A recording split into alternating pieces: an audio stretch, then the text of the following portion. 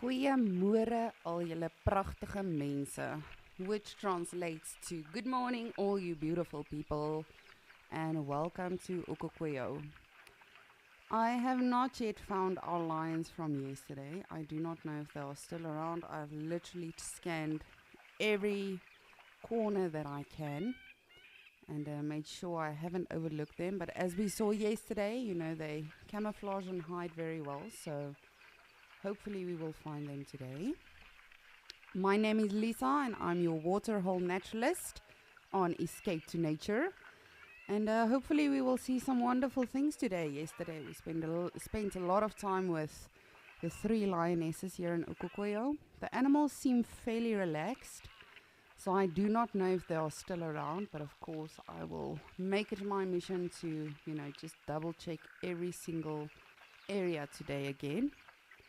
But we never know, that's the beauty. We do not always know what is happening out here in the bush, in the corners that we cannot always see. But right now we've got some beautiful wildebeests, beautiful kudu bulls, and then of course our zebras, our springboks. So hopefully it is going to be an action-filled day.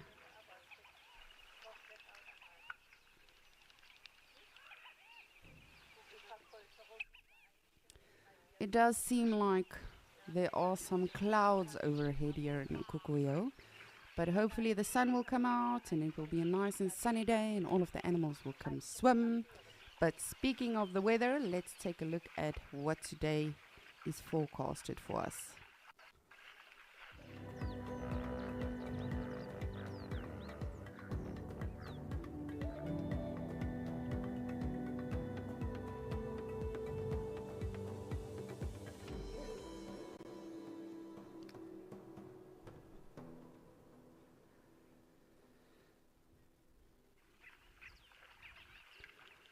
So a little bit of rain expected in some of our locations, but Ukukweyo promises to be sunny, so hopefully, it withholds or holds up to that promise for us today.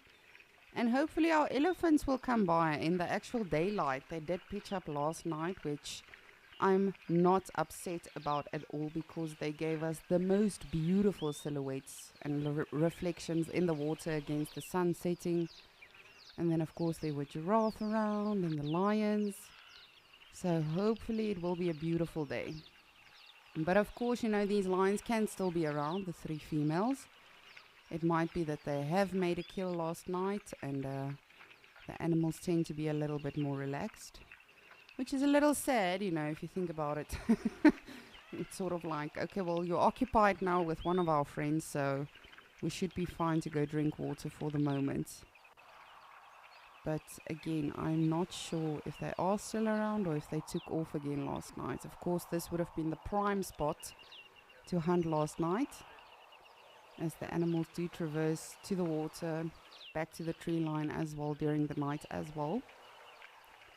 But I will definitely keep an eye open and make sure that we are not perhaps overlooking them. But that being said, yesterday, we were very much taught that you do not see everything, and we do not always know, as they were, for a good 5-6 hours, they were just under a bush, and the only reason we knew they were there is because we saw them actually going into that bush. So hopefully, keeping my fingers crossed, but as always, we will be happy with absolutely anything we see today. I'm so thrilled with these beautiful kudus right now.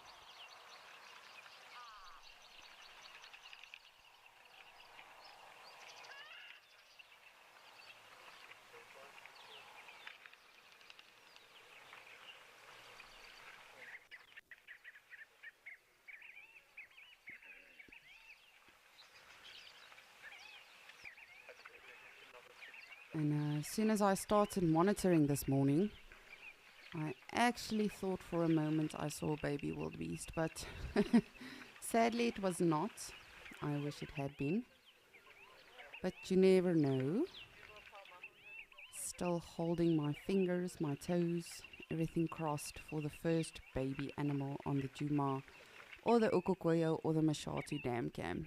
Very excited for that.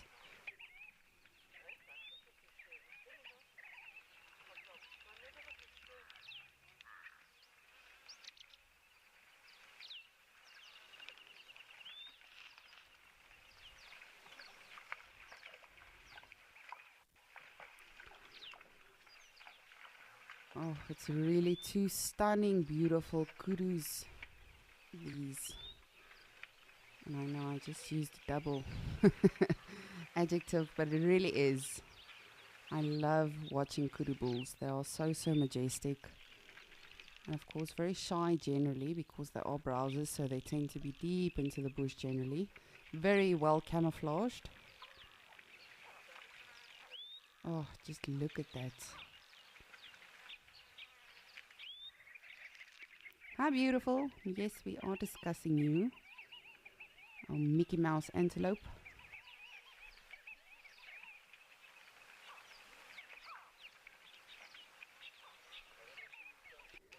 But the animals are definitely more relaxed. So I do not know if these cats are still around from yesterday. But as I said, I will definitely make sure today, during the day, because of course they could just be in the bush again. It might be that they have made a kill, they dragged it under a bush and they are feasting there. And if so, hopefully they will come to the water again to drink. But I do not know where they are, to be honest with you. But I will definitely try to find them if they are still around. Might be having this massive discussion around them, and last night they just left.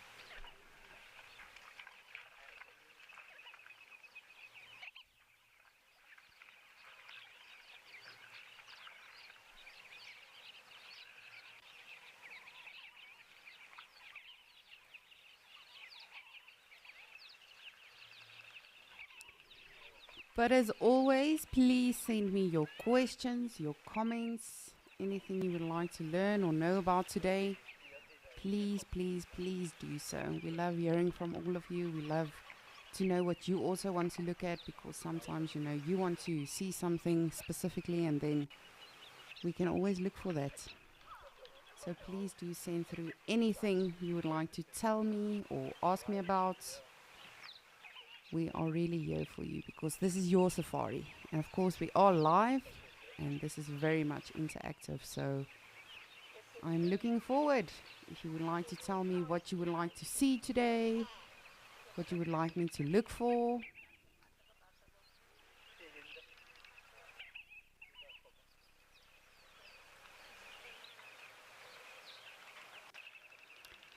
Harry, good morning. You are saying you would like to see some birds of prey. Yes, definitely. I am with you on that one. I myself have been very eager to see some majestic birds. Of course, it is the season for that here in Ukukoyo.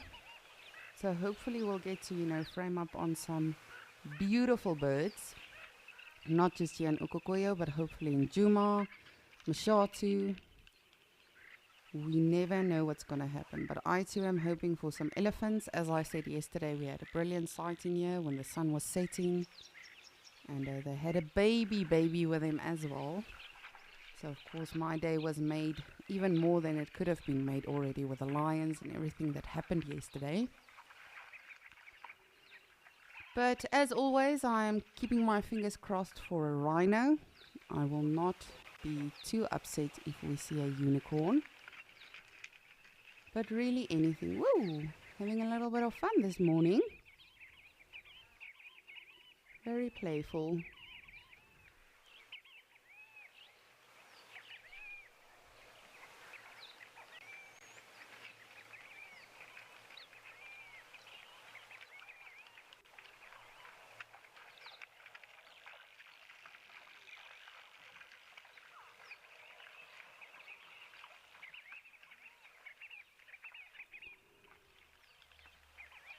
Just absolutely peaceful here this morning.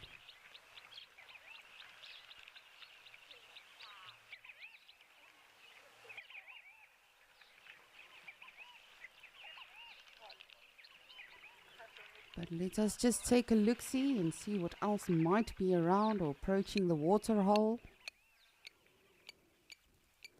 Then I will just check the tree line, the mini tree line again where our lions were yesterday. Just perhaps see if we hit some luck.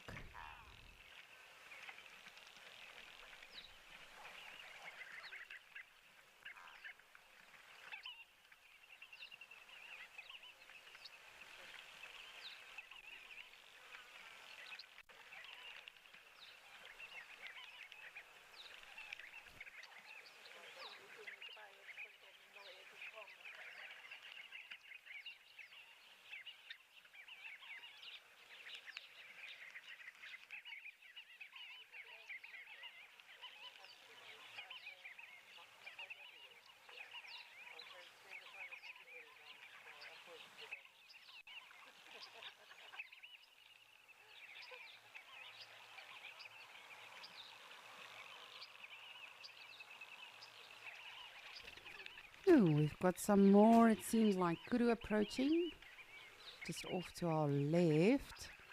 So what I'll do is I just quickly want to check out that tree line. I'm going to call it the lion tree line from now on. It's not a massive tree line, but it is one nonetheless. Just want to make sure we are not perhaps missing anything. But again, you know, if they are just behind those trees, it might also make it tricky.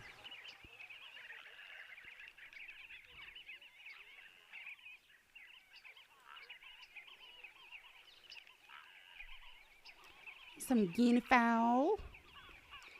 Good morning, birdies.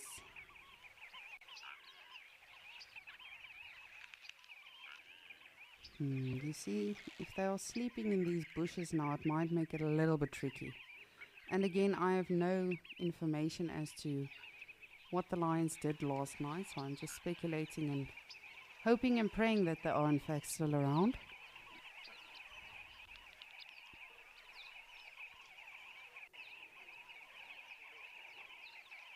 Come on, kitty cats.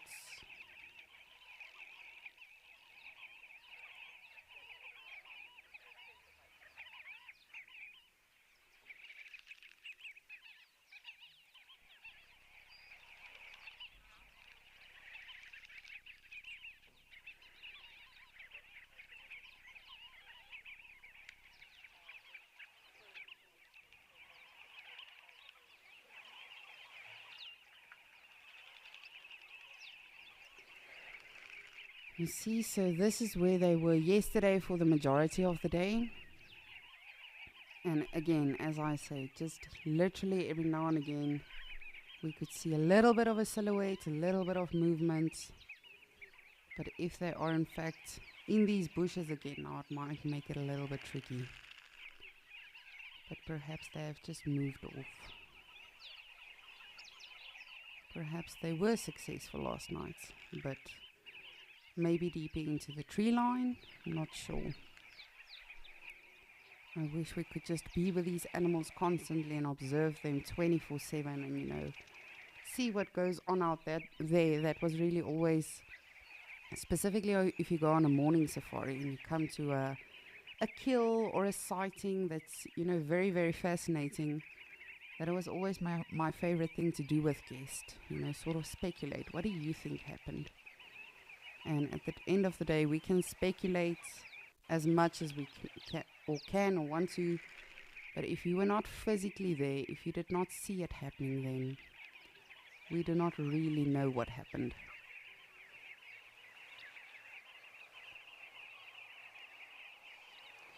But if you do see something that I might be missing, please do give me a shout out and just let me know. As I say, I'm trying my best just to scan everything, do as much as we can with what we have,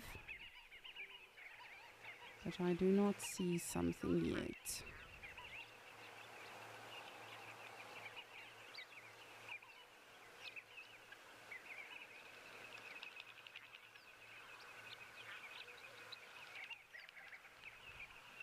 Hi, kudu.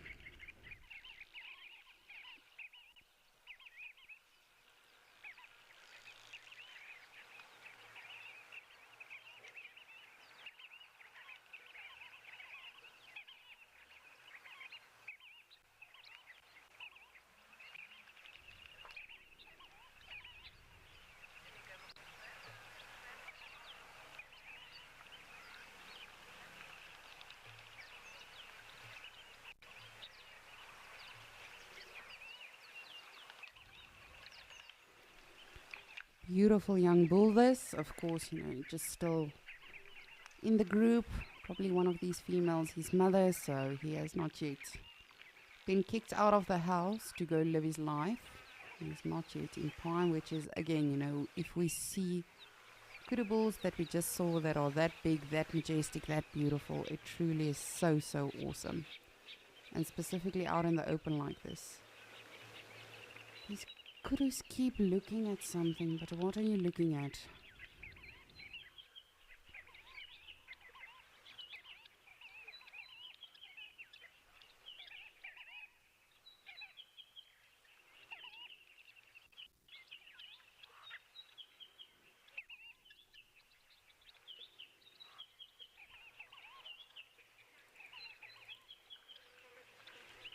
And I did see a jackal before we started Escape to Nature, but it didn't really seem like it was headed somewhere specifically. It was just sort of scavenging around. So again, I'm not too sure. I'm just going to get us a bit of a further look away just to make sure what these kurus are concerned about.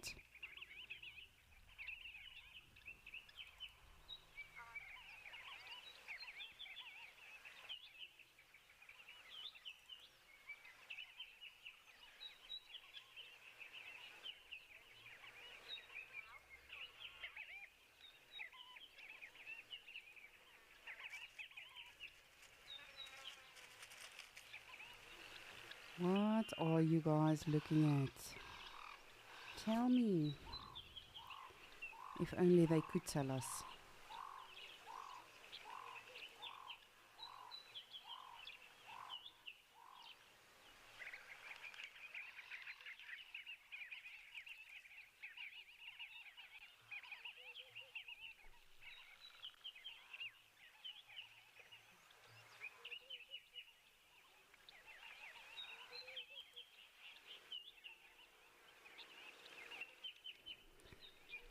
They are definitely just making sure about something. So I'm just going to have a look-see off to our left and then I will get back to them. It might just be the people at the campsite that they might be hearing. But I just want to make sure.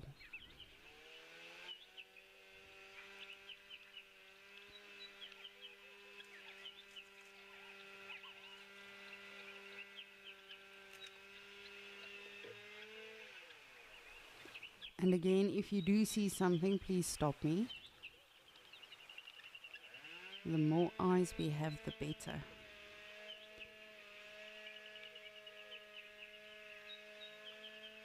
The springbokkie.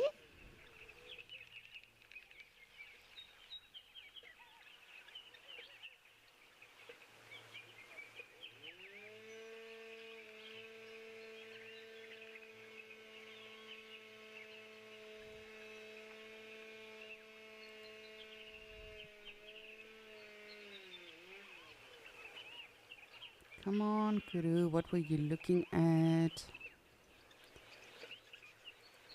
But it might just be because it is early in the morning. They are just being extra vigilant, extra cautious. And again, this is why I would never survive out in the wild. If I had to be alert 24/7, I would not be able to make it.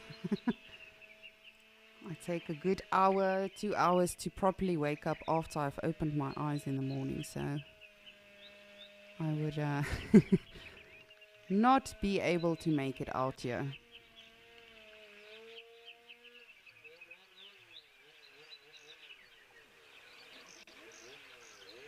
Let's just make sure. There's our guinea fowl.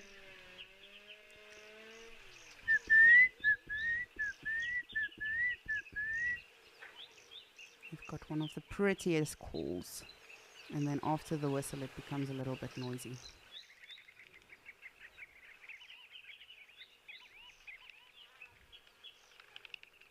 What is that? It is not a lion, but I'm not sure what that is. I'm just gonna take a look-see. It's a bird of some sort.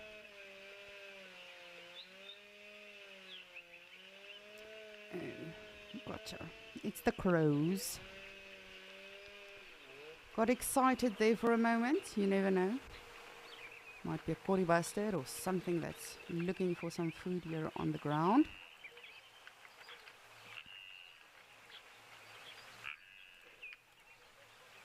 You can hear the wildebeests, the gnu, calling in the background. That I have not yet mastered that call.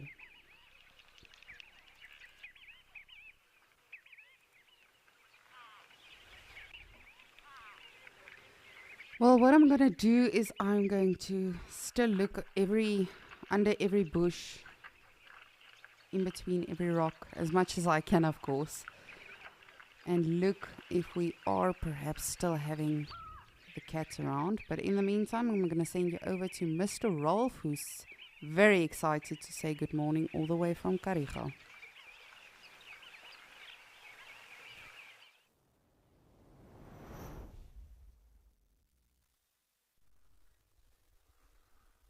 Hello, good morning, and welcome to the Kariega Game Reserve in the Eastern Cape province of South Africa. My name is Ralph Kirsten, and we are back with this lovely herd of eland, aka the Rainbow Chasers.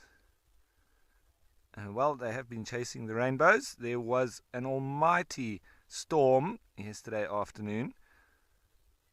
There was thunder and lightning and a lot of dumping of water. So this morning I've been hearing the Birchall's cuckles, as always, around the rain. But now just watching these beauties.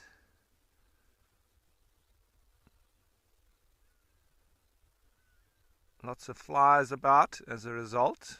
It's quite hot this morning, it's humid, and so you generally get lots of the pests coming along with that.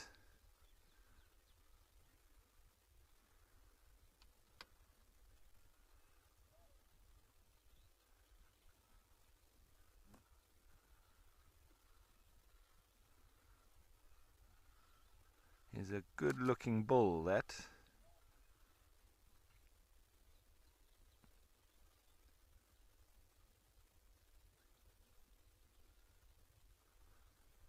There we go. See the lovely big tufts of hair just in between the horns as well.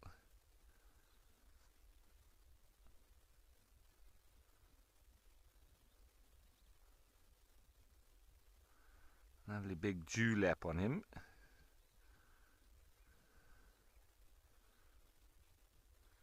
Betty, they sure do look beautiful, especially in this lovely lush green grass. It's only going to get greener now with all the rain that we've been getting. There's a massive storm predicted for this afternoon again.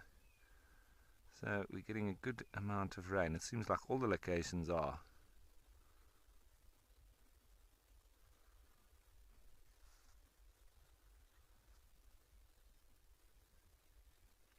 We have been going through quite a dry period, now seemingly going into a very wet period. So it never rains, it pours, as the saying goes.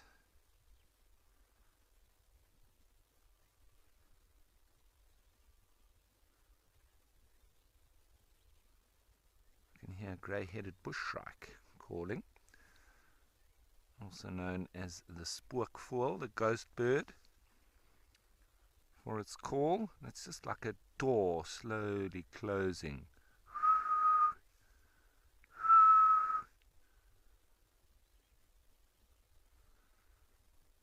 I also get olive bush shrikes here too.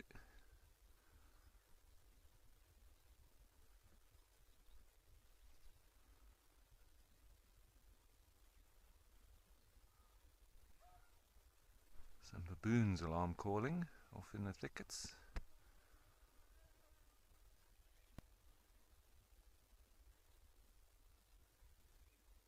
There's a black cuckoo. I'm so sad.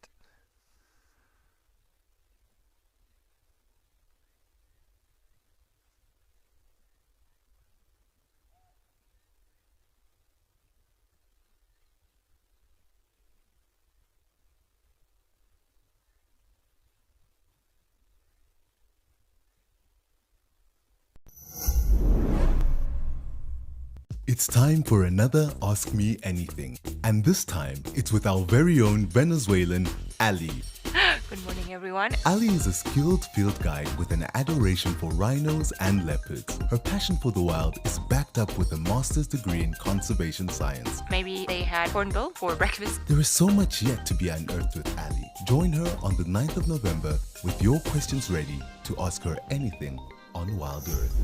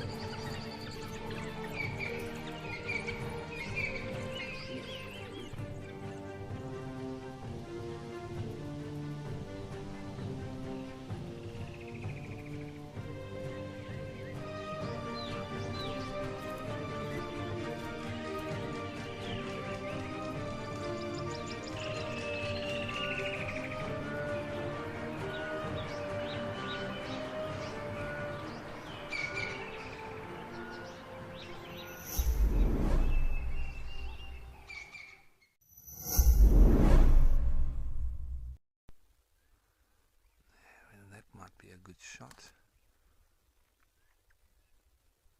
All in a row.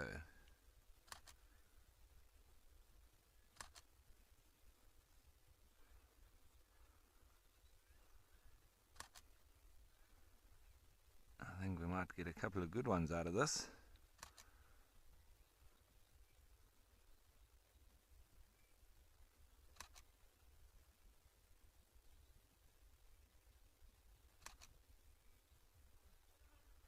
Let's take a few and see if we get any that are good.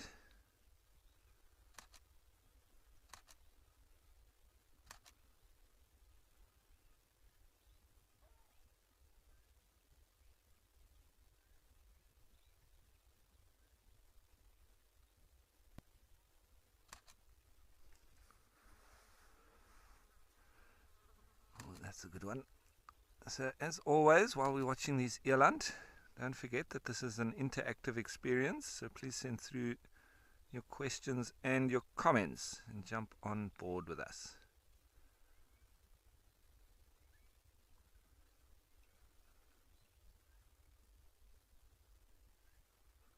Lots of swishing tails. That's just a real indication of how many flies are about. They're also irritating me.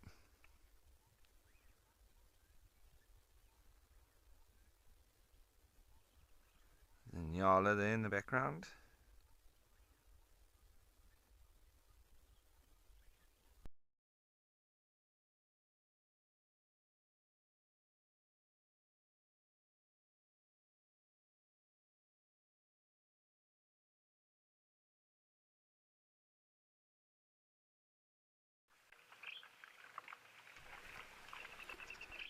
Welcome back to Ukukuyo. Right, now I've literally checked everywhere I can possibly think, and I do not see the lions. So if they are around, hopefully they become a bit active for us today, and we will see them in that way. Hopefully. But for now, as always, we are just admiring the beautiful general game here in Okukuyo. Coming and going to the beautiful water hole, as they always do.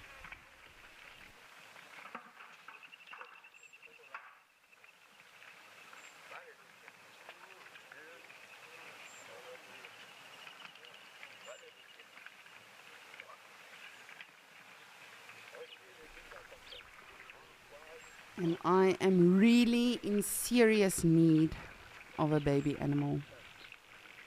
All of you look so ready to have your babies. But from what we know, Ukukuyo has not had that much rain yet. So maybe the animals are still giving them a little bit of time.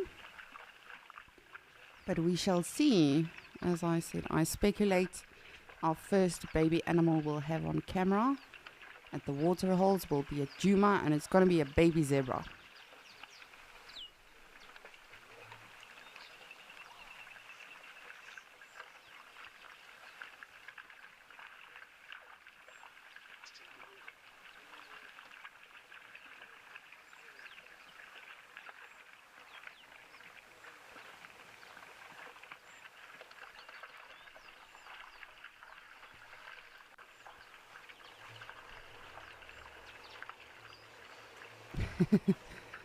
That one zebra just gave us a cheeky smile,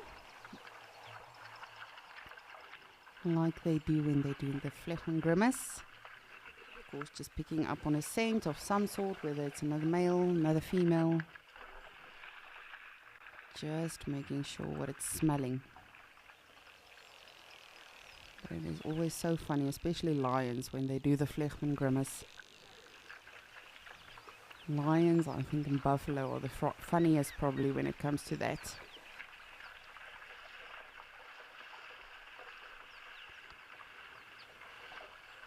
Beautiful morning. And while I sit and just appreciate it and take it all in, I know Andrew in Amakala is very excited to say good morning to all of you. So let's head on over to Andrew.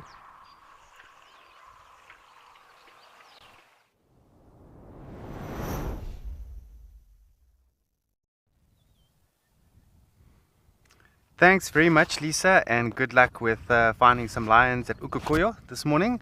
And yeah, good morning, everybody. My name is Andrew, and welcome to Amakhala Game Reserve. We are here with some ostriches, some juveniles at the moment, and they are just walking around by Liebenbosch Flats area. So far, so good. It seems like the weather is holding back for now, which gives us a chance to head out in the morning, which is quite special. And starting off with some ostrich over here. Not too sure how old these ostrich are. It's difficult for me to say because they do grow quick. But if I was to estimate, I would say around about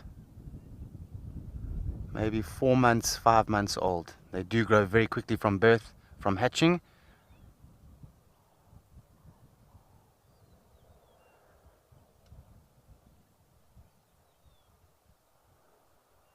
There we go, just gently walking through the bush, foraging, trying to pick up anything they can find, whether it be insects or seeds.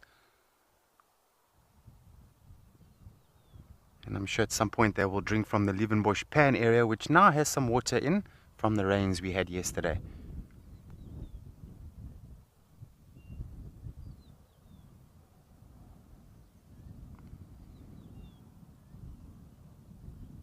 And there they go.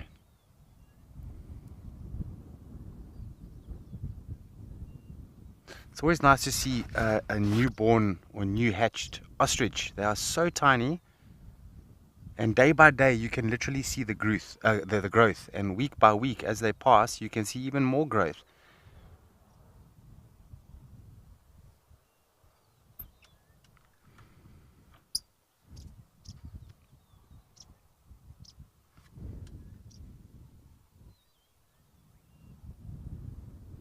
Yeah, so they do move around quite a bit. They're not here by Liebenbosch Flats every day. I've seen this very group of juvenile ostriches all the way up to Homestead, which is further east from my location, so your far right hand side.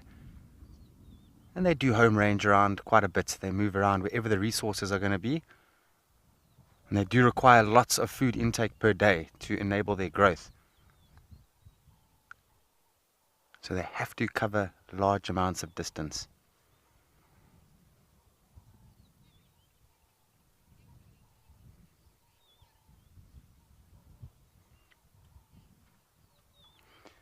Jamie, morning. I don't think these are the same ones that you would have seen last month. I mean, I could be wrong, but I don't think it's the same ones. What I will do, Jamie, is I'm going to keep my eyes open for potentially that group of chicklets that are growing up at the moment, and if we get them, we'll definitely confirm with you. But quite a few sets of ostriches have hatched over the last few months. And by the time these ostriches reach a year, they're going to be pretty much fully grown.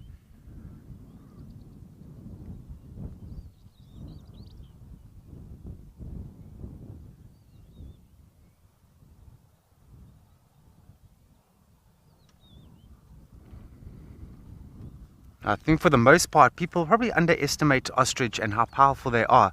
But just to sort of give you an illustration, when it was a few years ago, we knew of an ostrich nesting site, and there was a jackal hanging around, and also here at Liebenbosch Flats. And out of the blue came the adult, came running full speed ahead. The jackal lifted its head, saw the ostrich coming, and didn't argue one bit. It ran.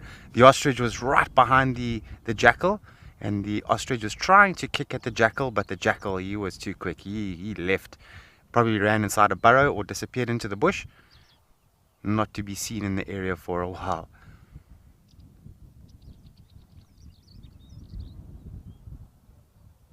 But according to what I've read, because ostriches, they don't fly anymore, they're terrestrial animals, they walk around constantly, so they have adapted to running very fast. And according to the books, they can reach 55, 65 kilometers an hour.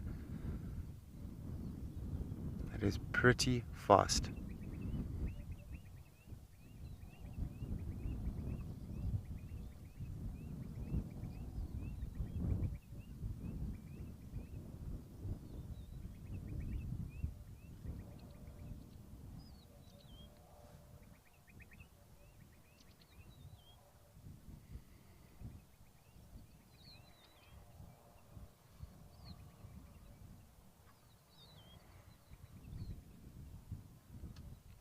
And sort of the one feature that always stands out to me with ostrich are their legs and their feet and their toes.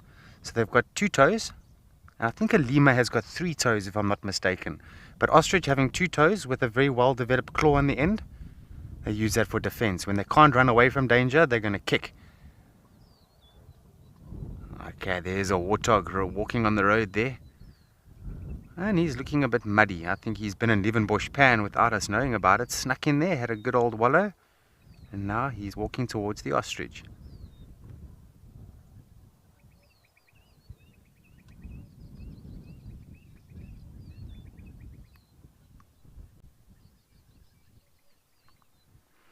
Natalie, that's a good question actually. So when ostriches hatch, they're pretty much mobile from the moment they hatch. And they will actually accompany the adults in the field. They won't move very far though. They'll accompany from hatching. They'll accompany the adults, the male and the female in the field, and they'll start picking up things for themselves. Because we know that in the avian world or in the bird world, they don't suckle young.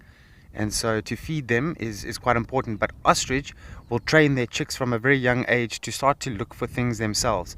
And while they are walking in the bush and staying hopefully away from danger, they can pick up things, insects and seeds from pretty much the day that they hatch.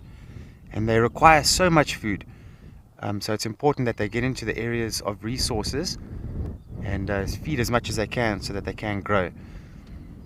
There's quite a few ostriches that will hatch, but not all of them are going to survive. There's going to be a high mortality rate. Predation is very real in the nature, and all of the above predators are going to go for young ostriches. And because of that, the success of ostriches in terms of raising all their chicks is quite low, but as a species they are quite successful. And you find them commonly in these dry, arid areas, the Kalahari and Namibia and parts of Botswana. They love those areas, dry and hot and humid and arid. Look at that warthog having a good scratch there.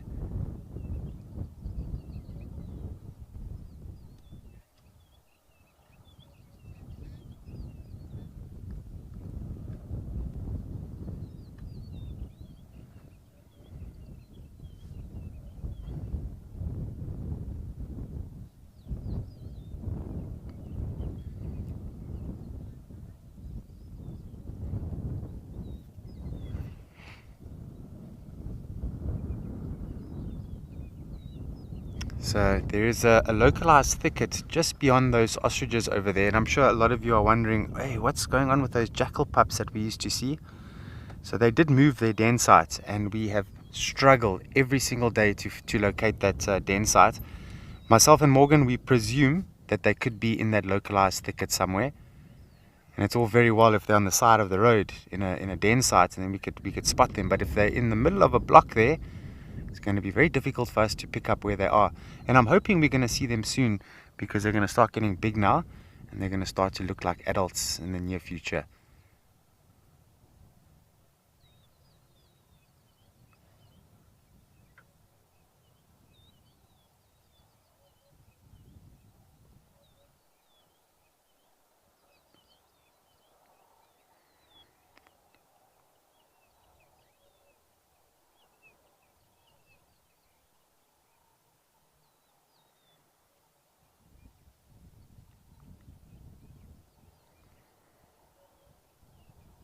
Beautiful. I think you'd be quite surprised as well if you could sort of have a catalogue of all the things that the ostriches are eating in just a 24-hour period. With a mixture of seeds and insects, there would be quite a bit to document there.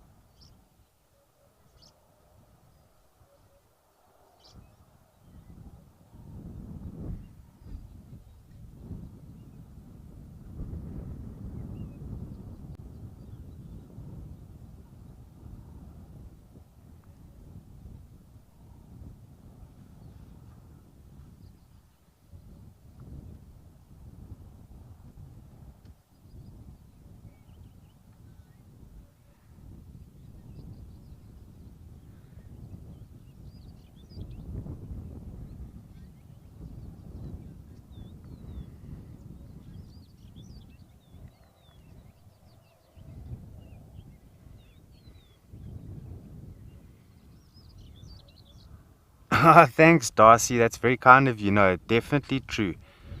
It's the first thing I think of when we see ostrich is you, because I know you really enjoy them, and we enjoy them too. It's nice to see them out here. And one thing I have noticed is when I used to be a safari guide and took people out on safaris, they were very interested in ostrich. I think just the fact that it's such a big bird and the history of the bird, adapting now and changing its way to not flying anymore, but rather walking. I think that sort of peps up a lot of people's curiosity about the animal. And then also just the size of the egg. I think a lot of people really enjoy that.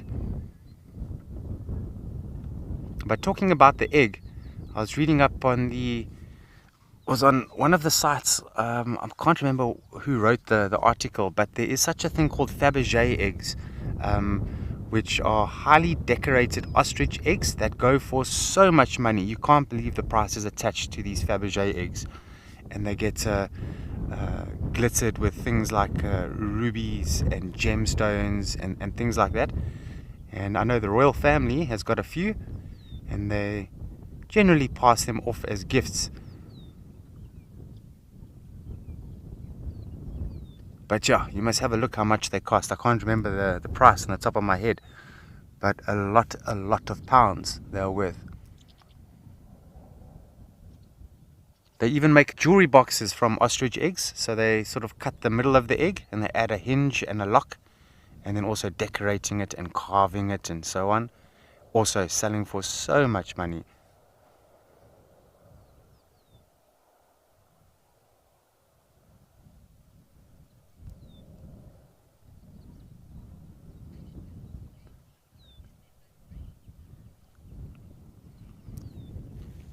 JP, hello. For the morning up until now, we haven't had much.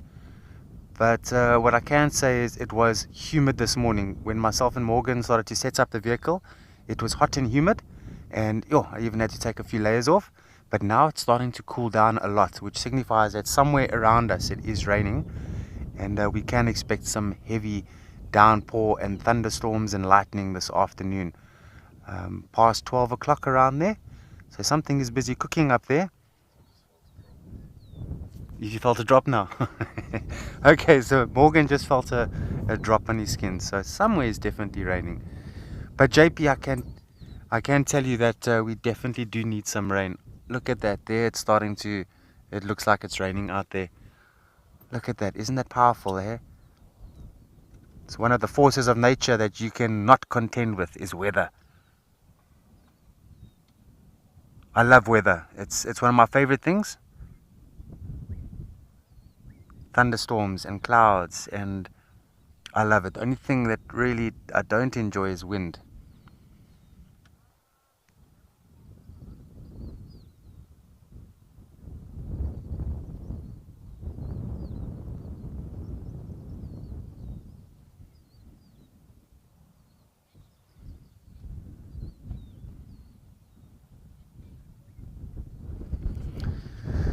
Hi there, Sue. Oh, that's a good one. When do they leave their parents? I'm going to have to get an accurate answer. I'm going to have to get back to you on that one. But it's fairly soon. And let's see how right I am. I'm just going to give it a guess. I would say they're going to leave the adults at around about a year old. Maybe a bit less, between 9 months and a year. But let me do some research in a bit. We'll see how wrong or how right I am on that one.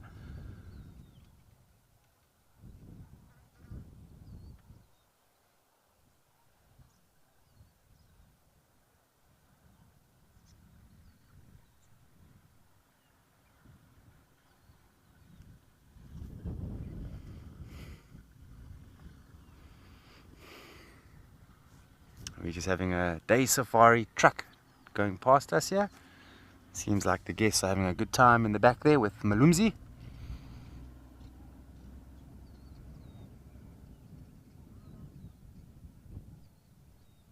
It's amazing how much they've actually covered, how much distance. They are zigzagging at the moment, but in the daytime apparently they can move up to 20 kilometers a day if they wanted to in zigzagging and in their motions. Which sounds about right. For an animal that lives in a dry, arid, area, naturally, you're going to need to walk long distances to forage, to get to water. and they are built for it. With legs like that, they can definitely walk far.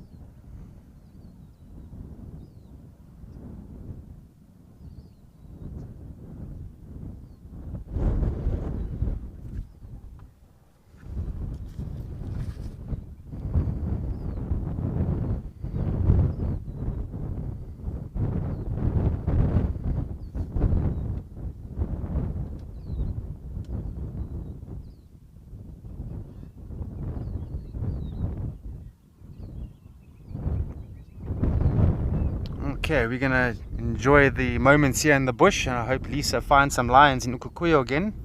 In the meantime, I'm gonna send you over to her in one of her dam cams.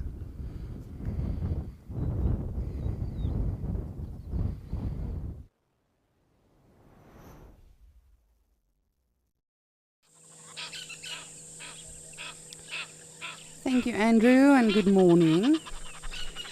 No lions yet in Ukukuyo, but I am keeping a very close eye on Ukukuyo as well as Mishatu, and then of course Juma. We've got one of our wonderful Zoomies helping us right now, and we've got some beautiful impala that apparently believe this is the right way to start today by fighting.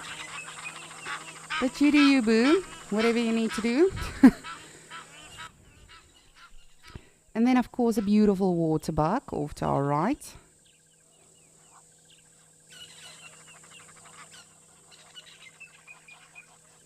Now, of course, this is called sparring, this behavior that we see, and you'll see it with many, many antelope, impalas, springboks, waterbucks, kudus. And it's always surprising to me, how do they not poke each other's eye out? It's somehow they just know how to go at the right angle.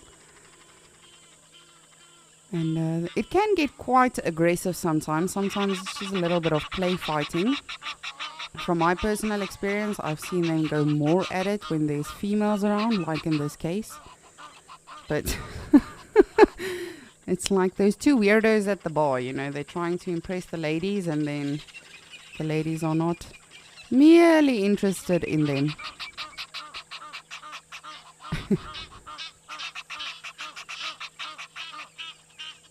But yes, of course, they can break each other's horns in this process if it does become quite aggressive, just like giraffes, you know. Sometimes they don't seem too serious, and then the more serious it becomes, you know, they can actually sustain injuries from necking and all of that. So same with the antelope, they can actually injure each other.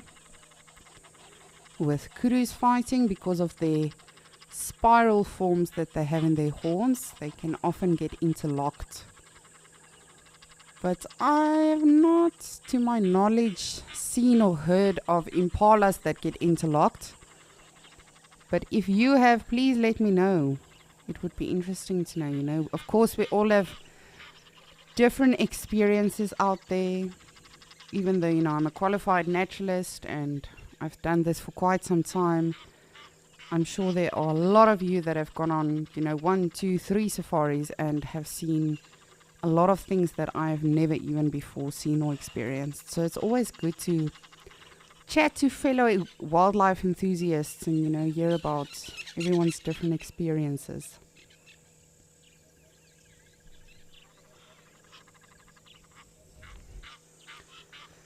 And I love when they flick those little tails. They look so excited.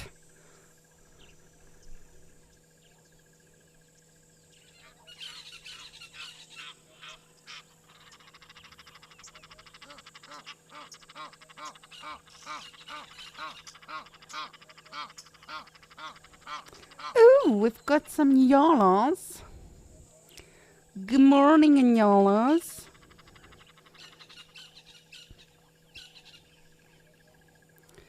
I remember often at my previous lodge I used to work, we had a lot of Brazilian guests. And sometimes there was a massive language barrier. And we would say an antelope, whether it's a kudu, a nyala, impala, waterbuck, they would just call it impala. Everything became an impala. So I taught them the word boki. And I said everything from now on is just a boki. If you see something that looks like an antelope or buck or anything or deer, you call it a boki. Because you can see the similarities even just here between the impala and the nyala, because of the coloration is very, very similar. But of course, nyala is a bit bigger. They've got different tails. They've got the stripes on them.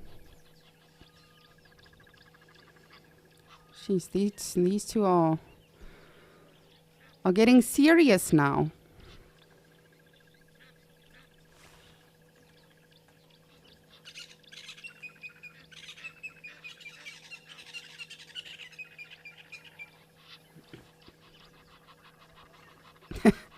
I don't know who of you heard that, but it's always so funny with an impala, you know. It's such an elegant animal, so delicate looking, and then they do that.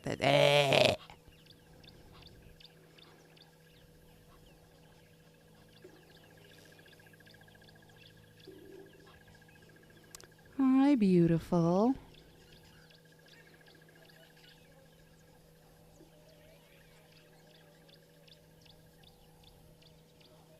I love nyala tails. It's so fluffy.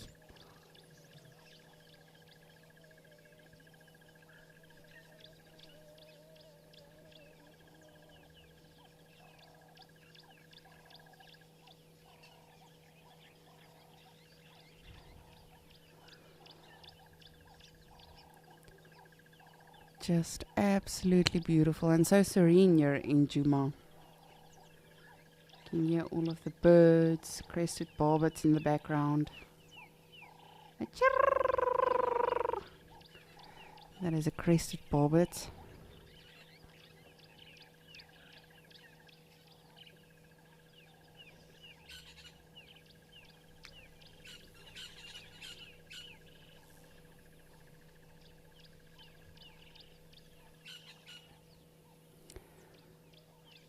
Jeff, you would like to know, do impalas follow each other or follow other antelopes for protection? Jess, my apologies, sorry. Jeff, Jess. Sounds very similar, I do apologize. So no, not necessarily consciously. Animals, and you know, I often speak about this, we do not know if animals do this consciously, the safety in number aspect. Of course, you know, when you are surrounded by more people, especially if you're in a vulnerable or dangerous situation, then it is better for you and feel safer. And I think it's the same with animals. The more there are of them, you know, the harder it'll be for a predator to single just one out. But also they probably feel better in that way, as opposed to, you know, standing in an open field, being the only one, knowing you can become a happy meal at any time. So I wouldn't say they consciously follow other animals. There's not really any competition for, you know, their diets and everything, so they don't have to worry about that. So it might be a conscious thing. It might be, you know, that they just do it because, oh, well, I like hanging out with you guys. But all animals that could potentially fall prey to a predator do generally, you know, hang around each other, specifically in the summertime, because there's an abundance of food. So it does make it easier for them, and they might feel safer in that regard.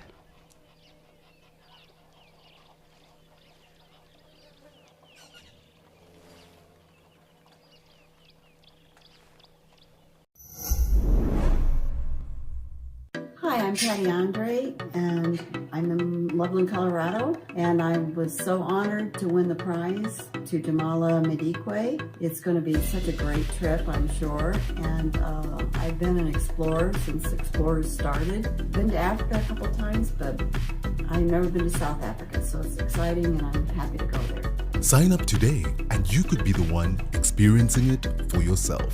Wildrith Explorers, it's in your nature.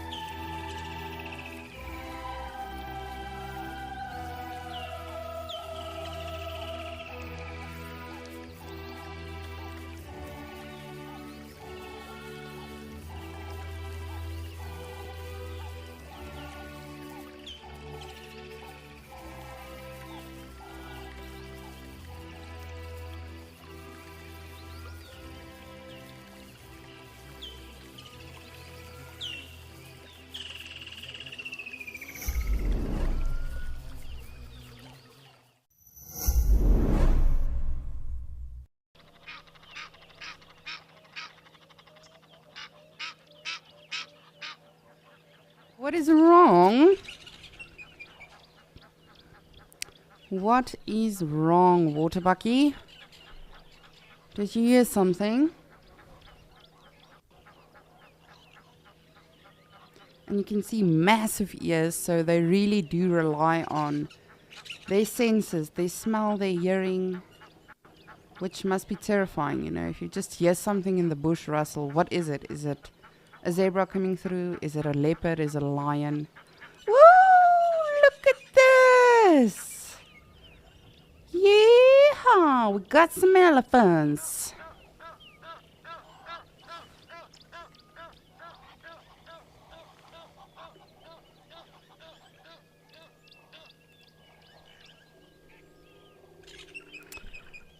Good morning, beautiful heffalumpies.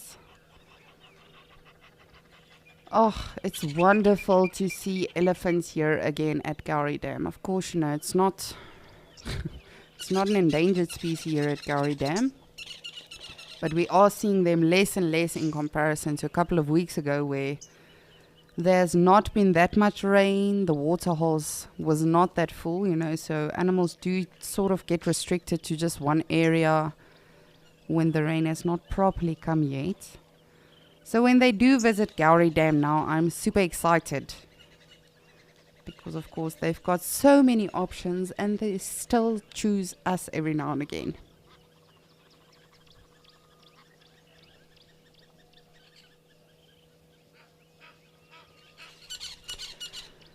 And as I always say, you know, this is why it's always good, even if you've got one particular sighting, whether it's here in Okokoyo, Djuma, Mashatu, Amakala, Kariga, wherever we are, it's always good just to every now and again, just check your vicinity and your surroundings as to what's going on.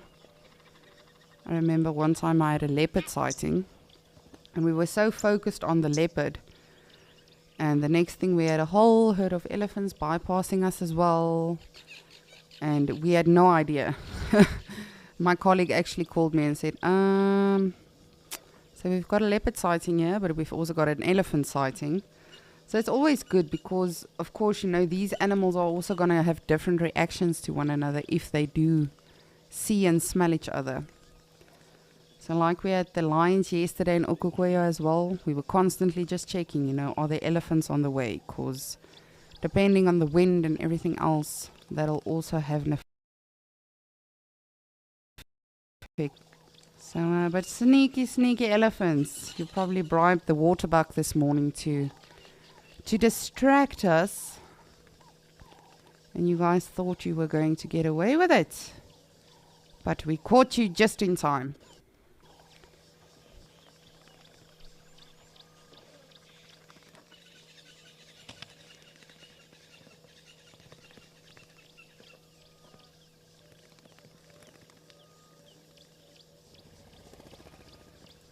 And then, of course, Ralph spoke about the ghost bird earlier on.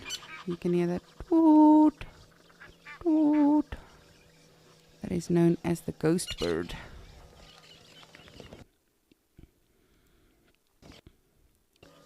What are we listening to?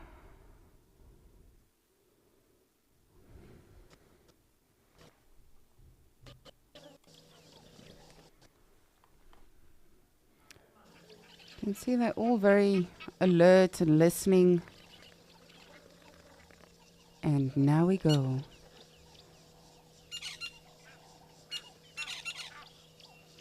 Mrs. Elephant decided it is time to go. So we'll just see if they're completely gonna move off or if they're just moving deeper into the bush for some breakfast.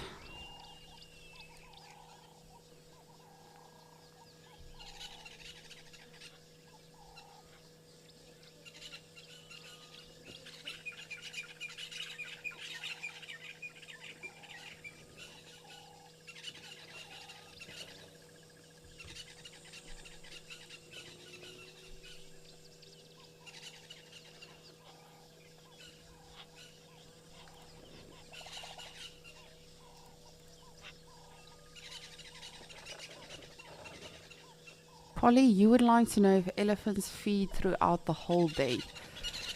Pretty much, yes. So elephants, of course, are massive animals.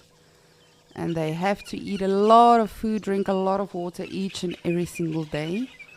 And because they are so massive, they can't lie down every time they get a little bit tired. So their bodies are so magnificently created and designed that they are able to, throughout the whole day, carry their weight, still move, rest every now and again just by, putting one leg over the other. Of course, you'll often see smaller elephants or younger elephants resting, actually lying down. But elephants, a fully grown elephant, cannot do that. So they're constantly feeding and moving, and they also unfortunately have very poor digestion. They only digest about 30% of what they eat, which is why when you actually look at elephant dung, you can still see a lot of grass, a lot of leaves, twigs, everything in the dung itself as well. So they constantly really have to keep feeding and moving. But they do have a very, very cool ability. They've got what we would call a biohemispherical brain. A lot of big words, literally just means they can nap while they are busy, standing or doing something else. So it's literally like they're just going on autopilot, which I'm not going to lie, I wish I could do that. But yes, therefore they constantly have to keep feeding as well because they don't get a lot of the nutrients that they are actually taking in.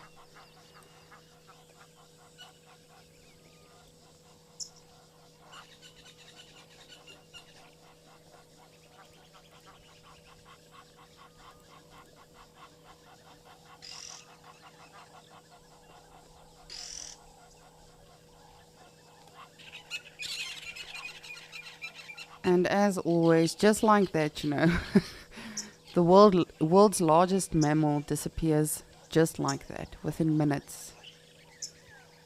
And when they are moving, you can see them. When they are breaking trees and branches and stuff, you can see them. But I've had so many sightings of elephants, where we tried tracking them for so long. We've got fresh dung, we can hear them and everything, but you just cannot see them. They are around, but just because they camouflage so brilliantly. And even in the green times, in summertime, you would think, okay, well, there's a massive contrast because everything's green, they are grey, so you must easily see them. No. Right now, we can just, I don't know about any of you, but I can just see 4 elephants. And I know for a fact there's at least 5 elephants here, so it truly is so amazing. Whoa, that's a really big elephant to our left. A big boom. But these truly are my favorite animals to observe. And I've had many close encounters with them. I remember my one friend, my former colleague, Ruan. The one day it was very quiet at the lodge and we actually took the staff out on a game drive because, of course, even if you work in the bush, you don't always see the animals unless they are physically at the lodge. So we decided, let's take the staff out on drive. And Ruan decided to drive literally into the middle of an elephant herd. Not sure why, but he decided that. And there was an elephant behind us and an elephant in front of us. And the elephant behind us was a younger elephant. And it literally, I promise you, you could barely hear the trumpet, but it made like a and the elephant in front of us immediately threw a tantrum and she came for the younger one because, of course, that's sort of it might be a distress call. And Ruan was literally driving Miss Daisy. He did not... We really needed the Fast and the Furious, and he was just cruising. And I was like, dude, I do not want to die today. Please, can you just... And luckily, the elephant bypassed us, got to the younger one, and all was okay. But I'm not going to lie, I was a little terrified that day.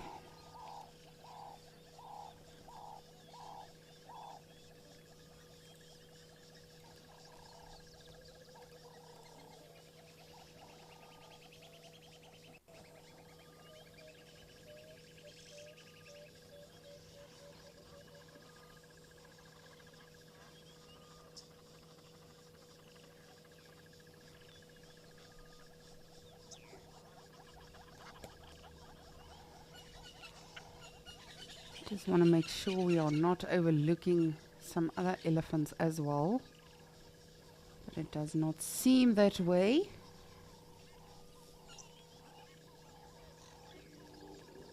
Oh. Hi, youngster.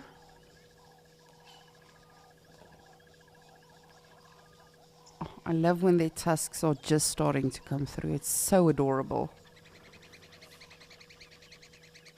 And it's interesting, you know, it breaks down to the whole argument or the discussion around, do animals have emotions again? But I always wonder, when animals get their horns and when they get their tusks and stuff, is it like a sort of a celebration like with humans? Or is it just like, okay, thank goodness you are finally growing up, you can now start to do your own things? And of course, you know, I don't believe that they do have those mini victories, because it is nature, it is the wild.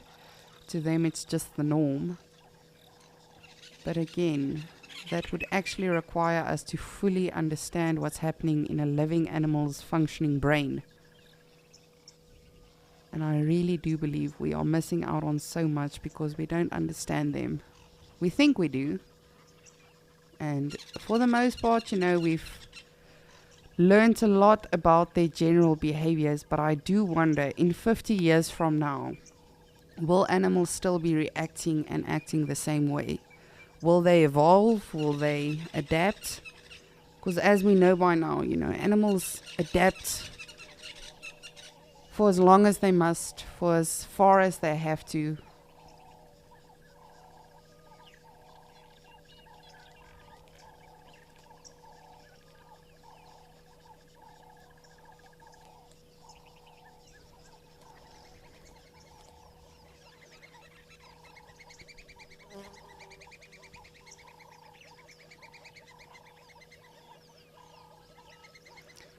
And it truly is a concern I have, to be honest with all of you. My niece is now 8 years old, and I often think, when she reaches my age, you know, will she be able to do this, to just observe animals in the wild, in nature? And believe me, she's a massive animal lover. She loves going to the Greater Kruger, to Kruger itself as well. Since she was a youngster, she also loved animals. But then it sort of, you know, makes me wonder, in 20 years from now, will she be able to watch these animals? Or will she have to go to like a rehabilitation center? And at the end of the day, you know, it does boil down to us. That's what we don't realize, is it's not going to make a difference now if all of the elephants die, or if all of the rhinos die. By our hands, of course. You know, it's not that they are perishing naturally.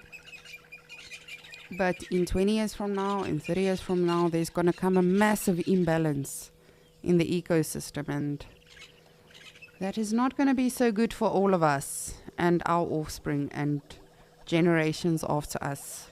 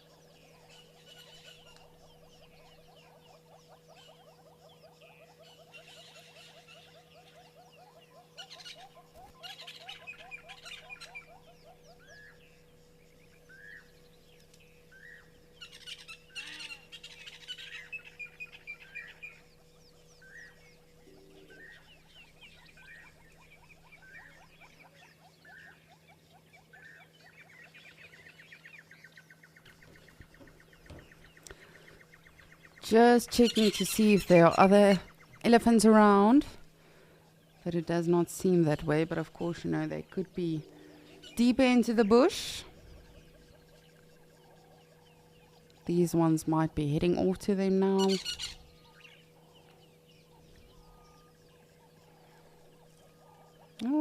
are loving this greenery all around. And I do not blame the animals. Can you imagine everything being dull? Like, imagine you had to go without your favorite food for the whole winter. And it was only available in summertime. That is pretty much what these animals go through. Let's say you love chocolate and all of a sudden chocolate is now not available in the winter time. It only comes back in the summertime. That would be pretty sucky for us. But I think that is why these animals are so happy. When the summer does come back, the green does come back, and they've got so much to choose from.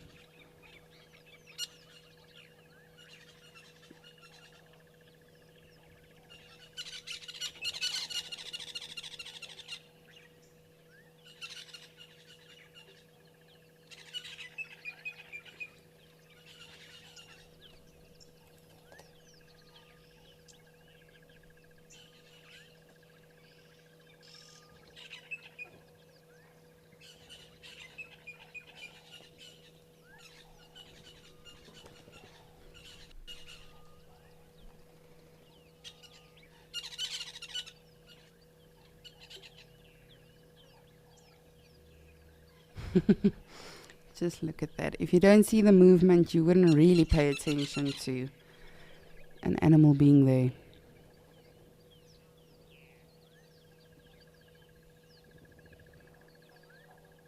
Oh, that crested barbet in the background is very, very vocal. And of course, very beautiful birds, crested barbets. Very, very cool to photograph them.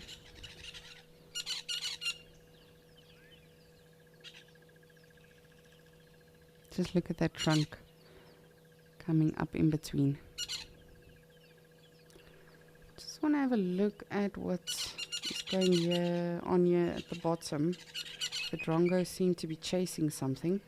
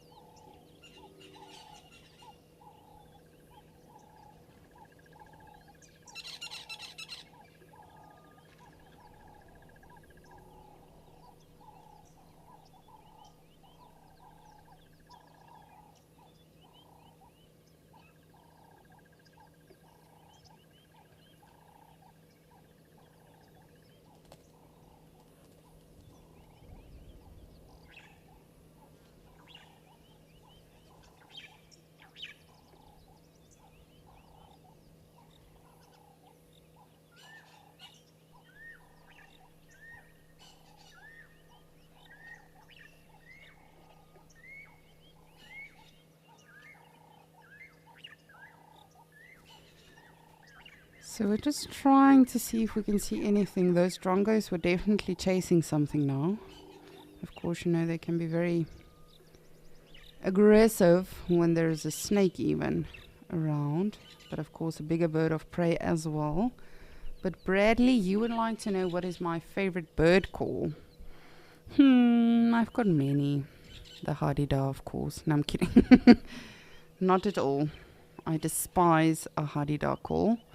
My favorite bird call is probably the woodlands kingfisher. And the other day we heard one at Mashatu, but I could not for the life of me find it. So the woodlands kingfisher. And of course they make that chit-chirrrr. It's a very I don't know, for me it's a very happy sound. I feel so happy when I hear them calling. But they are not my favorite birds. My favorite bird is actually African jacana, which is a small water bird. In Afrikaans we call them a groothoorn, which is a Afrikaans word for big toe. And of course, you know, the males take care of the youngsters. They carry them under their wings. So often you can see, I've never seen it live, but I've seen a lot of footage and photographs, you know, just of these little feet sticking out. So I love an African jacana for that reason. And then my favorite bird to look at, like, but also I haven't seen a lot of times, I haven't been able to photograph one yet, is a purple crested taraco. But I actually love all birds. I'm very fascinated by all birds. I think it's a very, very interesting thing to dig into, you know, their social structures, because of course they're all different. Some of them are brood parasites, some of them are really good parents. Others are, you know, as I said, like the jacana, for instance, they literally just, the female will leave the eggs with the male and then she'll carry on and trick another male. So so they really are very special birds. But birds in itself, and as soon as you actually get into birding, it's very, very interesting, because that's the beauty about nature, you know. Even if there's no action with regards to actual animal activity, there's always birds around, whether it's winter, summer. So as soon as you get into birding, it becomes very, very, very interesting.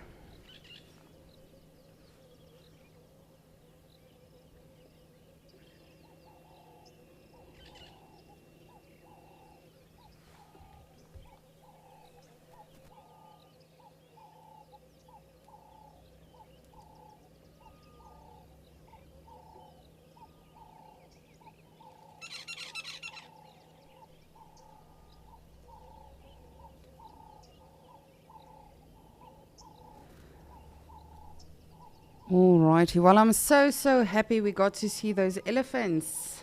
That is brilliant, and hopefully we'll have them or another group come visit us at Djuma again today. But as always, we'll keep an eye on the different water holes. But speaking of keeping an eye on the different water holes, I see we have some naughty children at Mashatu, so let me go show you.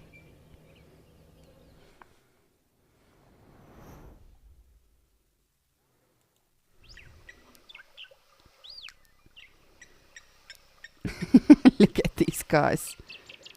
I like them. Oh, she's got a baby. Oh, she's got a baby. And so this proves me wrong. Our first baby at a water hole on a dam cam was a vervet monkey, believe it or not.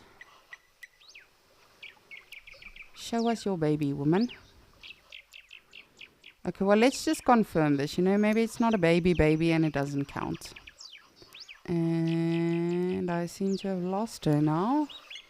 Don't know if she's just in this crater. Let me just see if I can get us a closer look. Might be a little bit tricky, but let us try.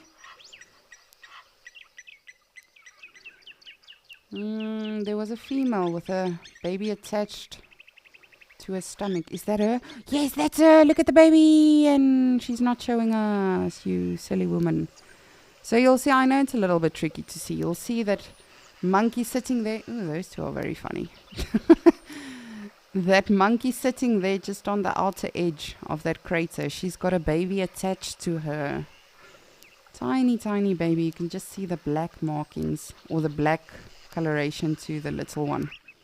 But she's very, very good at hiding that little one right now. Oh, hopefully we'll get to see it. So yes, that then proves me wrong, as opposed to, you know, us seeing a baby zebra on the Djuma dam cam, which was my guess as to what our first baby animal would be on a dam cam. We in fact have a baby vervet monkey, which I don't know why I didn't think of that. But to be honest with you, Mashatu has been very quiet, so I didn't want to go with Mashatu because it has just been very, very less action-filled this past week. Very fascinating creatures, these.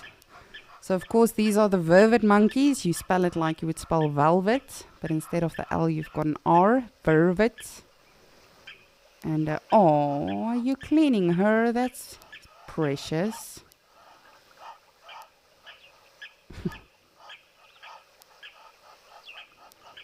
But these guys are very, very naughty.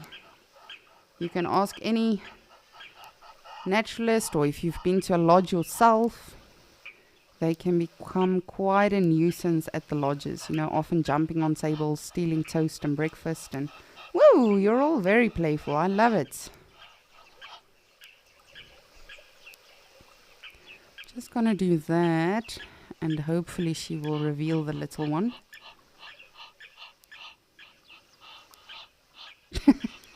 There we go. Did you see it? Oh. I'm just trying to see how tiny that one is, but it's definitely a new baby from the season. You can see it's much darker to the others, and of course, you know, when they are that small, they are much, much darker. And again, just from human interpretation, we think it's because they can camouflage better.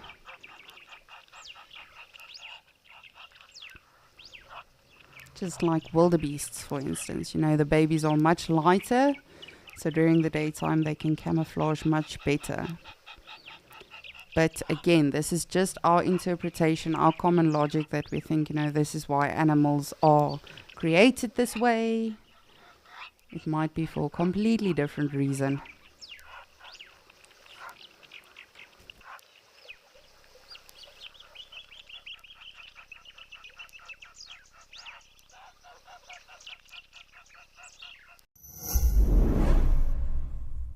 The updated Wild Earth app is here, as well as 12 hours of fresh live content a day for free.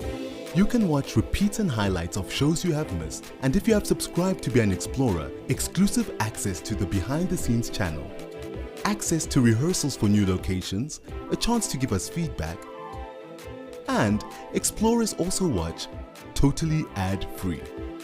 Download the app today.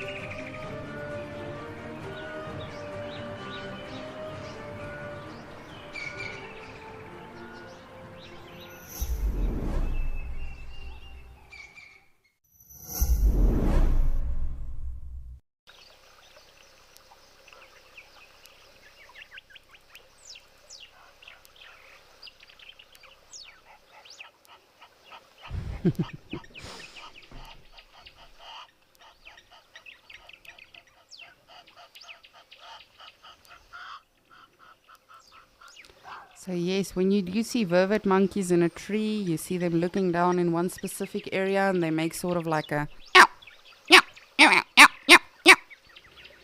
Then, they're definitely looking, as I say, they might be looking at a snake, but more often than not, it's when they are watching lions or a leopard, because they can see in perfect detail and everything. So they know that, okay, well, woo, guys, shame.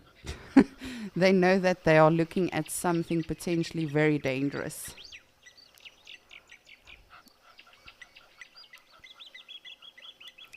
These two are very, very funny.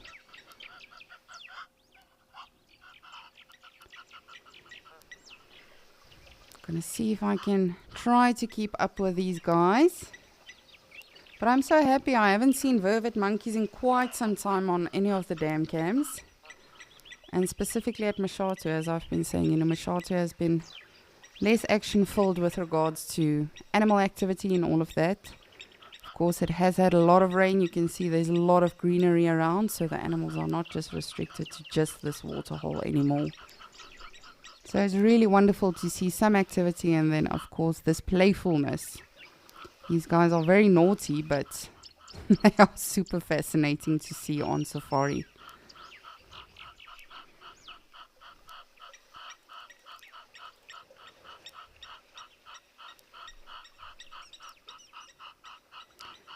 So the constant squawking we can hear, those are the Egyptian geese.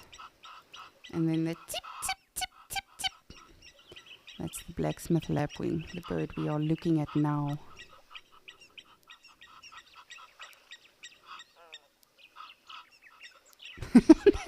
That one monkey just slapped the other one on its head.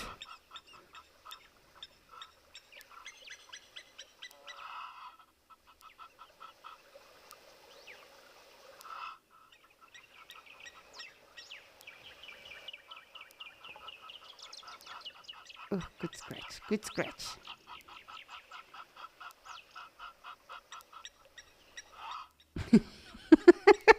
I'm really loving this.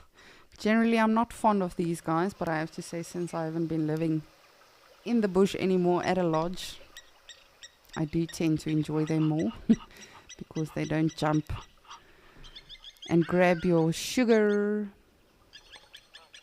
bump your coffee, sneak into your room and look for snacks. Yes, that has happened to me before. Got home after a very long day, and when I got in, there was a monkey literally situated on my dresser. And of course, as soon as I walked in, it freaked out, and I freaked out, and it was a whole thing. As soon as they stress as well, they defecate the whole world full. So after eventually getting this monkey out, I then had to clean its poop as well. Which, of course, that's what you want to do after a long day. When you get home at 11 p.m., that is definitely what you want to do.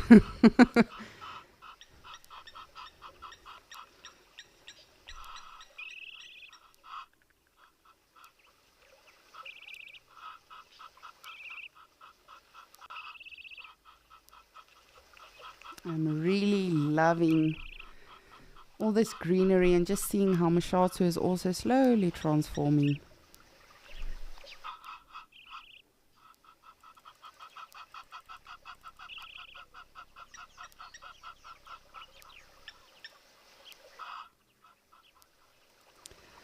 But please, as always, do send me your questions, your comments. I would love hearing from all of you. Because even though I'm the one interpreting the safari for us, it's your safari. So I really would love to hear from you guys what you think about what we see, what you would like to know, whether it's about the animals, the current location, myself as a naturalist. You're more than welcome to shoot any questions or comments through to us. We love hearing from all of you. Because of course we are live. We love interacting. So I'm looking forward to all of your questions and your comments. Just want to see if I can... These guys are really funny. Very, very active.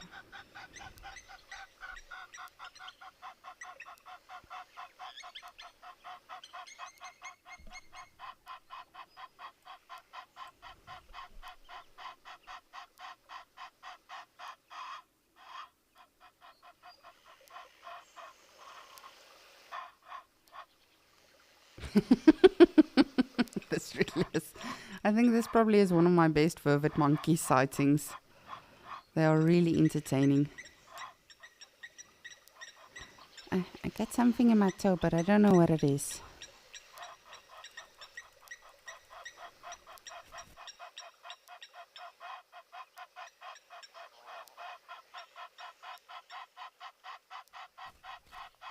There goes the mommy.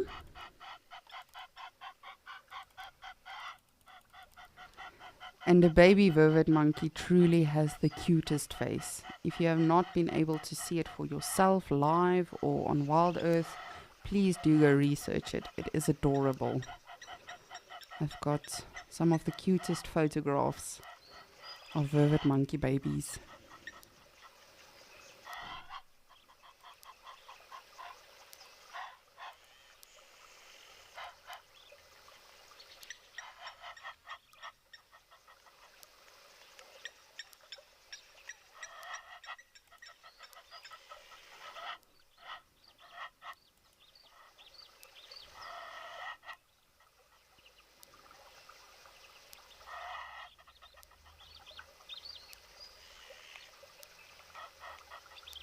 Just want to see if I can see where they went.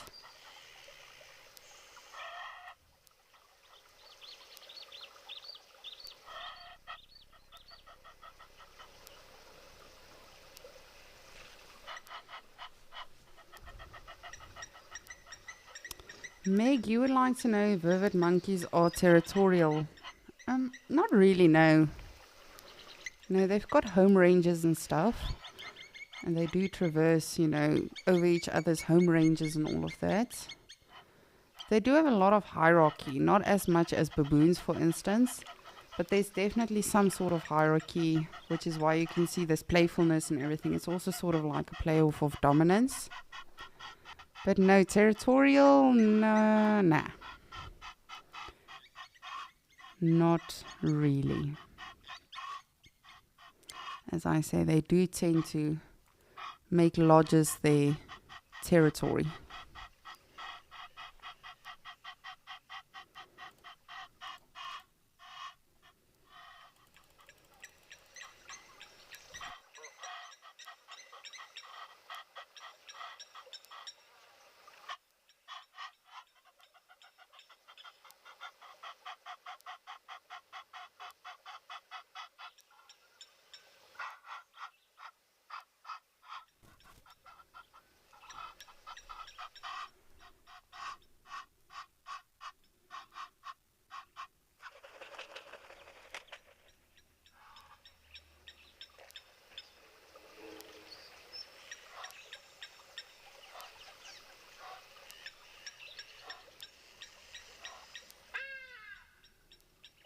Ah!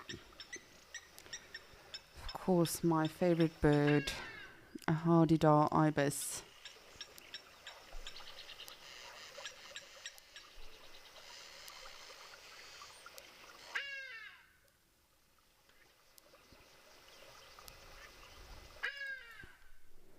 Ah!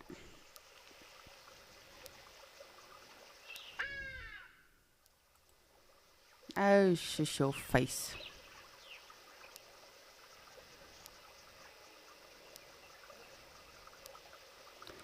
I remember the one day as well, James Hendry was trying to talk about something, and these lapwings just constantly were chattering over him. And you could see he was getting very annoyed. And at one stage, he was just like, "Shut up!" These birds actually flew away. So I don't know if that's a universal communication amongst us creatures.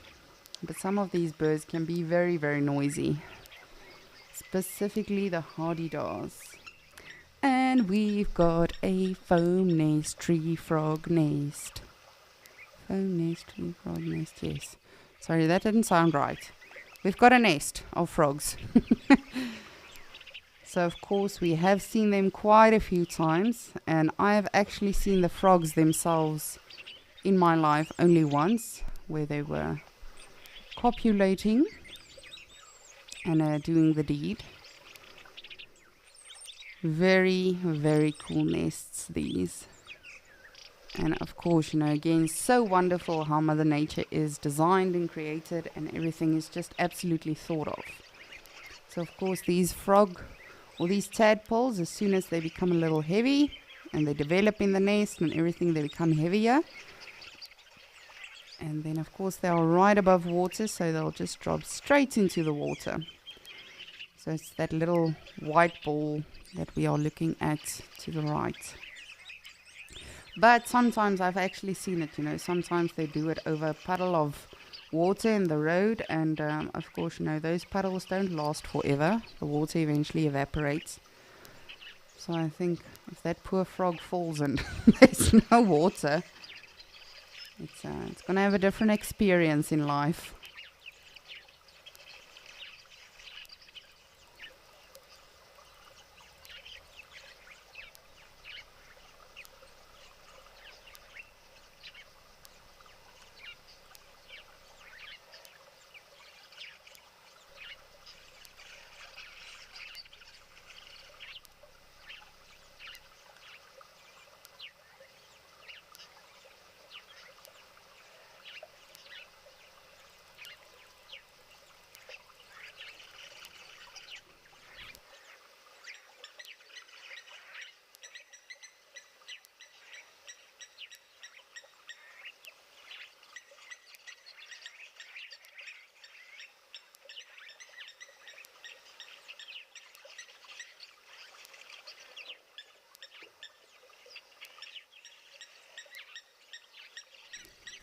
Let us see what else is around at Mashatu.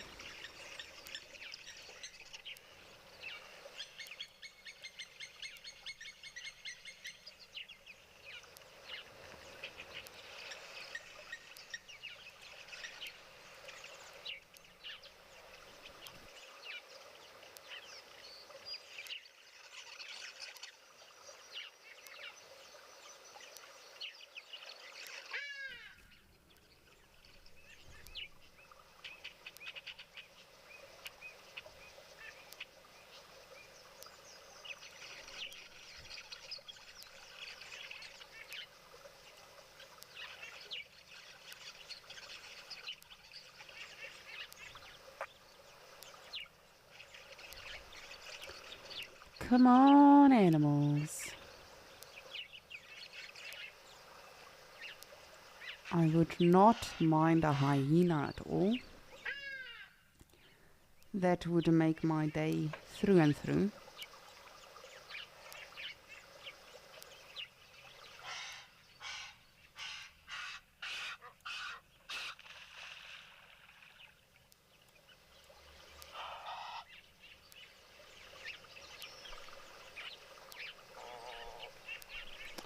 There you are, you noisy bird.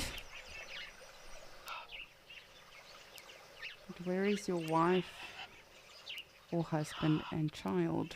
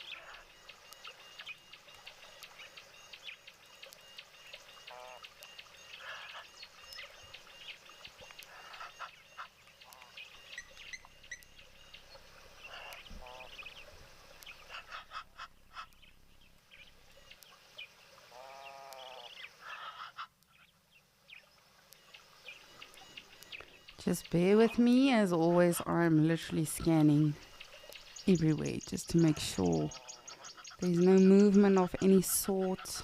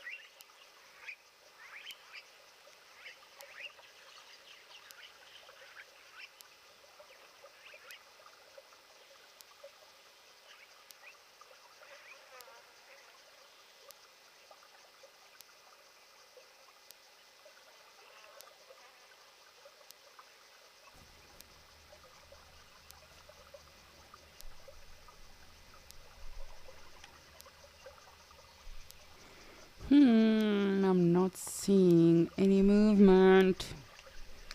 I want movement.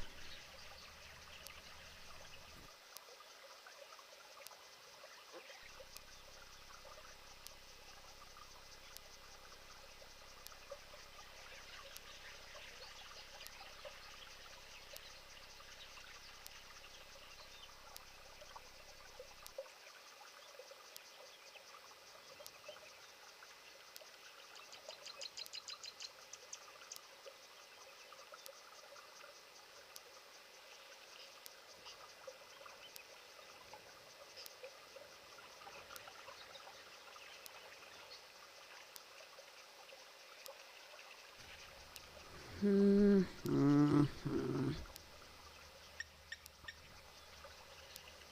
gonna take one last look and see if our monkeys are still around, our funky monkeys. Should probably say our mischievous monkeys. Mischievous. I've never known how to say that word right. Is it mischievous or mischievous? Naughty. That is what we will call it. Our naughty monkeys.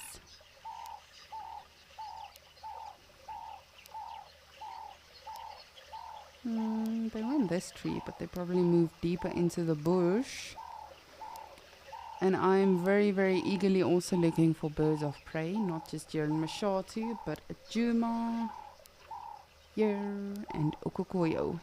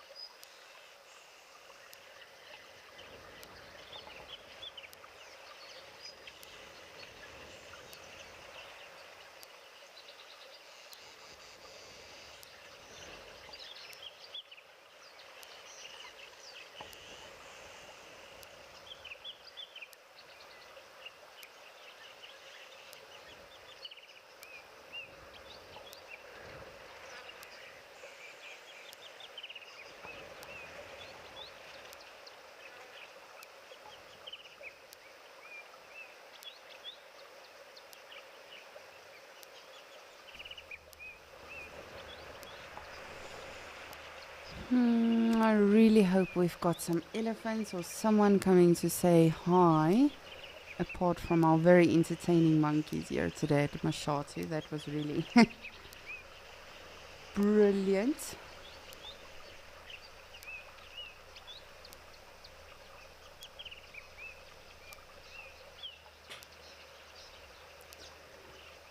Just quickly want to have one last look if our terrapins are out.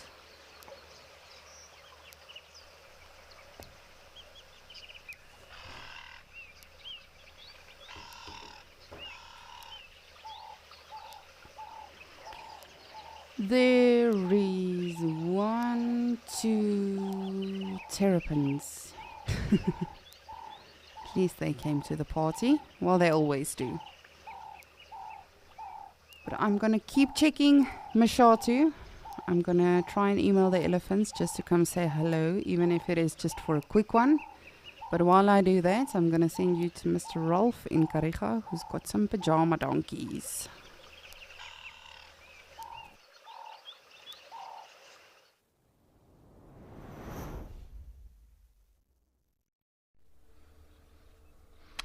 Yes, indeedy, back at Kariga. And the animals are pretty subdued. It's rather hot now. It's over 30 degrees Celsius as this zebra is seemingly talking to us. I think you could put some sound to that and make a bit of a song out of it. But yes, very hot, humid, and there's lots of bugs around. It's building for the storm that's coming later on. I had one yesterday, and there's going to be another one this afternoon.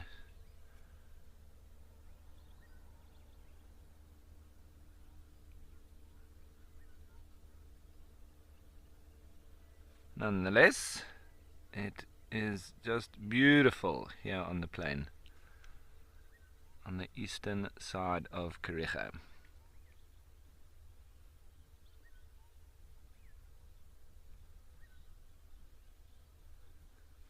Lots of impala off in the background as well. If I just move across a little bit, you'll see them.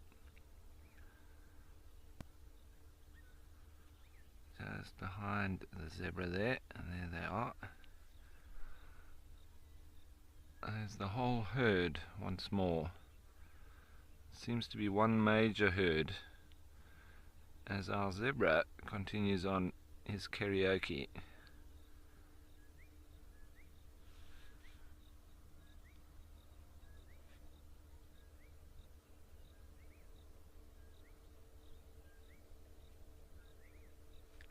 A good-looking zebra.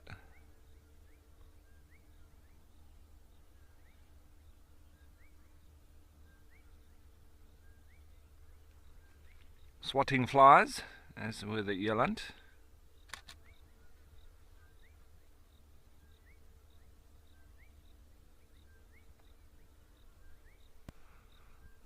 The bull rhino did walk past a little bit earlier.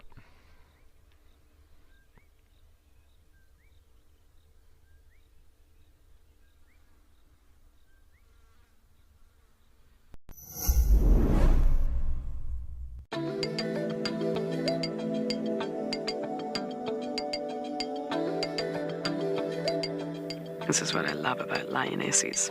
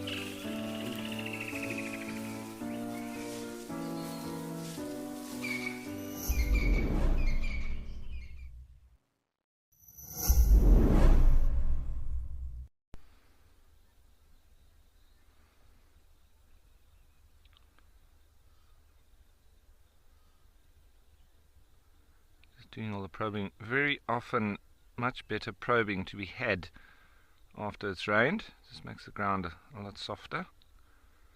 Lots of puddles around. It's heading towards some rhino dung there. Find lots of insects inside that now. And the sacred ibis, they probe into the dung a lot. Oh, there he is actually going for it. I thought so. Getting into that rhino dung. There'll be lots of insects in there.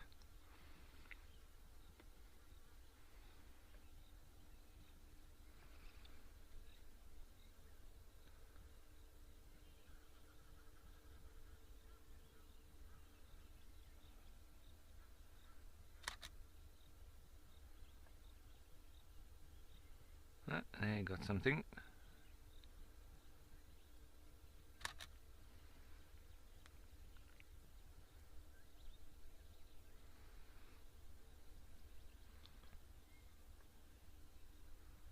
Continuous search for food.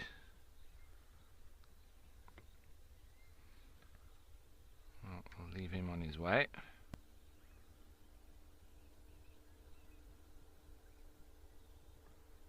Some Egyptian geese there.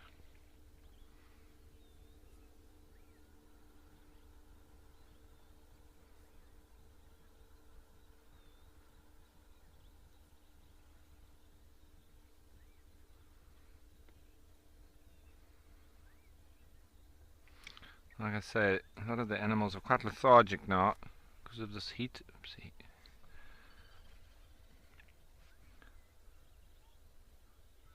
Nice impala ram there in the background.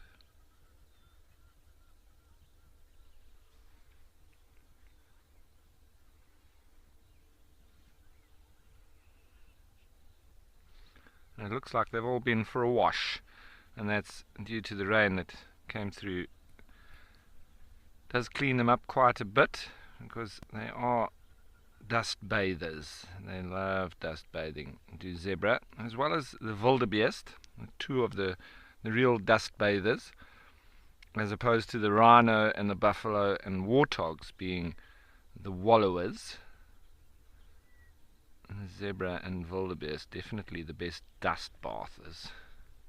You often find their tracks where they've been sort of rolling around in a dust patch. They generally choose their patches well as well.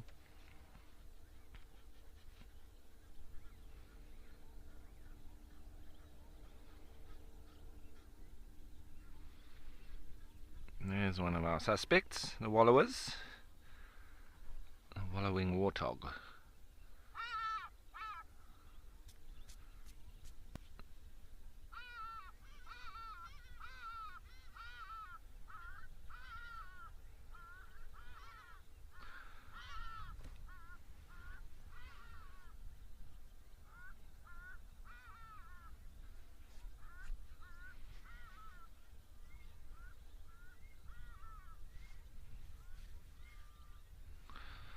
So Rexon, if you look at these zebra, let's show you that one, and you're talking about stripes on their stomach. These zebra, these are the Burchell zebra, Equus quagga burchelli. Their stripes go all the way on the stomach, so they meet all the way across. They do thin a little bit on the stomach, but all of these zebra, the stripes will meet on the belly. But the mountain zebra, including the Cape mountain zebra, as well as the Hartmann's mountain zebra, they're more of a desert-adapted species, and their bellies are white, where their stripes will stop just on the side, and then their bellies will be white. So it's a different subspecies of zebra.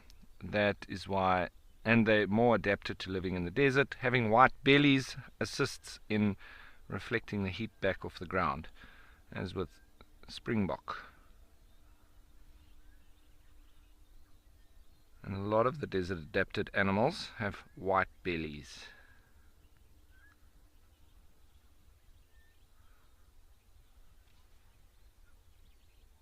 monkeys are still alarming. Off in the thickets. Not sure. It could be a caracal. Could be.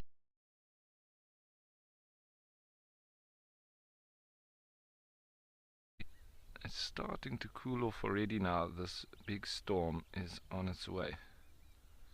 We're in for another one, but today is going to be even bigger than yesterday. Apparently, according to the forecast.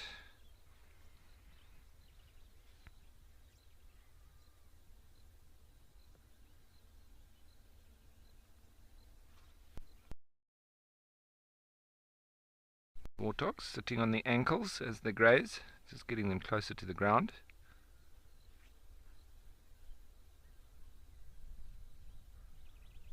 Not particular in their grazing, they bulk grazers are warthogs, very similar to zebra.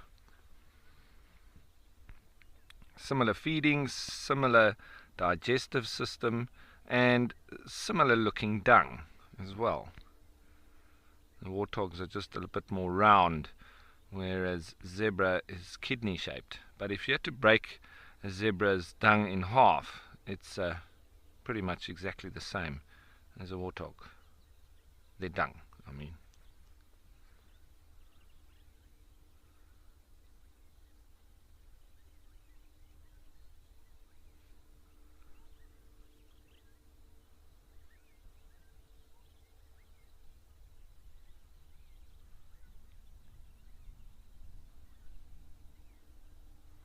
Warthogs also swishing their tails around, but this is like more of a stick that's being swatted around rather than an actual swat like the zebra.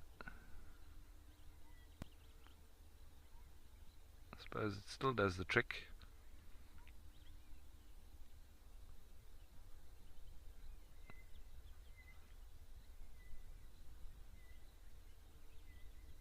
It's like the lodgers, when they try to keep the flies off the food, they put those little spinny things. Reminds me of a warthog's tail. We also put those on the jetties around the coast here, on the river and near to the beach.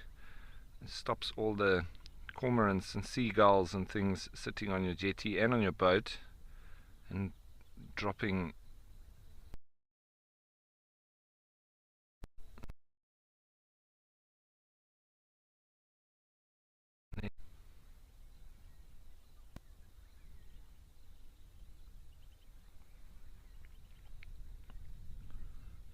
impala dotted off in the distance there, right up near to the thicket line.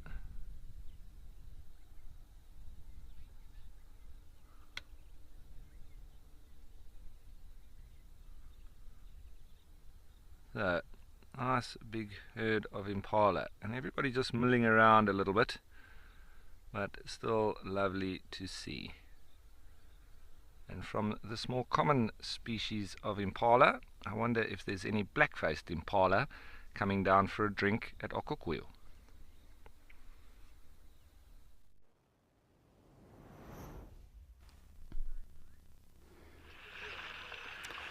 Thank you, Rolf. No, sadly not yet. But you never know who might come down to the water hole. No black-faced impala yet, though.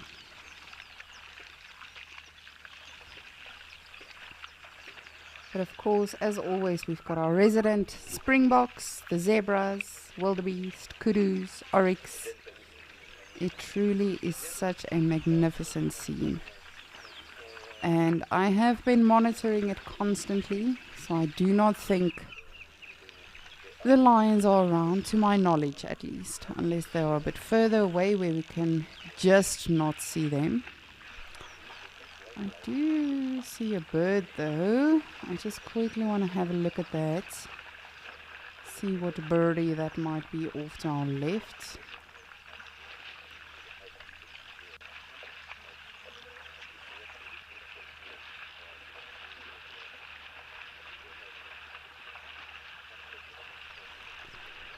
What are you? Oh, it is just the common crows we have around. Better safe than sorry, as I always say, as opposed to me wondering, was it potentially something we have not yet seen here on Ukukuyo's Dam Cam? Look how beautiful all of you are. Time's up, time to go. It's like they're always on a very strict schedule. Quick drink of water, then we move on, then we come back, then we move on. Ooh, that one mare is very, very pregnant. That makes me so excited. So let me know what you think our next baby animal at the water holes are going to be. We have now seen our first baby vervet monkey at Mashatu, and it does still count. But what do you think we will see next and where? At Djuma, at Mashatu, or at Ukukuyo? Do you think we'll see the first impala baby, first zebra baby, perhaps a wildebeest? What do you guys think? I'm done with guessing because I was wrong. Now, of course, we can always keep guessing. We're never always gonna get it right. Because, as always, this is very unpredictable. Unscripted. The animals do what they want. Ooh, there's quite a few very big ladies here.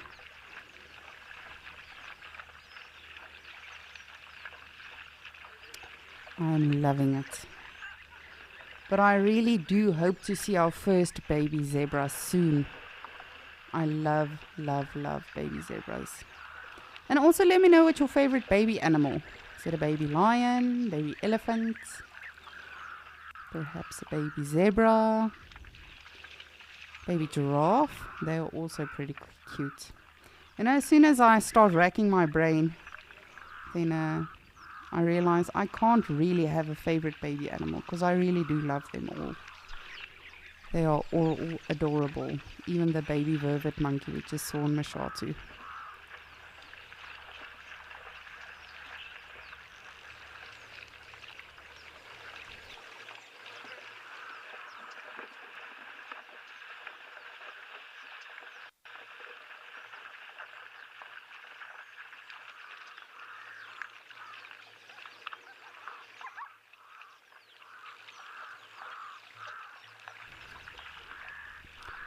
And I was really on my way to work this morning. I was just hoping that we will have the lions, you know, where they fresh killed from last night.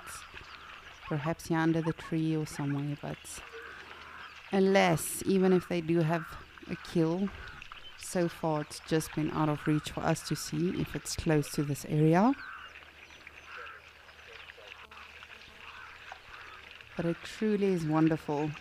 And it just really goes to show that every single day is different.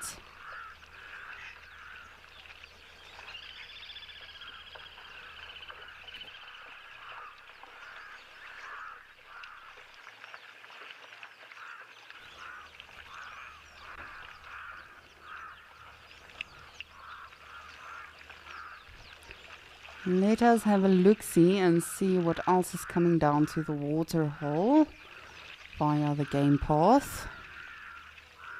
If anyone else is on their way, in fact, that is. Of course, from what we see every single day at Ukukuyo, the animals come and go, you know, in different time slots. I think they have a schedule that I don't know about. I wasn't CC'd in that email, but it's fine. Makes it more interesting. We don't know what to expect. How boring would it be if every day we knew what's going to happen out here?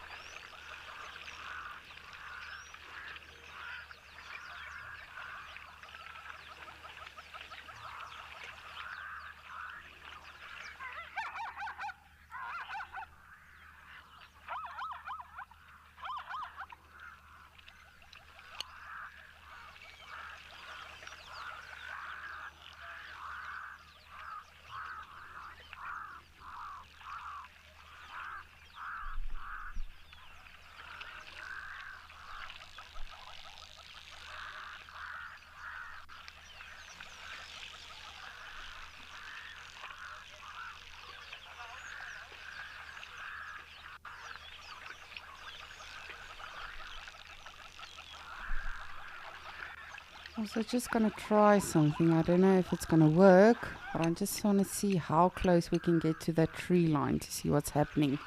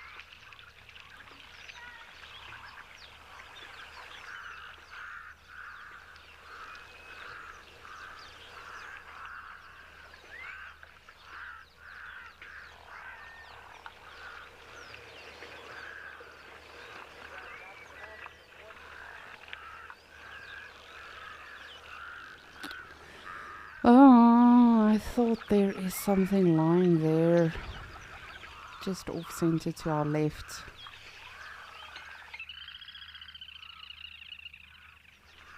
But it does not seem like it is anything, from what I can see at least. And of course, the closer we go, it does make it a little bit tricky. But let's just make sure there is nothing in this actual tree line.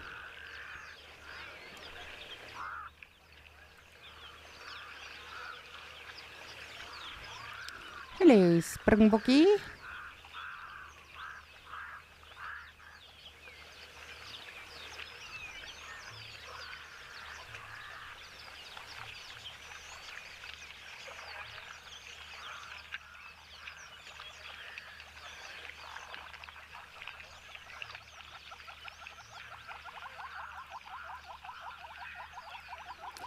Beautiful red-billed hornbills, sorry, yellow-billed hornbills you can hear in the background.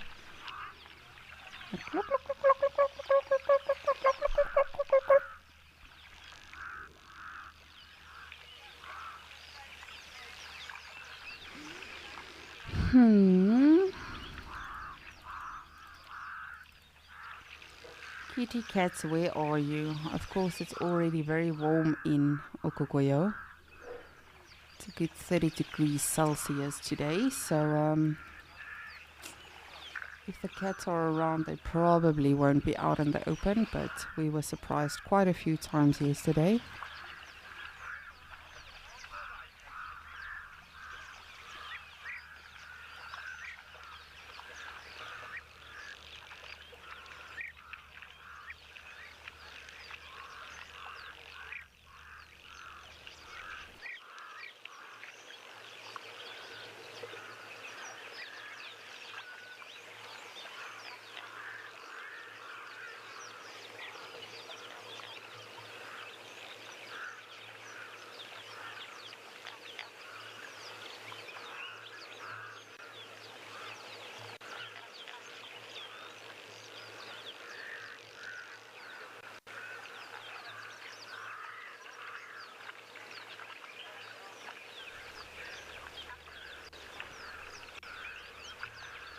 And as always, an abundance of animals here at Okokoyo.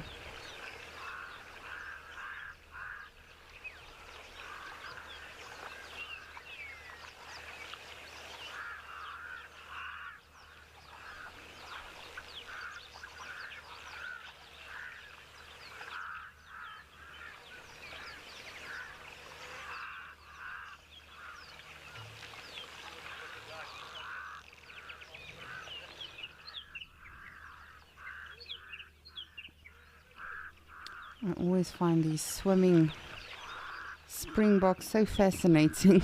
They just get into the water, cool off as much as possible, drink in the process as well. Luckily, we don't have to drink pool water when we do cool off. That would be pretty nasty. But of course, it's all natural out here. It's not like the lions defecate in the water, so it really is not all that dangerous. But again, you know, that just begs the question, how? How do lions know not to poop in the water? I'm sure it happens, but more often than not, you know, of course, lions will defecate close to their kill or on the road or somewhere in the bush. For me personally, I haven't seen a lion defecate in a water hole. If you have, please do let me know. But as we know, it's not a very lovely smell. Lions, leopards, anything really that is a carnivore is not all that wonderful. Not that I'm saying, you know, I smell elephant poop every morning and I think, oh, today's going to be a wonderful day. But I'd much rather prefer elephant poop over lion poop in terms of having to endure the smell. Oh, look at that fat zebra. You're gonna have a baby. You're gonna have a baby.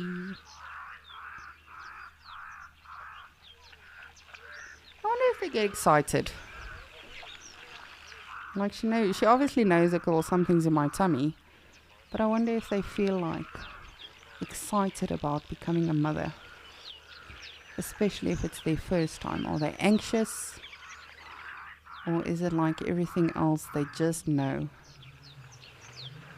They just know how to handle it, what to do in the situation.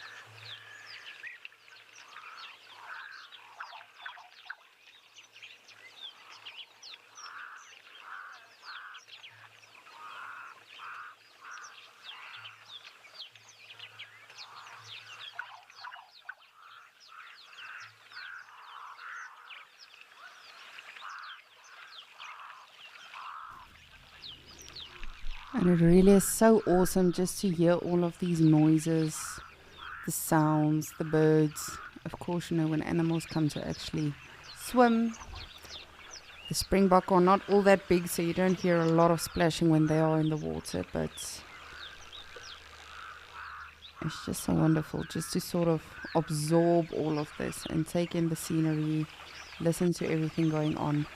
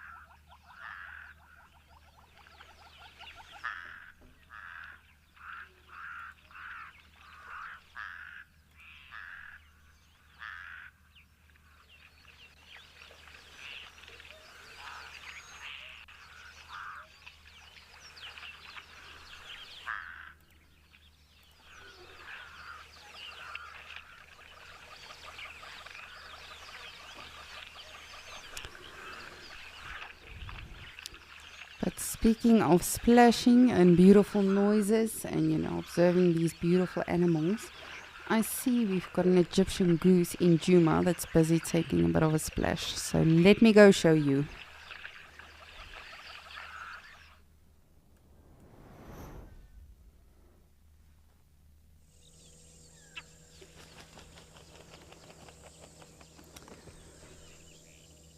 There we are.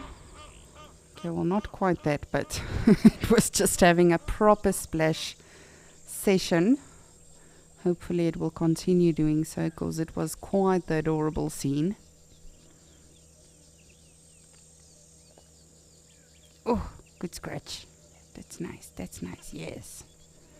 That's the spot.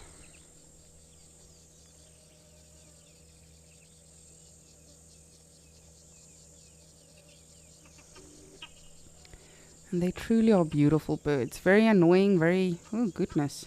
Okay. Luckily, we don't have to bath like that.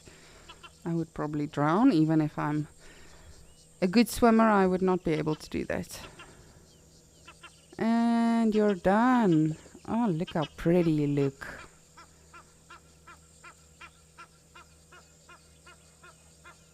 But yes, it was just having a proper splashing session. So, of course, animals will, of course, literally bathe, clean themselves, and then, as you see, very nicely rinse themselves. But they also go through a lot of other cleaning and preening tactics as well. So one of them would be anting. You actually get active anting and passive anting. So passive would be where they just like sit in the soil and they wait for ants to go all over them and sort of clean them in the process. And then active anting is where they literally pick up an ant, put it on their body for that ant to move around and, preen the bird. And then, of course, we often see them dust bathing as well. Again, that's just to get rid of any excess oils and parasites and all of that. And like this beautiful Egyptian goose that just took an active or an actual bath, they will do that and then after make the feathers pretty. So I'm not sure. It is Saturday after all. Maybe this one is getting ready for a date or something. A blind date. Oh, goodness. Okay, that's why.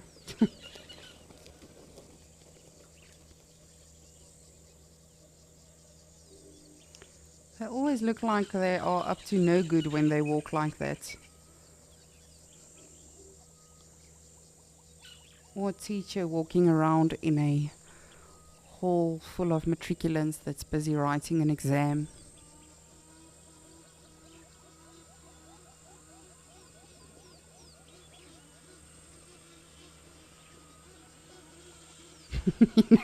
When a teacher puts their hands behind their backs and they sort of just walk amongst the kids.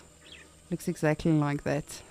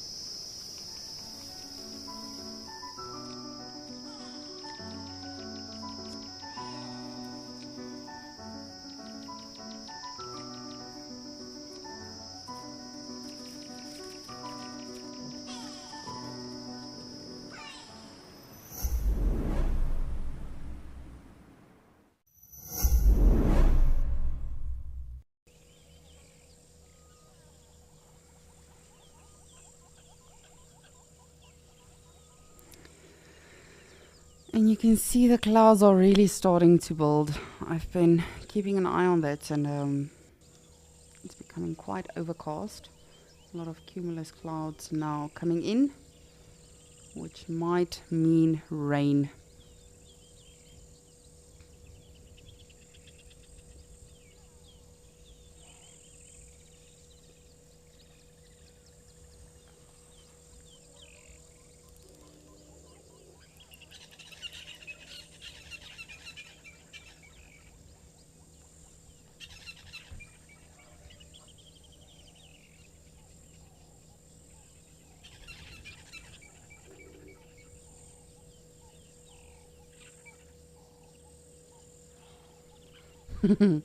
Morgan is asking what is the opposite of a rain dance, so we can do that. So we'll have a lot of brilliant sightings this afternoon with all the vehicles out. Let me know what you think. What is the opposite of a rain dance? Perhaps a sunshine jump, or I don't know. What do you think? The opposite of a rain dance, so we can all do that. And again, you know, we are not saying that it must never rain or anything. We know it's very vital for the bush. It rejuvenates and revives the bush, as we've seen, you know, complete transformation just in the past couple of weeks already with a little bit of rain we've had. But what can we do just for this afternoon for Sunset Safari not to expect rain? What is the opposite of a rain dance?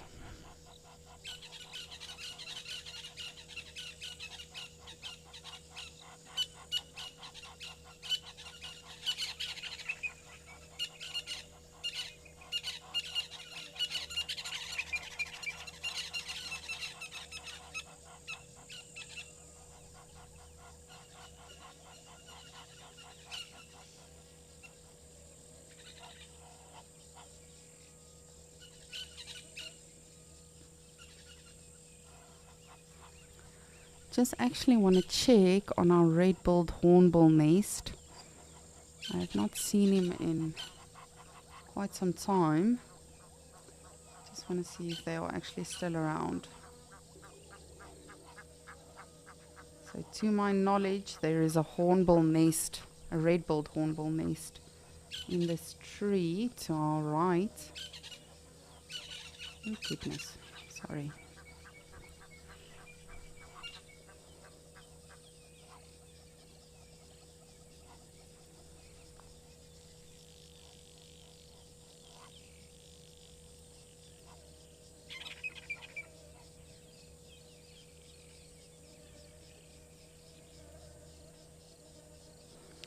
My apologies, Juma Dam Cam is not loving me today. Let me just see what I can do. There we go. So right in this tree off to our right, literally just out of reach for us to see. So in the right branch,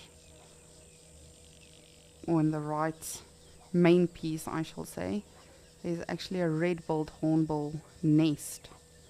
And I know that because I've been seeing the male coming and going to feed the female, and obviously the chicks, which they will do. During that time, the female will actually go into a tree stump, and then she will pluck out some of her feathers, you know, have the little ones hatch onto that.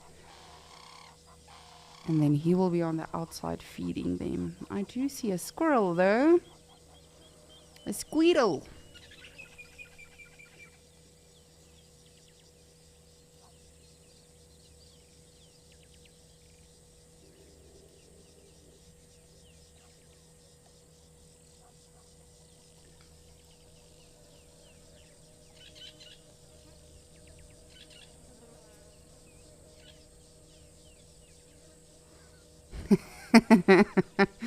Darcy Miller, you are funny as always. You are saying the sunshine twist, but we should not let Cedric dance, otherwise it will rain. Alright, we'll definitely work on that. We'll let everyone else at Wild Earth and you guys at home please do the sunshine twist, just so that we can prevent the rain this afternoon and hopefully have all the vehicles out and get some wonderful sightings. But we will definitely keep Cedric from not doing it. But thank you for that, Darcy. I like that one, the sunshine twist.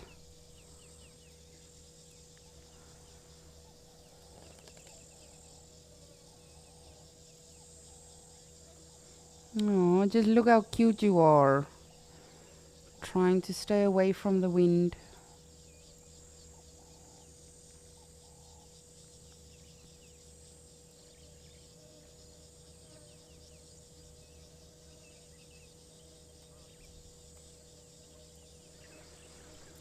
Oh, and they actually make adorable pets. I'm not for that kind of thing, you know, taking wild animals and raising them.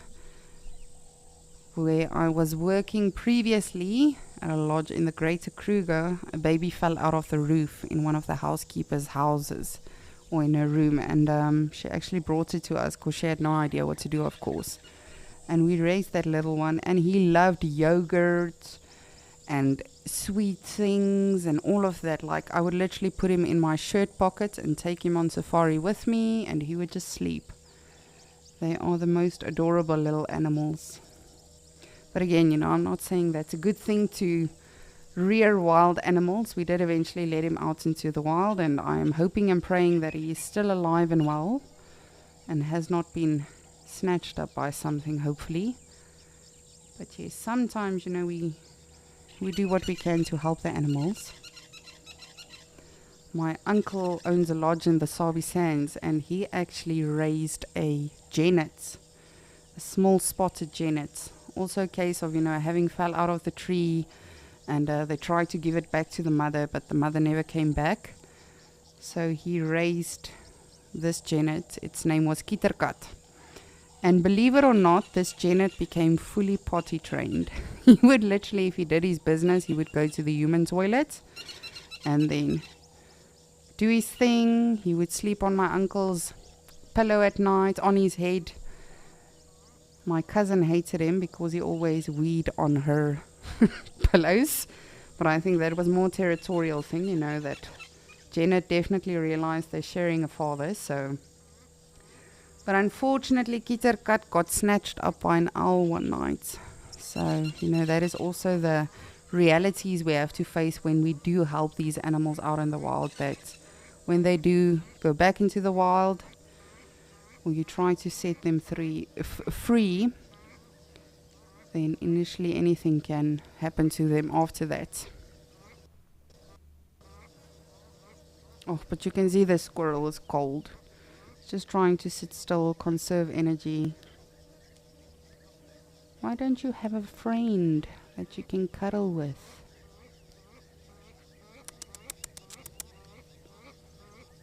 Look at that! I promise I did not know that was going to happen. How cool was that? Of course, these animals cannot hear us. We can hear them, and we can discuss them and observe them, but luckily they don't have any of our audio, so that was not scripted, I promise. That was just amazing. Pure luck. Come on, cuddle. We want cuteness. Do it.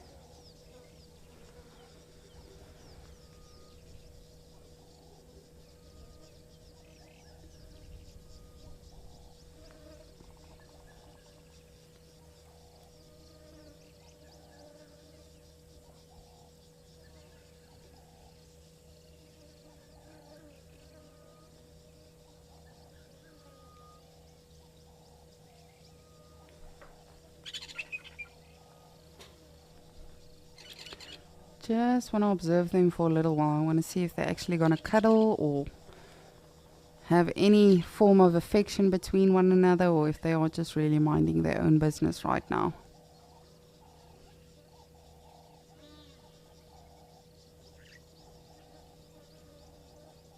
And it's so incredible when we do get to see these smaller creatures as well.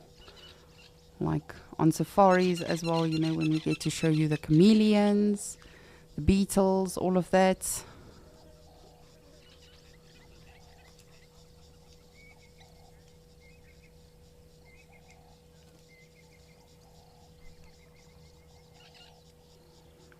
Vivian, you would like to know what is the smallest mammal in Africa?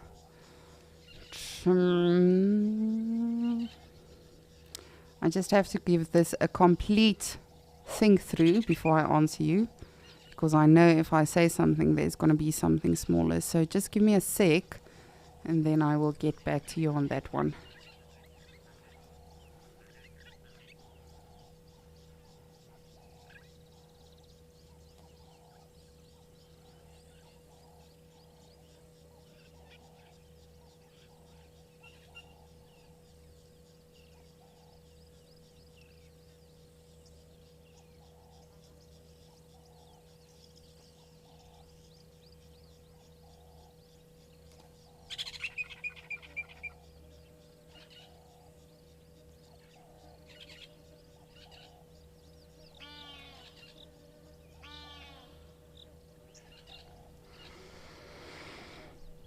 I'm just trying to make sure I'm not missing anyone, because I do think I have an answer, but I'm not sure.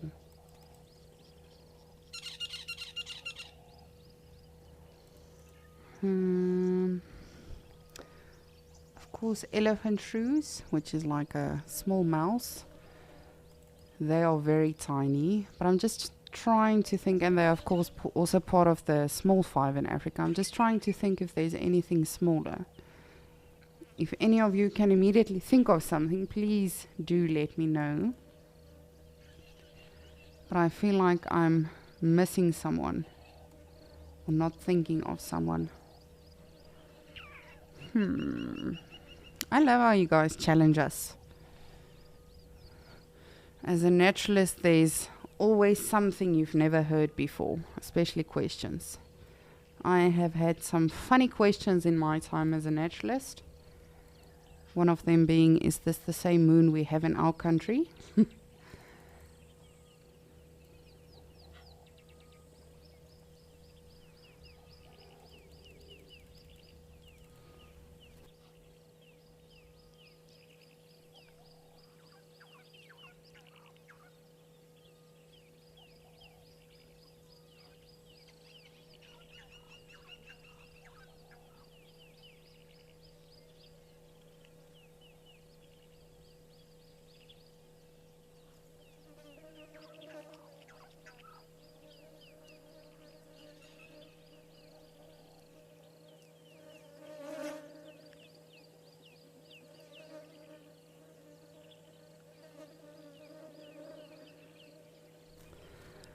Well, this squirrel does not seem to be in the mood for anything, much like I am. In this sort of weather, I am a 0 on a contract.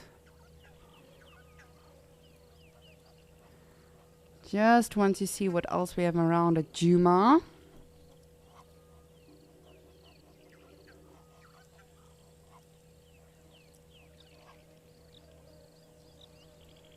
Ooh, I'm gonna need everyone. If you are watching, please do the sunshine twist, as titled by Darcy Miller. We do not want rain this afternoon. But again, as I've mentioned many a times, you know, I've had horrible drives in rain, and then I've had absolute fantastic drives in this sort of weather. So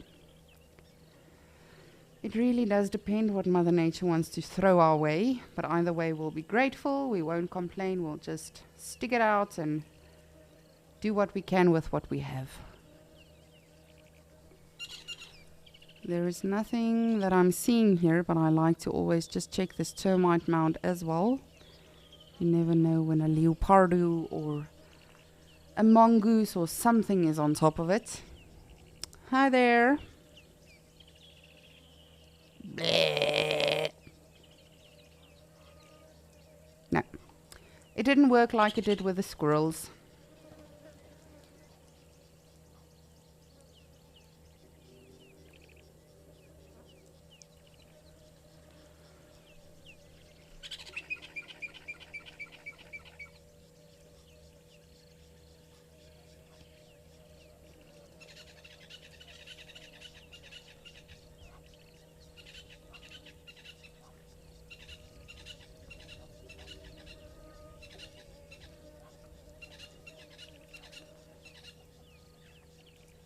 Again, just want to make sure we are not missing anything or overlooking anything. As you all know by now, I like to do that just to make it extra sure. Specifically predators.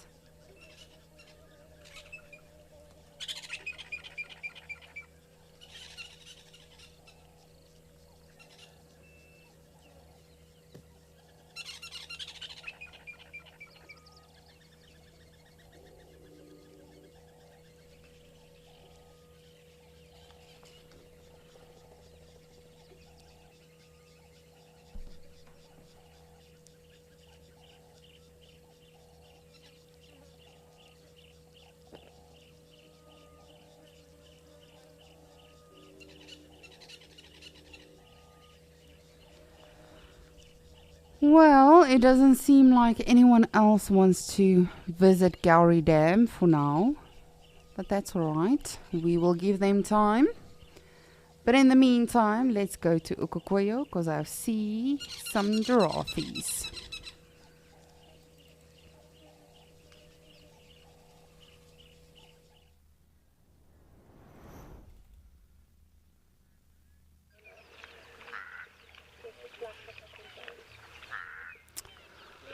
Hi, giraffe. And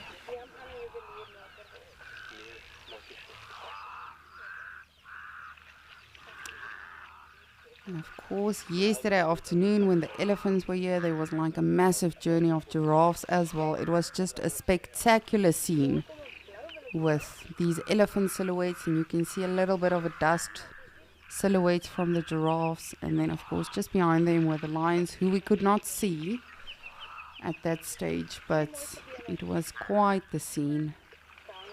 Giraffes are truly majestic animals, specifically when it comes to photographing them, their silhouettes, their reflections. And I'm really hoping we're going to get a reflection from this one now. These two, I should say. When they come down for some water.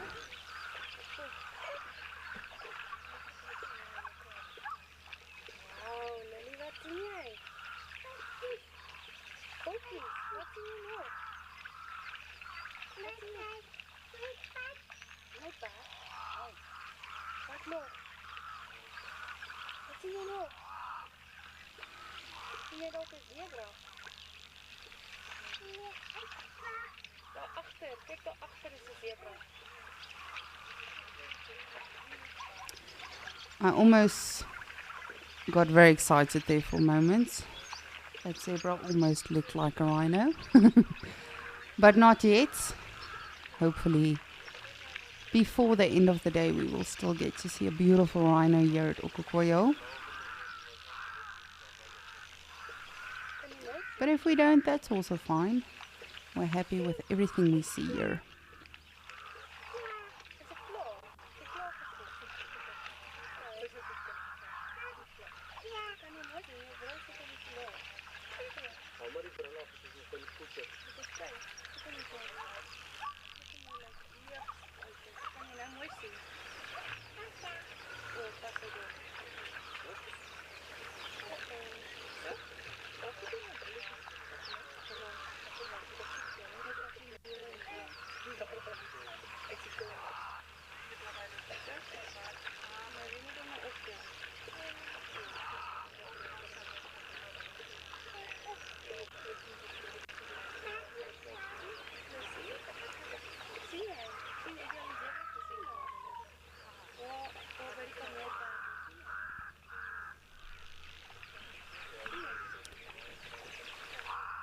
Just making sure everything is safe, nothing is gonna jump on them, that they can see at least.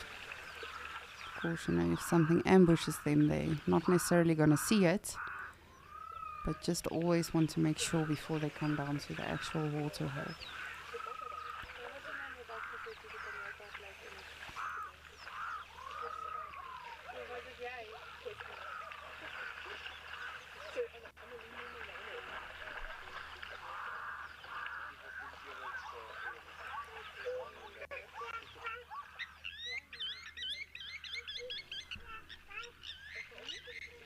And again, just bear in mind, this is a campsite as well.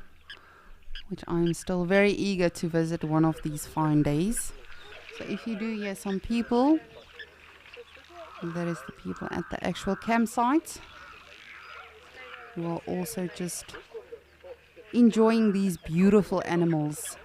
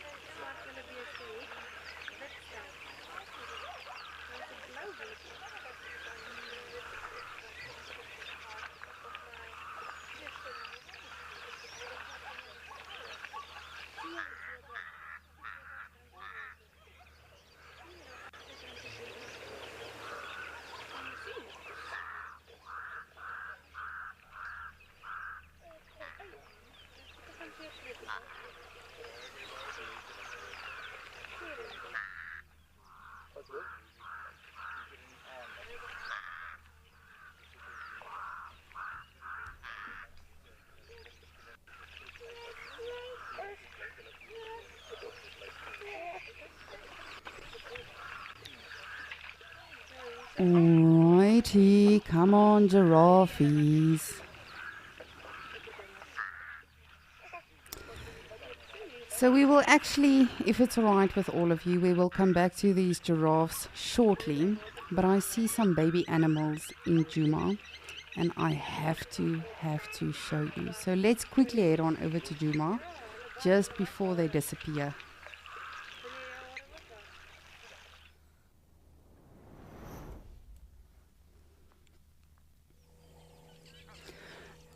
Look! It's baby piggies! And again, I'm proven wrong. Our next baby animals on the dam cams at the waterhole is baby warthogs.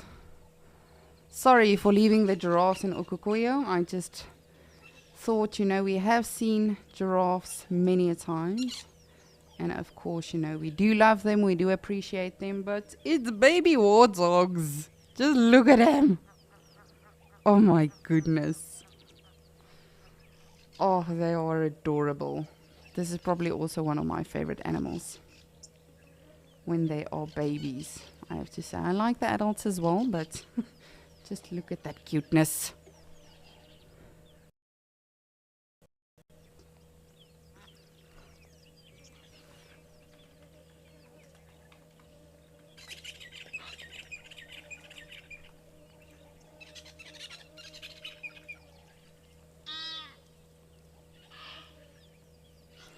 And of course, a female can have... Oh, the kisses, mommy. I want the kisses. Oh, bird, don't just sit on me. I don't even know what this place is I'm in now. You're just sitting on me. Oh, how special was that? You see, this is why I shouldn't be allowed out of my cave in summertime. I lose my mind. So the females can have up to 6 little piglets, but sadly, these little ones are very good snacks for birds of prey. I've even seen a monitor, eat a baby warthog. And then of course lions, leopards, you can imagine that's not a very sustainable meal for a big cat, but it's a meal nonetheless. So I'm not sure if she initially had 6 piglets, and some of them have disappeared, or if she just had the 3. We're very extra careful. Yes. Oh. Shame, you can literally see they are not used to anything yet. This is probably one of their first days out. Oh, just look at them.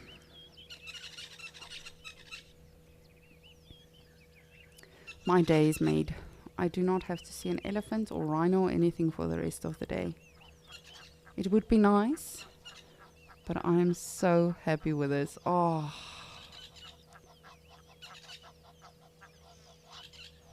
Just beautiful. And of course, at night time, warthogs sleep in old termite mounds. So, and off and on, you know, even in the day, the piglets can still be left at the mound. So that's why I'm saying this is probably one of their first days out, because you can see they are still very vigilant, not sure of sounds, gets frightened easily. So I would estimate them not older than a week. But I could be wrong. Of course, you know, I wasn't there. I don't have the mother on social media, so I didn't see the announcements.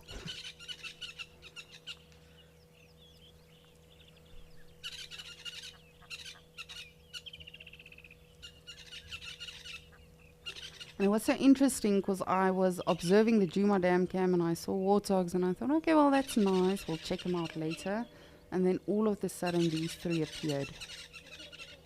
So you can see the adults have definitely been mud wallowing and the youngsters were probably just deeper into the bush. Woo! Giraffe. Photobombing.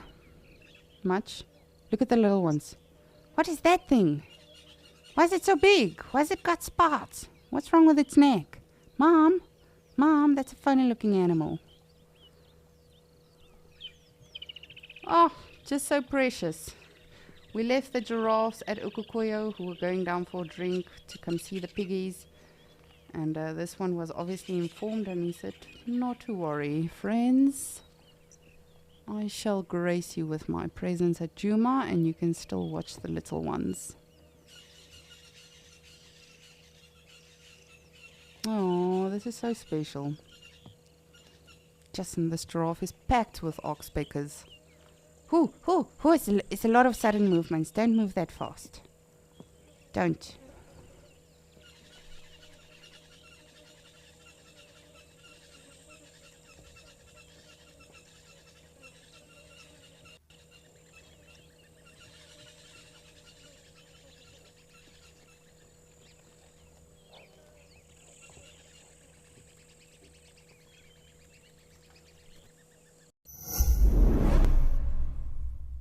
November is Impala lambing season, and we are lucky enough to see all of these adorable babies taking their first steps in the world. In celebration of these youngsters, we are hosting a fireside chat dedicated to all things cute and cuddly. Come and get your fluffy fix on the 13th of November after the Sunset Safari.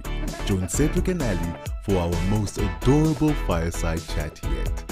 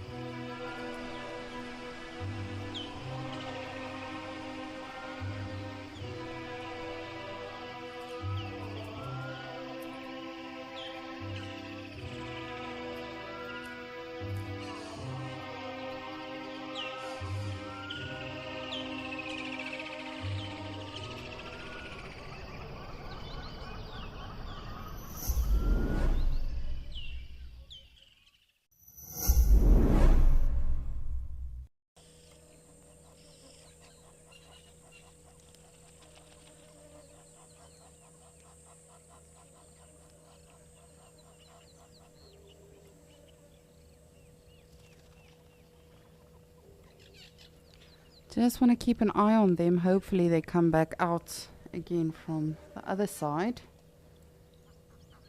That would be really, really great. Also just want to see in the meantime where our giraffe has gone off to. There you are. Oh, and we've got some zebras. Zebras.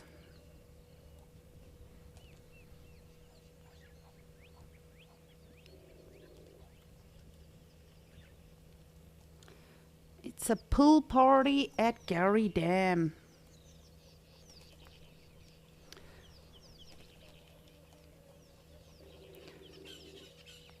Okay, giraffe, we like you. We'll come back to you. But we do not see baby warthogs every day.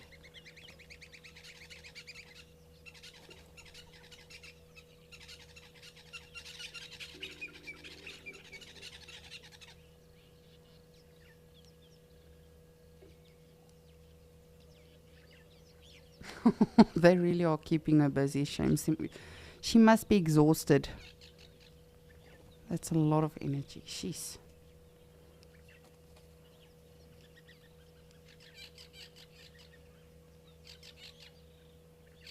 Oh, yeah, nah.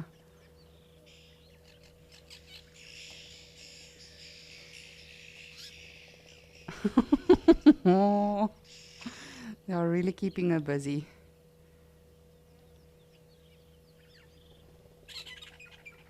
I myself am not a mother, but from what I hear and have seen, this sums up motherhood perfectly. You never have a second for yourself, not even to snack or finish your coffee while it's still hot.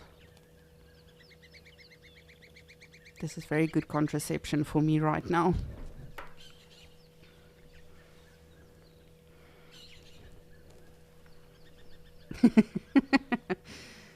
No, I'm just kidding. Motherhood is a beautiful thing. And it's such a massive sacrifice. I wonder if these animals realize, or, you know, if they just sort of deal with it as it happens.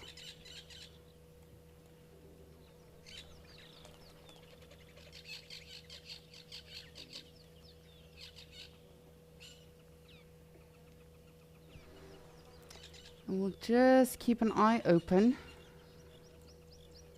But she will also, especially with the wind picking up now, she'll make it her mission, you know, just to sort of stay deeper to the bush. If they need to get away quickly or something, then they can immediately just run into the bush, as opposed to being very exposed out in the open at the waterhole itself.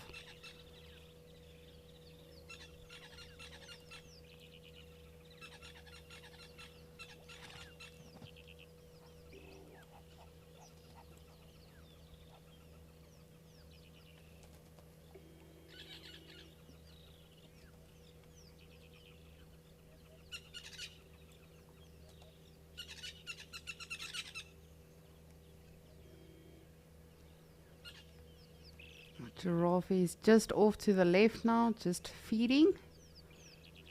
We'll quickly have a look see at the giraffe. I don't want it to feel left out. It did come after all to the party, you know, and graced us with its beautiful presence.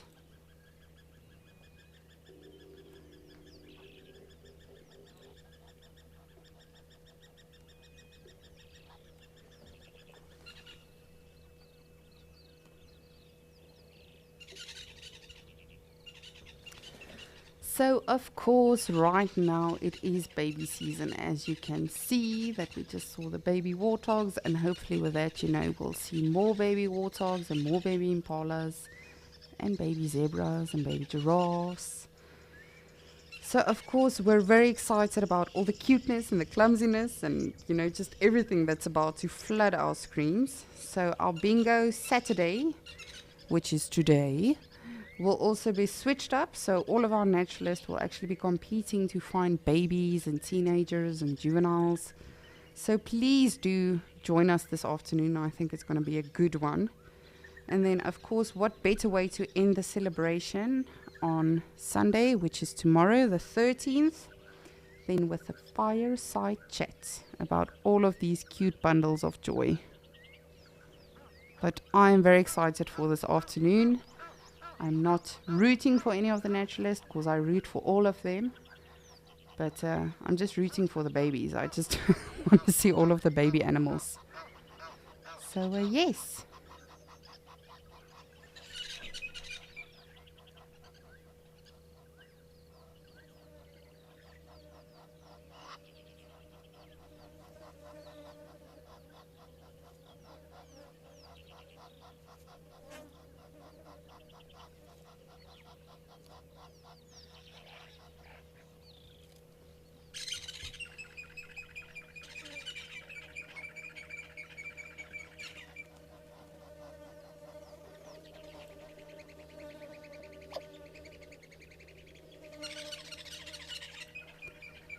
I am so excited now because we saw our first baby warthogs, and now it's just going to get better and better. You see baby impala, baby zebra, baby wildebeest. Of course, as always, baby elephants. Now, I truly do hope it's a wonderful afternoon for all of the naturalists this afternoon, and that they can see a lot of babies.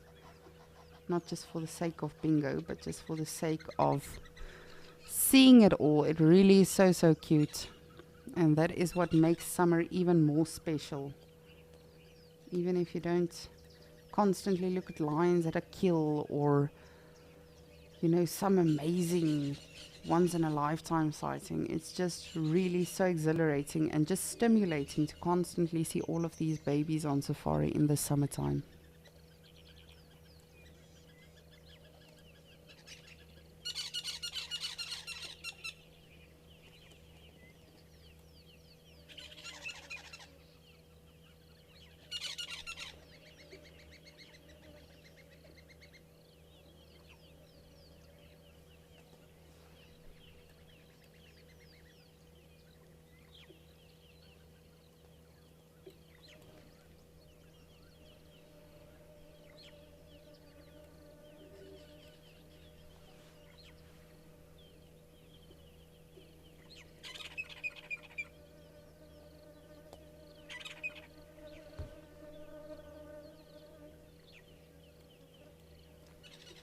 I do just also want to try and look around for this kingfisher that keeps calling. I don't know if we'll be able to spot it, but let me just have a look around.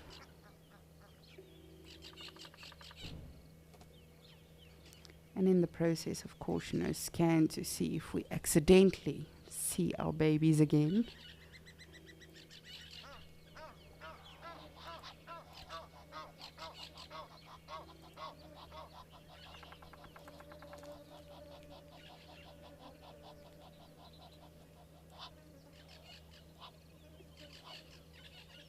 I think they might just be a little bit deeper into the bush, just for extra shelter and protection.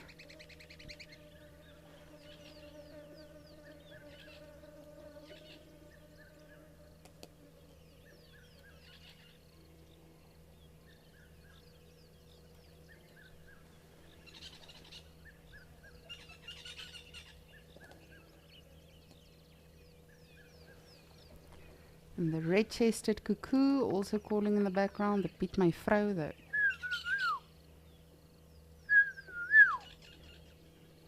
oh goodness, I've lost my whistling abilities.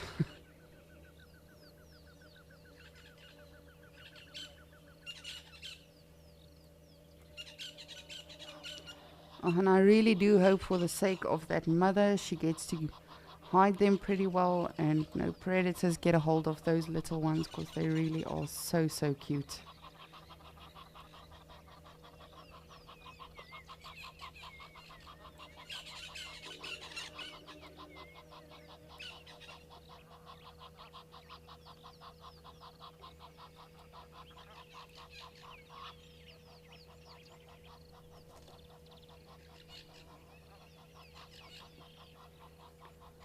Our impala is taking a bit of a cheeky nap.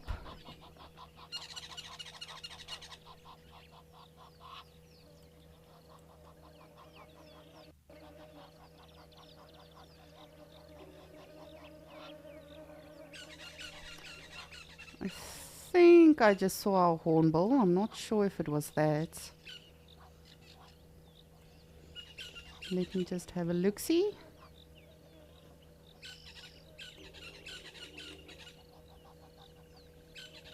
Definitely saw something white coming down to the ground and going back up.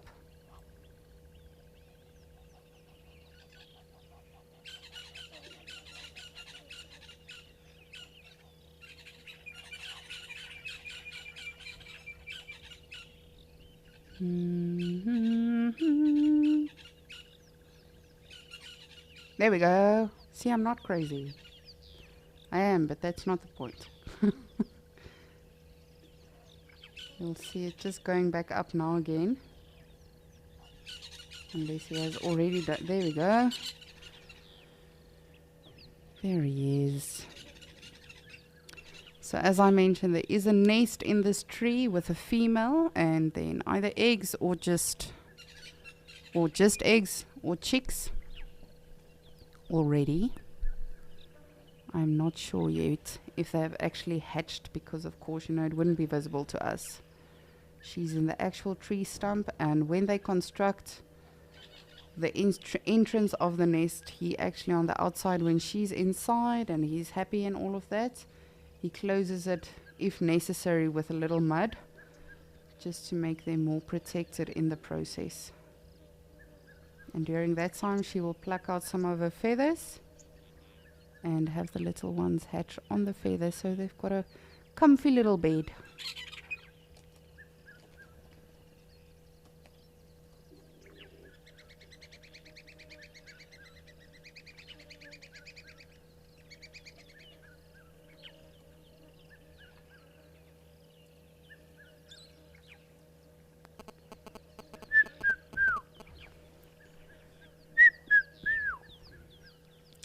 You can hear the cuckoo in the background. Beat my pro. Steve actually said a very beautiful thing the other day. I think it was something like live your life or live right now. That he said, you know, that's a better call as opposed to Piet my vrou, which no one to this day really understands. Doesn't make sense. It's literally like Piet is an Afrikaans name. So it would be like saying Bob my wife. No one knows what it means. I'm Afrikaans. I don't even understand it, but I much rather prefer Steve's description of it, saying live right now. I think that's what he said.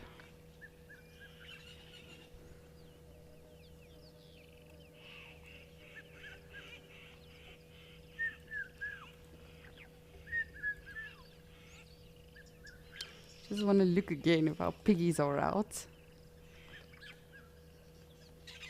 I'm going to harass these warthogs now. They should never have shown themselves to me. I will be watching the Djuma Dam Cam 24/7. No, I wish I could. I was saying to one of the Zoomies the other day, it's actually sad when you are not on it and you're not observing it. You're always like, what might I be missing? Same with Ukukuyo. I was very sad to actually leave Ukukuyo last night, because I really wanted to see what happened with those lions. But of course we can't spotlight the whole area, so even if they do go off into the dark, it will still be difficult to know. Come on, piggies, where are you?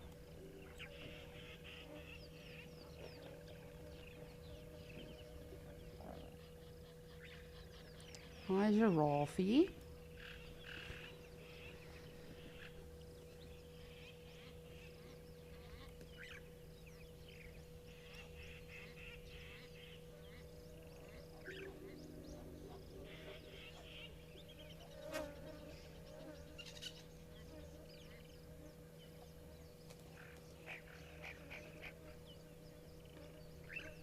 Lots of oxpeckers on you.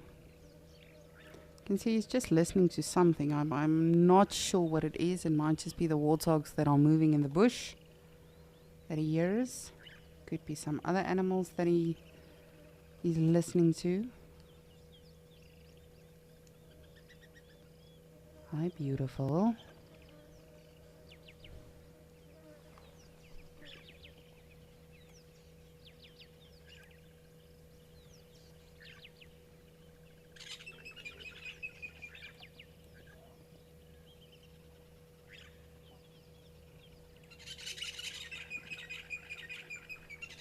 You can actually see he's got a mark on his neck or scar. That would have been probably from necking with another male. You can see this is a fairly older male, very experienced, I assume. But that mark on his neck is most probably from another male giraffe. These horns that got him in the neck. And when they do neck like that, it can become very vicious. They can actually cause internal bleeding. I've seen footage of a giraffe that went for the legs, tripped the male, and then when the giraffe hit the ground with its head, it actually immediately was passed out and did pass away.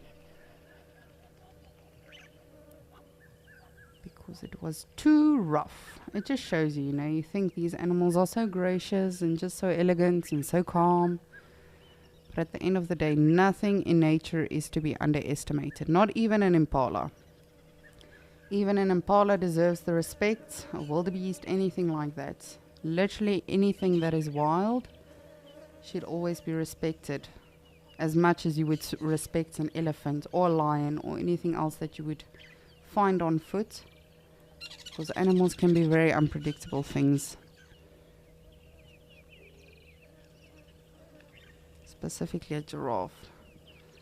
Giraffe is no joke when you're on foot. They are massive animals. And we tend to, for me at least I do, I tend to think, no, it's a very chilled animal. And because, of course, for the most part, we view them from safari vehicles.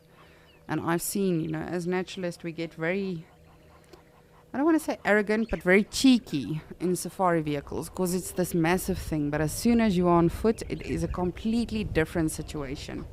You are vulnerable, you are exposed, you are singled out. So then it becomes a complete different situation.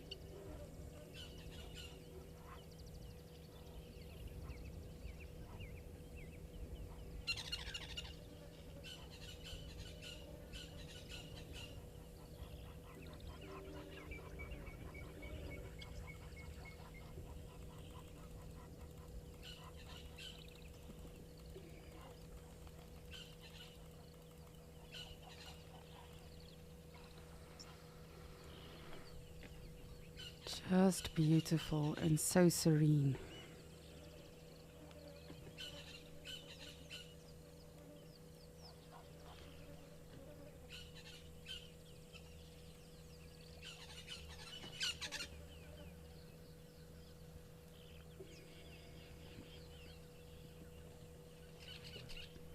Ooh, I think our piggies are out again.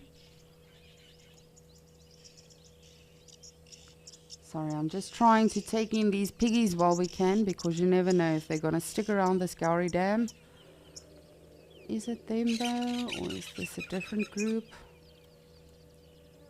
No, it's them.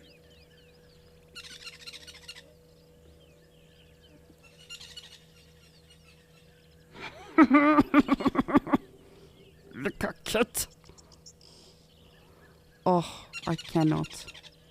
Seems like the one is a bit more chilled. There's always one. That's just like extra. What is voorbeeldig in English? Setting an example. But there's a word for it. In Afrikaans you call it voorbeeldig. That's like the goody two shoes. Because you can see these two are just constantly on mom's case. And then there's one that's a bit more chilled. Setting a better example, trying to be an actual warthog, feeding. Oh, they are just really exhausting. I said enough. Do you have teats? Sorry. Excuse me. Where are your teats? You know, why don't you have teats?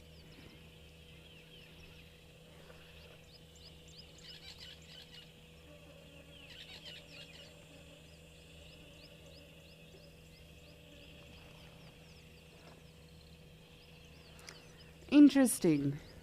So they are suckling from 2 females. So now I'm not sure if they are actually all from the same female. You see, again, we will never always know everything out here. We can just interpret from what we see, use our common logic and sort of speculate around that. But other than that, we don't know. But I think I would assume now that these 2 belong to one female and the other one to another female. But at one stage, all 3 of them were drinking from just one female. Oh, man. They're very thirsty.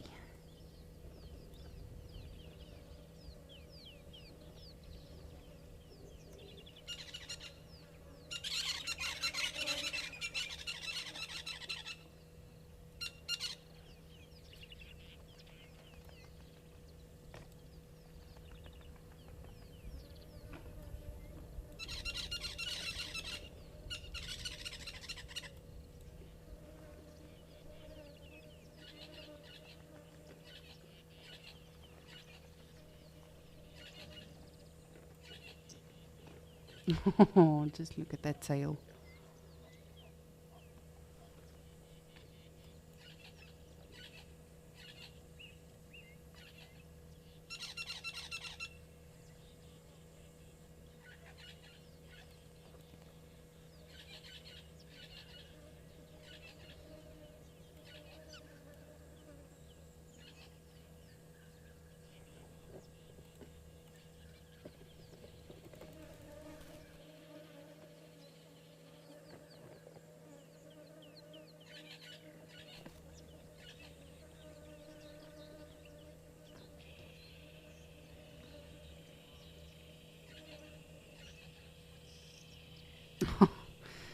This is going to be sighting of the day for me.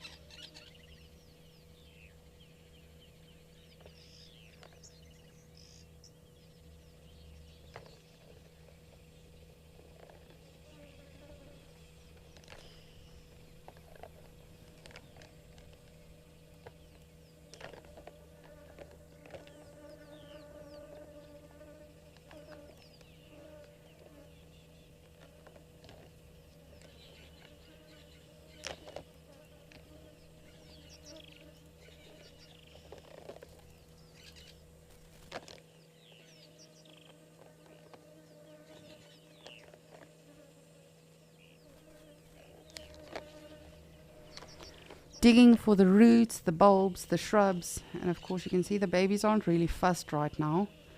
They do try every now and again, but they are mostly going to want milk now, because that is going to be their main source of nutrition to get big and strong like the adults.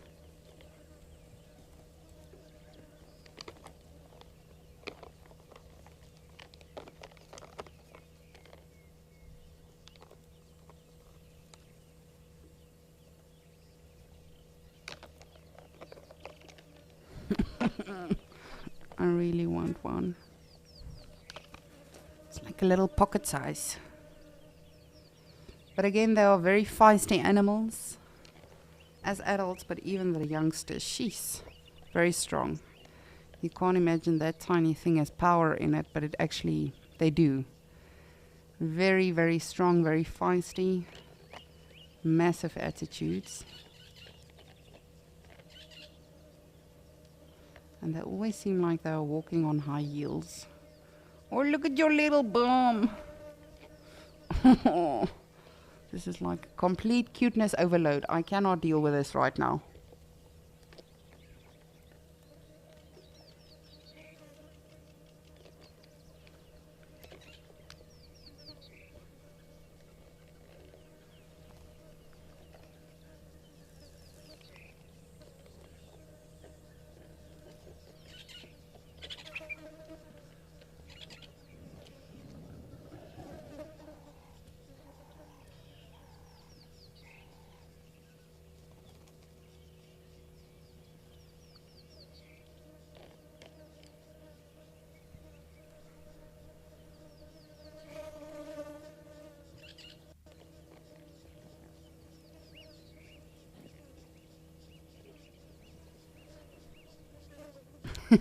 Just look at that oxpecker. It looks like it's almost cuddling with that warthog.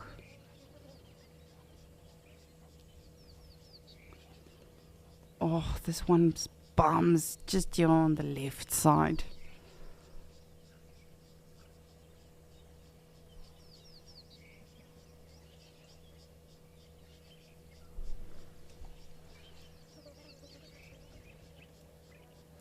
No, you can literally bribe me with a sighting like this. Get any information out of me if you need.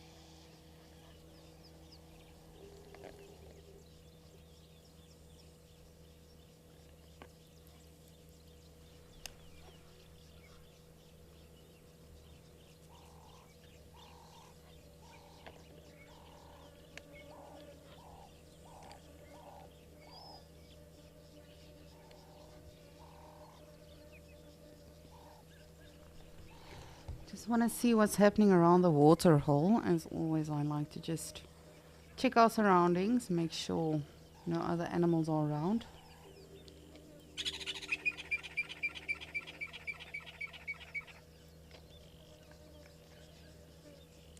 Because of course when you're zoomed in on an animal or you're very close to them and they suddenly react, you know, it's not always easy to understand why or what happened.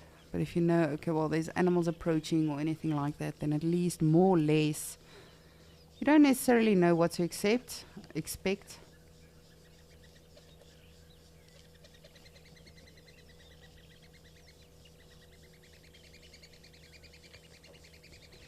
But you've got more of an idea as to what to expect.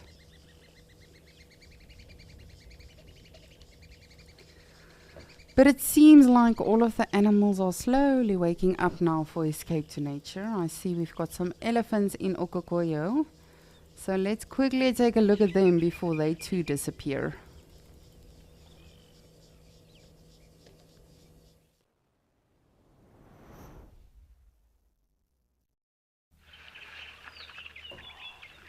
Look at that, we finally got elephants in Okokoyo. Of course, it's our two bulls again that we have gotten to know over the past couple of weeks, I think now. So from what I know, they are just retired, play bingo, and what's the other thing? Bowls. So they just take it easy. They are not part of a herd. Just trying to see now. I've been observing them for a good 10 minutes now. They have not yet started to fully bathe or take a good splash around. Oh, there we go. Right on cue. Thank you, elephants.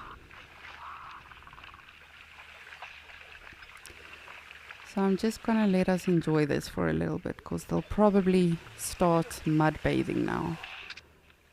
So I'm just going to keep quiet for a little bit and let's just take this all in.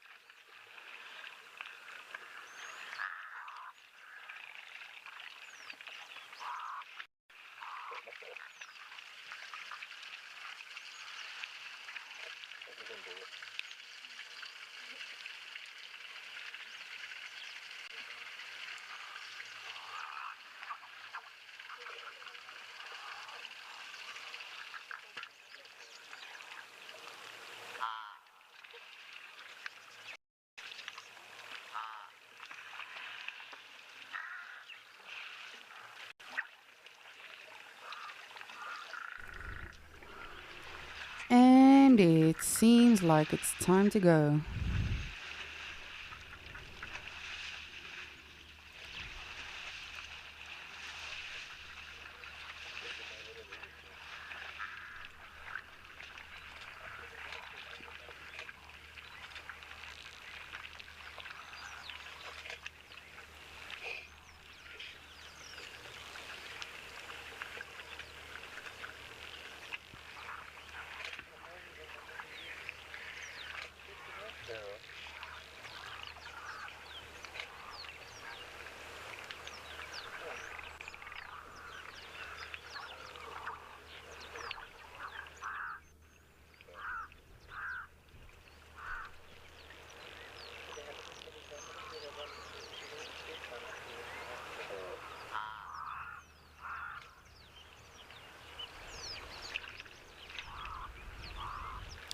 Where to now? Will you be taking a dust bath?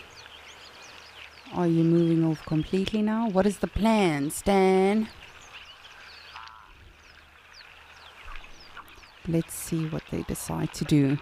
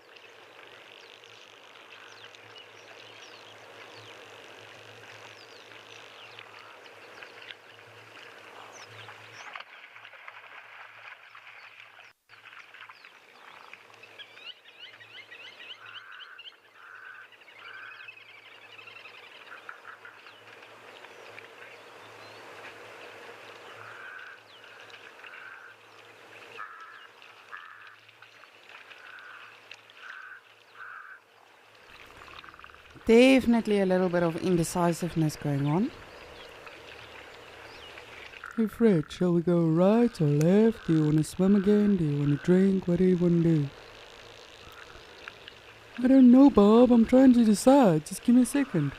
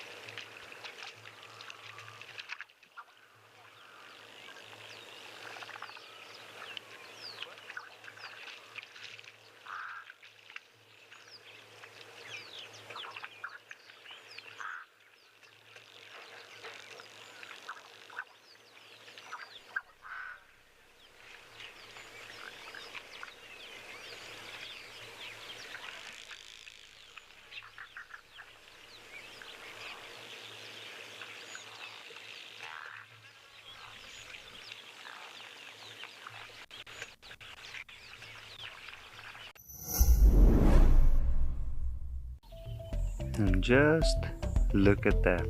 This must be the smallest baby black-backed jackal I have seen in the wild. Look how full the belly is. Just look at those large ears turning in all directions. Beautiful late afternoon sun on it, the hole right next to it. Join us as we learn all about the wild babies, how they adapt and grow, and what it takes to survive in the wild.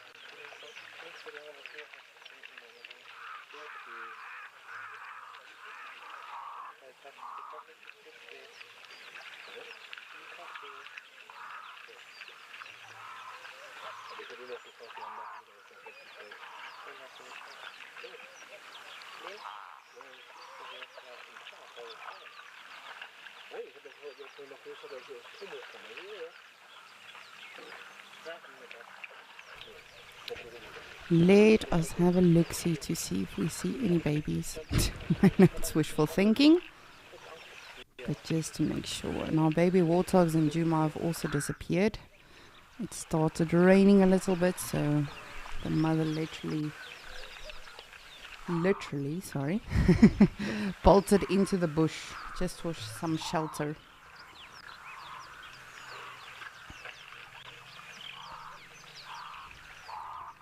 Just want to have a careful scan. You know, they're not all gonna one day not have babies and then the next day all of them have babies. 2, and then all of them will start appearing.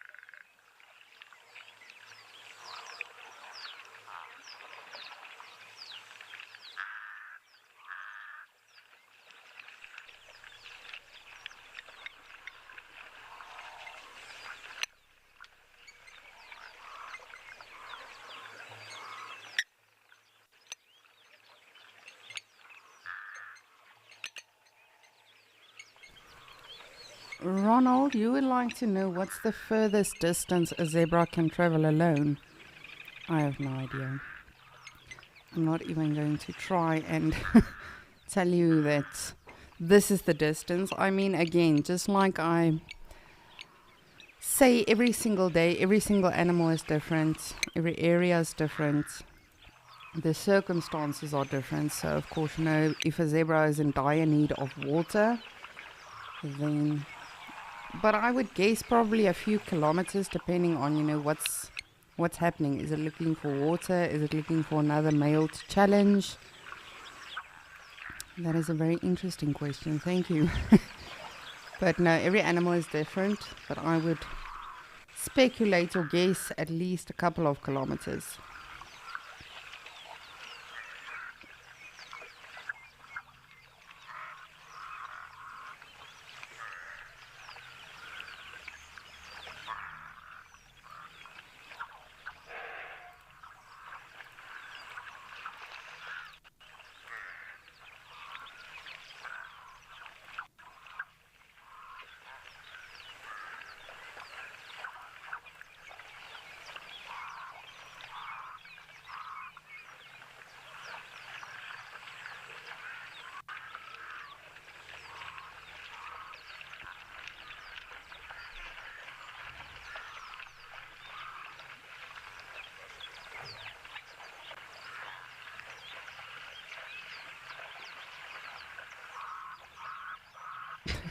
One zebra's giving us a smile.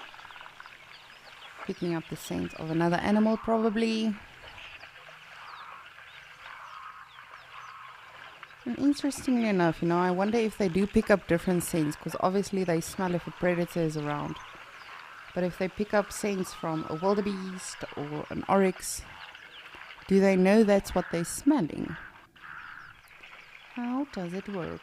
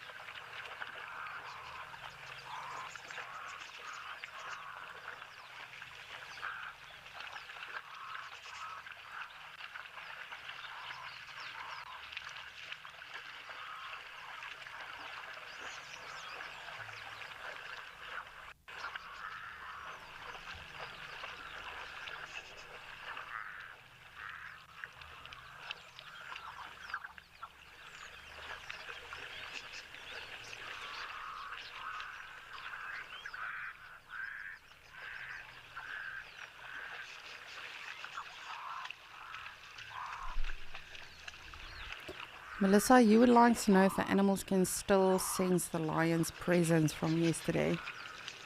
Again, probably. You know, as naturalists, as scientists, as wildlife enthusiasts, we try to interpret as much as we can. But as I always say, we will never fully understand what is going. For us to understand would be for us to go into a living animal's fully functioning living brain and, you know, sort of be in that animal's minds and understand how it works. And for me personally, I don't think we ever can, even with all the technology and the smartness and the cleverness we have as people. I don't think Mother Nature was fully ever intended to be completely understood and, I don't know, just discovered. I think that's what makes it so, so beautiful. But definitely, I think they probably, you know, can pick up on those scents, those pheromones and stuff, but you can see they're all very relaxed. None of them have a problem today, but I wouldn't be able to tell you if they can still in fact smell if the animals are around.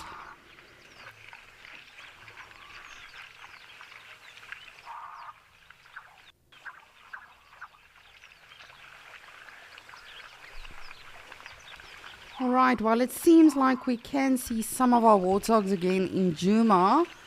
So I think we can head on over there. As I said, it is raining in Djuma, so we will see how long we can actually get a visual on them. But for now, let us try and have a look at the baby warthogs. Ooh, and I also see an elephant. I'm sorry. There are also some elephants in Djuma now, so let's head on over there.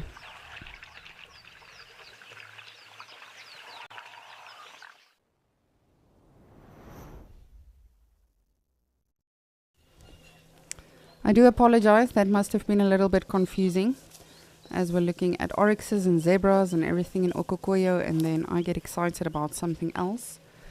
Of course, I'm monitoring 3 water holes simultaneously, so sometimes, you know, I do tend to get a little bit ahead of myself. So you can see the warthogs are just far away over there on the open grass on the other side of the dam. But literally just as I wanted to take a closer look at them, the elephants came along.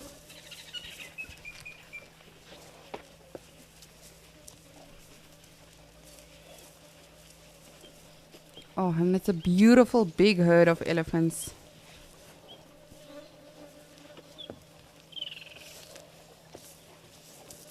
I want to see this kingfisher. He's here somewhere. You can hear him. The chirr. He's teasing me. Just want to have a look and see if there are more elephants coming. And then we'll position ourselves in the best spot for the time being. It seems like it's also stopped raining now.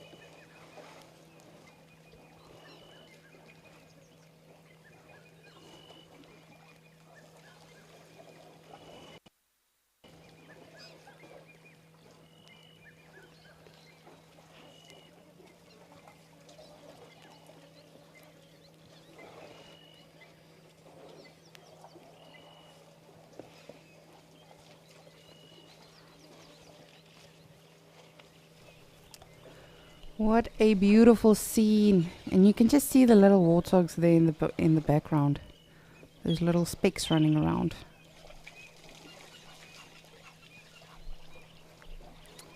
What a beautiful day in Djuma. You see, that's why I say never let the weather predict your safari forecast. It's good to always be vigilant and be aware of what to expect with the weather. But sometimes the animals will surprise you.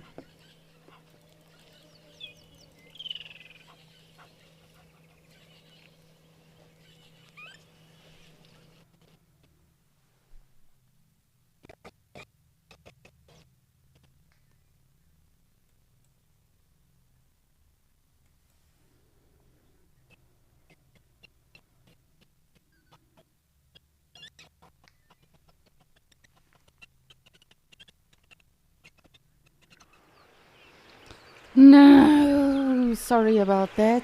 We'll try to get back to Djuma as soon as we can. The weather is making it a little bit difficult there now.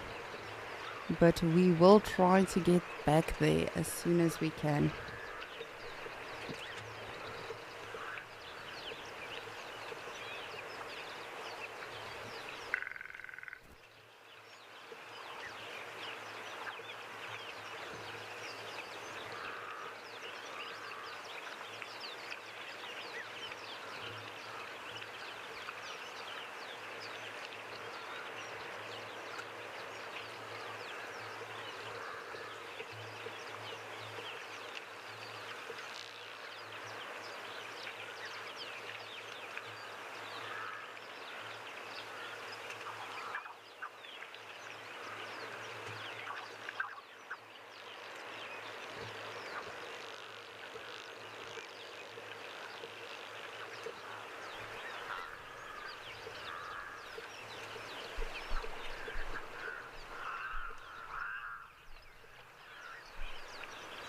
And it really just keeps on amazing me on a daily basis, this beautiful location.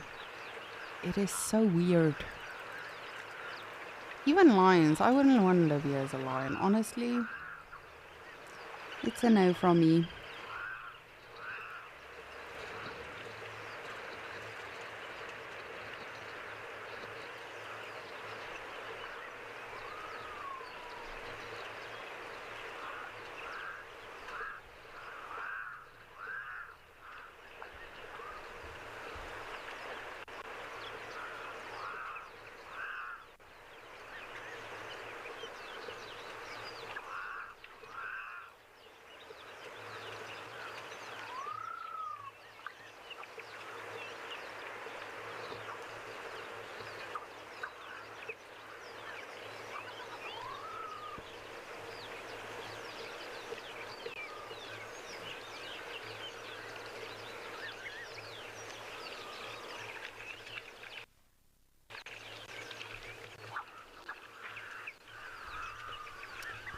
Let us have a look-see at our beautiful tree and see if anyone is hiding in there.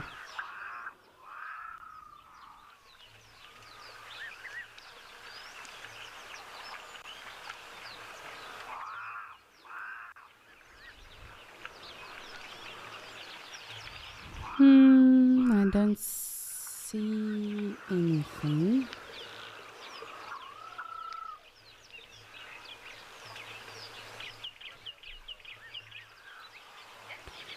Alrighty, well it sounds like we've got Djuma back, so let's head on back to Djuma to see our elephants and our warthogs.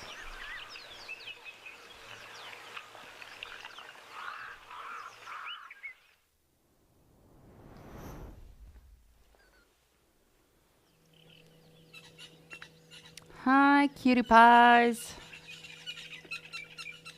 I'm so happy about these elephants. It's a lot of elephants, and they all came to say hello.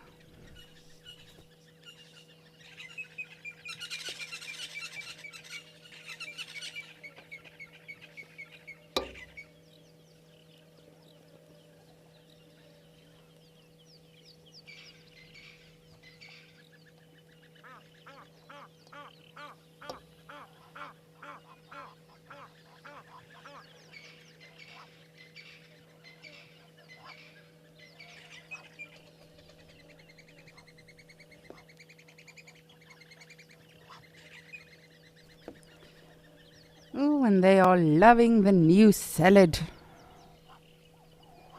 Hi, baby.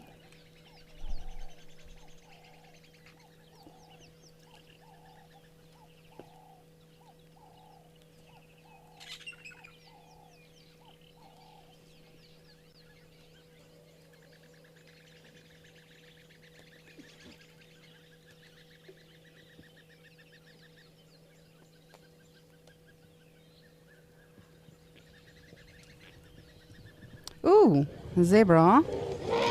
What is happening? What is happening? Why are we upset?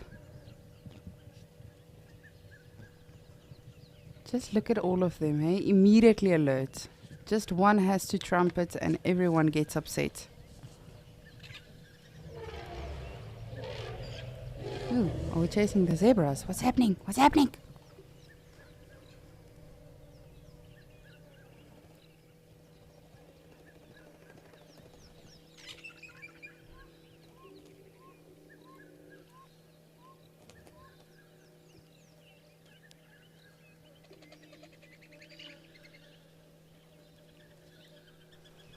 Just look at that. Apart from one elephant that is completely not part of it. All of them immediately, surround the youngsters. Make sure everyone is safe. Make sure the threat is gone, everything is alright. And then they will carry on with their day. Oh, that was so, so cool.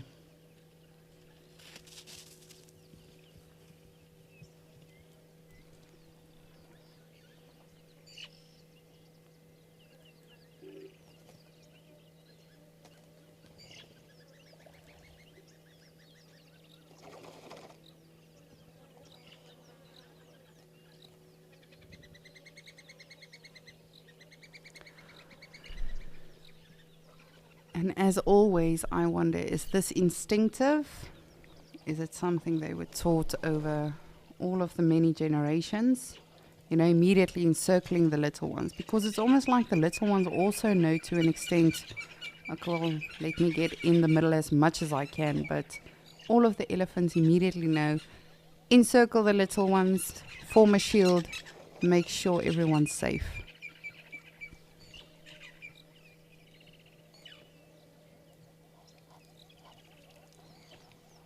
Oh, hi, baby. You're a little Nunu.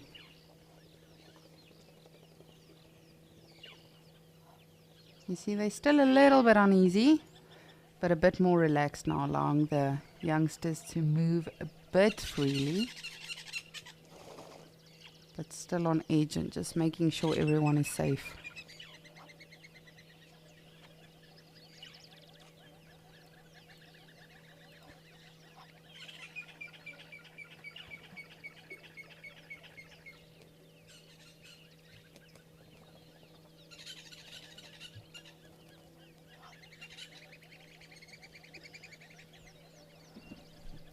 Look at the little bums.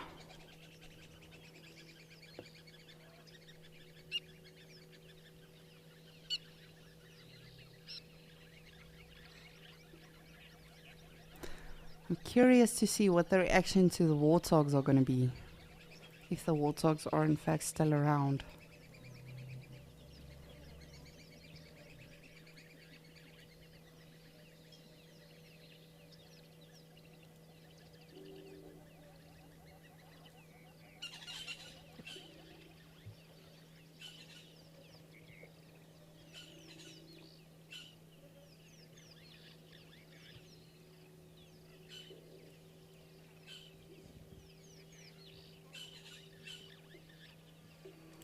So the warthogs are just off to our right. You can just see them moving there by the tree. But it doesn't seem like the elephants are heading their way. We'll just see about this one individual, what its reaction is going to be if it joins back up with the herd.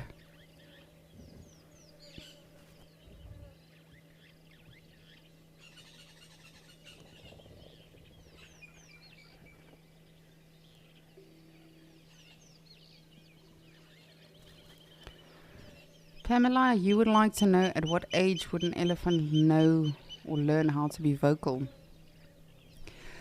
Anything from a couple of months. I've seen baby elephants that have been really, really loud. So same with lions, baby lions that make that little mah. It's, of course, it develops and it becomes more elegant and big, I almost want to say. But they can literally be a couple of months old and already make a lot of noise. So it's really, it all depends on them.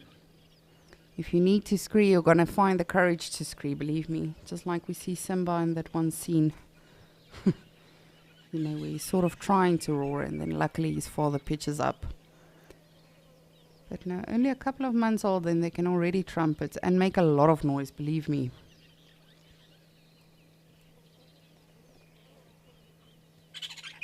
Ooh.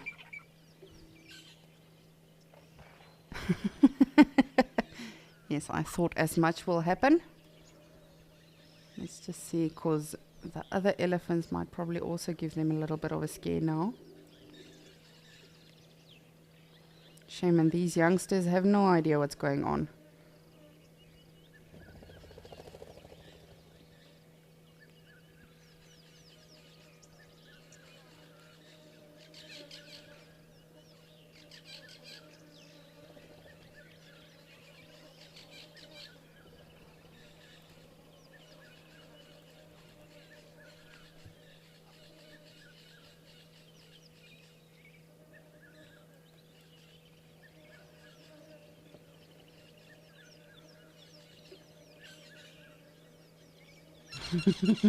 Shame.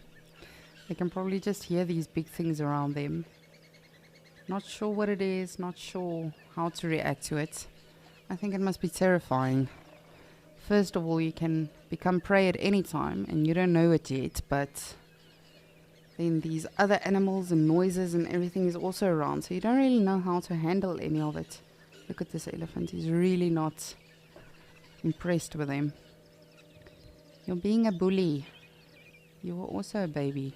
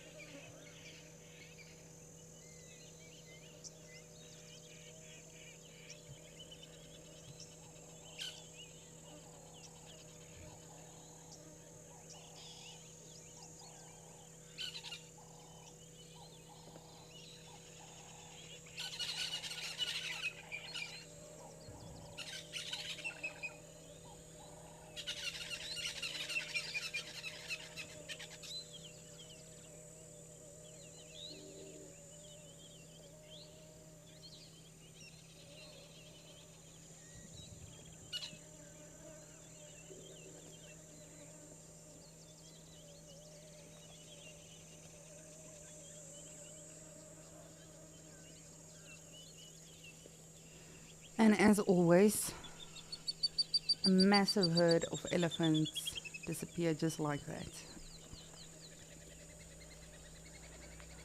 There's one still. But of course now they'll head deeper into the bush and keep foraging. Continue feeding as much as they can, as they always do. Ooh!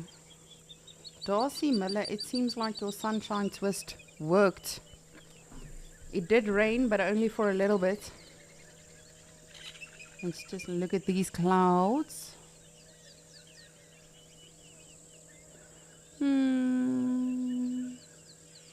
I think let us all continue the sunshine twist, which, if you are not sure what we are talking about, it's the opposite of a rain dance. But we'll just continue doing so that the rain stays off for Sunset Safari.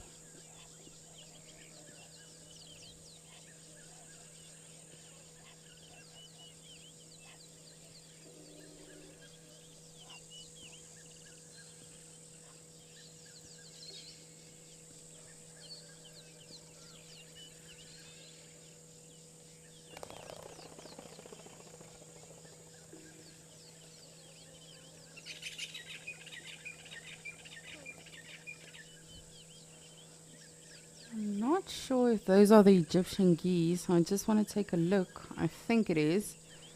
I just want to make sure.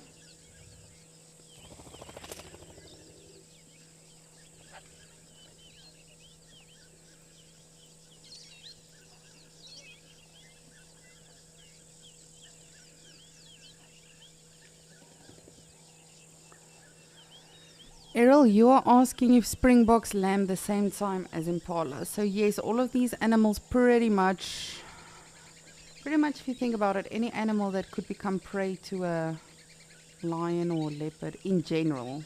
Of course, anything is possible, but in general, what they would go for. Those animals are all summer breeders. So yes, as soon as the rain season approaches, then the springbok will also have their little ones. So just like the warthogs, springboks, impalas, zebras, wildebeest, all of these animals will pretty much, for the most part, have their youngsters this time of the year. Which is very exciting, of course. Ooh, no clouds, go away. Don't know what this nonsense is now.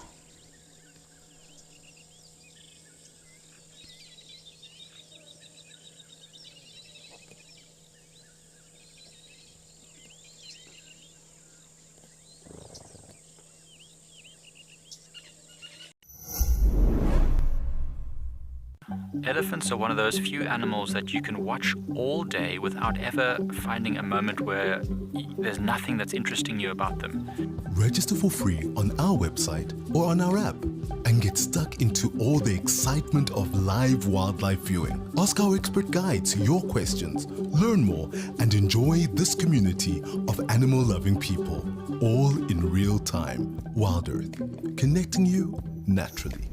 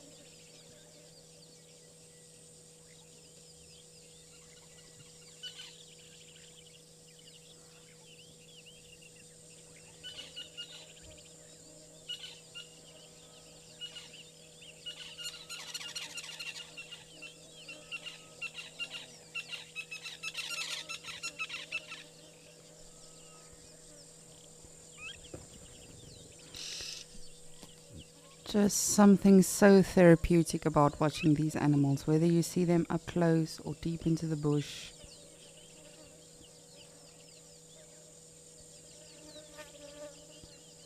They truly are such a treat to always see.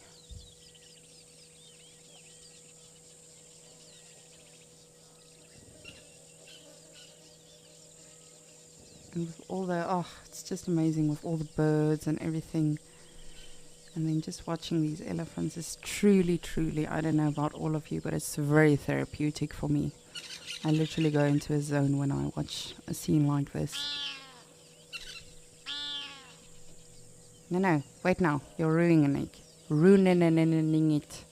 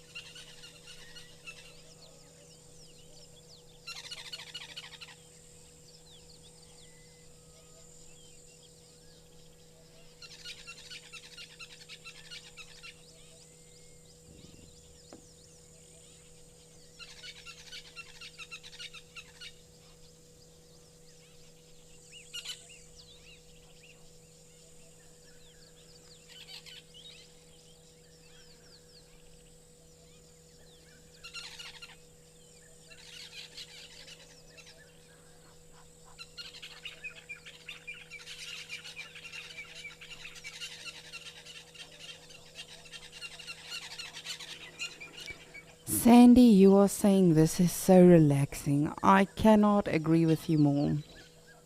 It is, as I say, even, if they are that far into the bush, just doing their own thing, it is so, so amazing. Just be,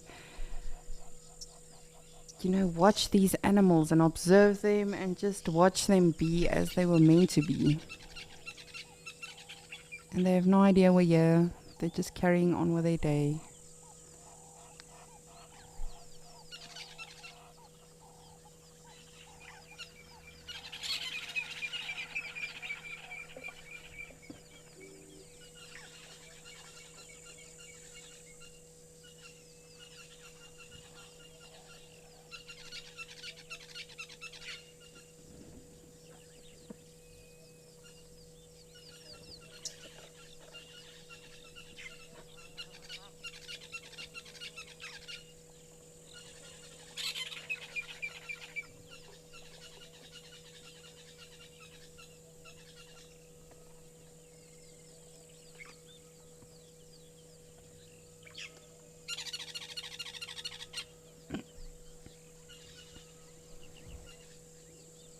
And our impalas, the boys.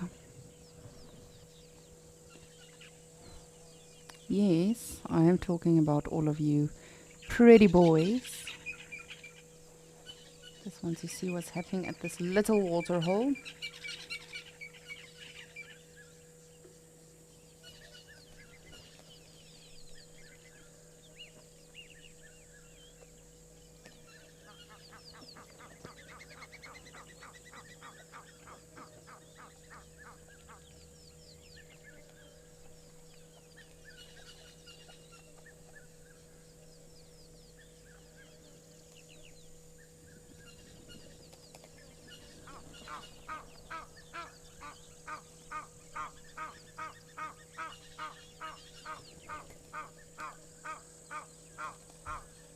Yes, all right. We all know you are here. Calm down. Calm yourself, bird. Let us have a look-see and see if our little piggies are still around. Probably went a little bit deeper into the bush. But it'll be wonderful, if this becomes their home range. Yes, if this becomes their home range. And they stick around. Not the Egyptian geese, I mean, they're always around. I'm referring to the warthogs with their new babies. That will be really, really wonderful.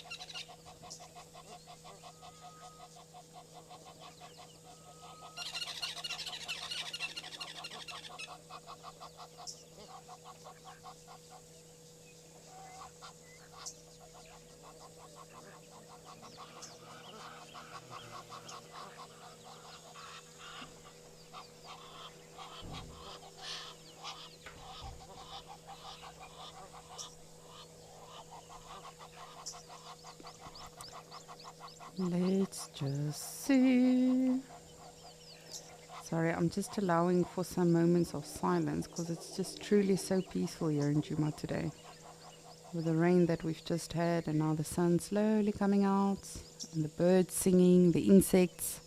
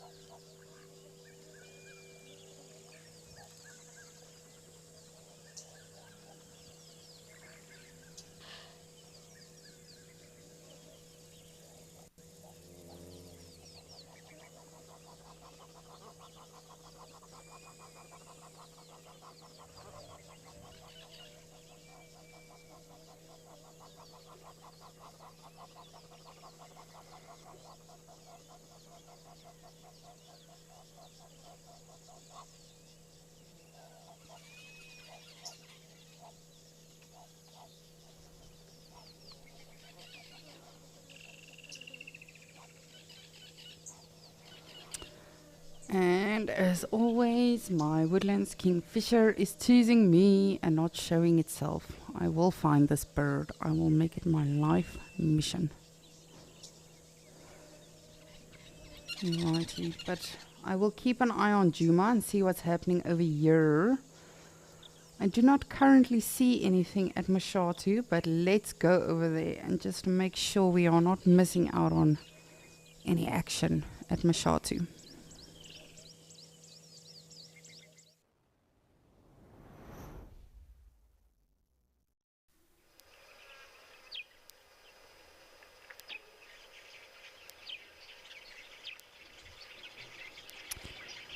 And it is super peaceful. Super, super peaceful.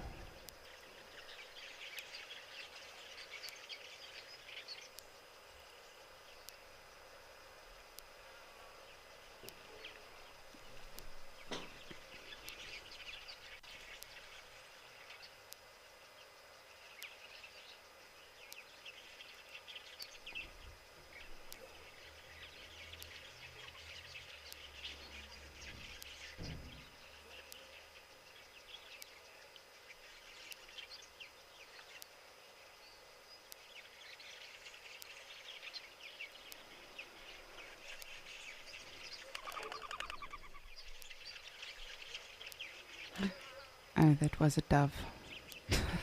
I thought it's a kingfisher. With the angle it flew off. But it's just a dove. Thought it's a woodlands kingfisher. But alas.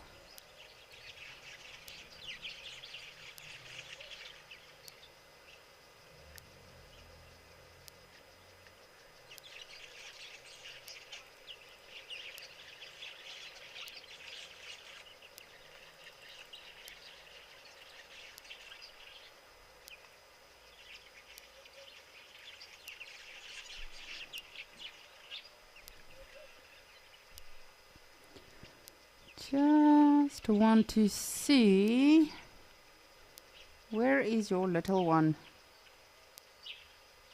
Not so little anymore though. Very, very close to actually fully grown already. Can you believe it?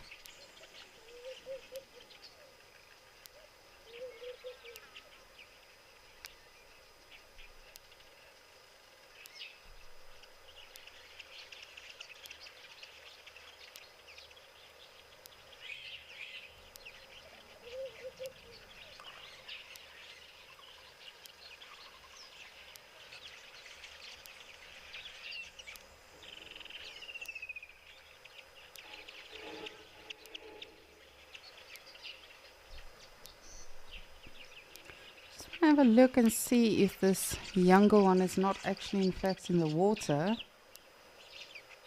In the water.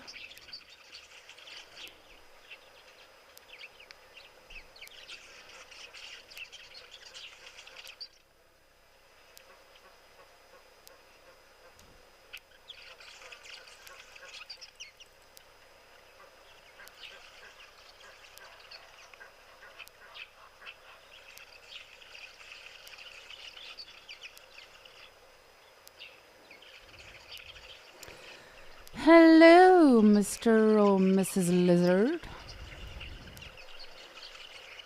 Who has now, of course, as Murphy would want it, disappeared. Come here.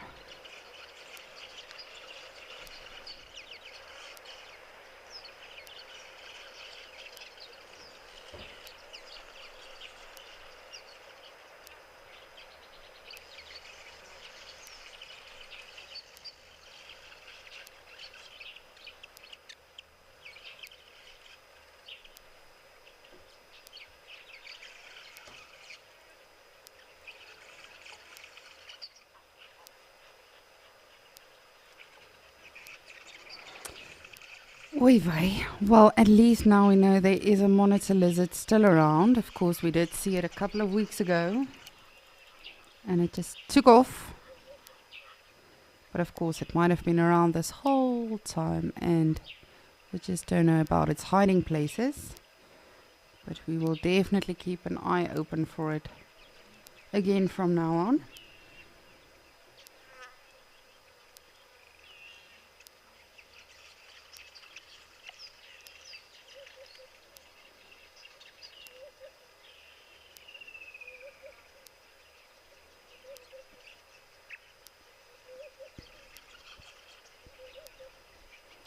I'm just going to stop looking for the woodlands kingfishers. Because the Mashatu and Juma, they tease me, but they do not reveal themselves.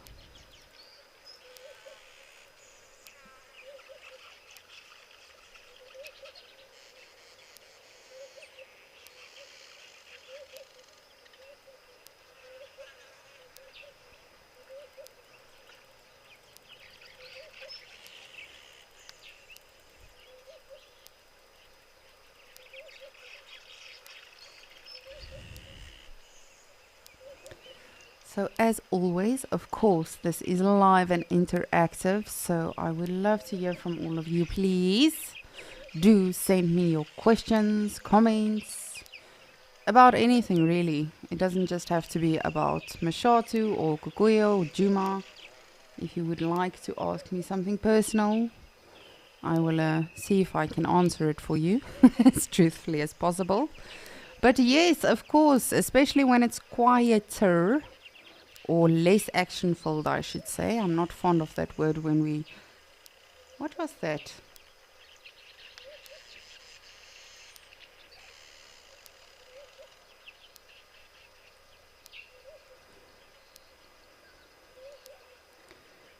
Sorry, I'm just trying to get back to this side. I don't know if you saw that. There was a slight movement. It was not massive. I think it might have been mongoose, mongooses, whatever the plural may be. But and I do not know because I'm uneducated on the topic. I use the plural form in many ways because I've been corrected by many people that have actually gotten very emotional about the situation and said it's mongai and then it's mongoose. So I'm not sure what it is. But I don't know who of you saw that. There was a very fast movement off to our right. But as I said, it wasn't very big. I do think it was something like a family of mongoose or something. I just want to quickly stay on this area and just make sure it doesn't move again. But yes, please send through your questions, comments, anything you would like to know. Again, it doesn't just have to be relevant to the animals. Of course, us as naturalists want to get to know all of you better as well and want you to get to know us better. So please, you're more than welcome to ask me anything personal. I shall see if I can answer it. But yes, since the animals are hiding a little bit right now, let's make it interesting. So please do send through anything you would like to know or tell me about. Any suggestions even you might have. If you are my father, you would probably tell me to to laugh more ladylike. My father always mocks me and says I must laugh softer or quieter or more ladylike. And then I just laugh even louder.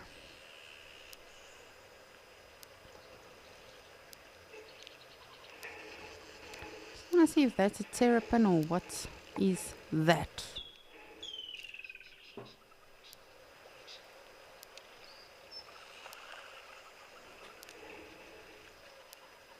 Oh, look at all them terrapins.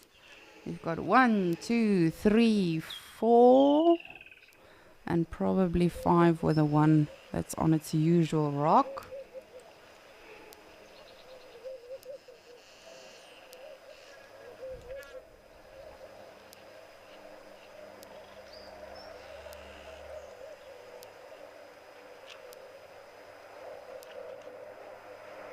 Bloops! I love when they do that. Why are they all getting into the water now? What's happening? Do they know something we do not? It's like they all just suddenly got into the water. I'm not sure if they perhaps heard, there we are! Da da da da! And I now realize my excitement was a little bit too early. I thought that was odd, all of them just getting into the water all at once.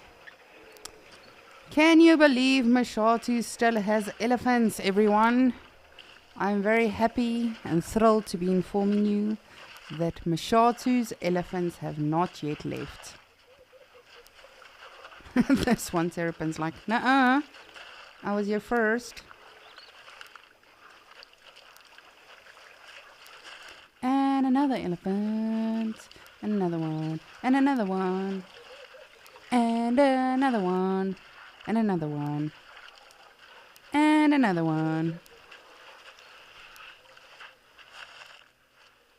and another one, and another one, and another one. Beautiful. You see, patience is a virtue. It truly is. And I know that we say this often as naturalists, but it really is. You cannot have the best sightings if you do not wait for them sometimes. Sometimes they just jump in front of you, but other times you just have to take everything else in and then just wait for something to come your way.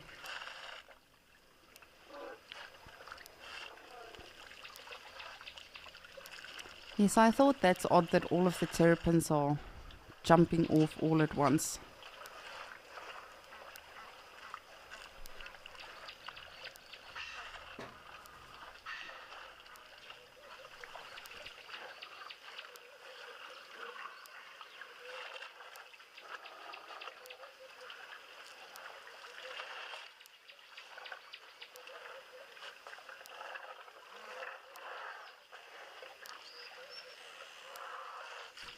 And another one.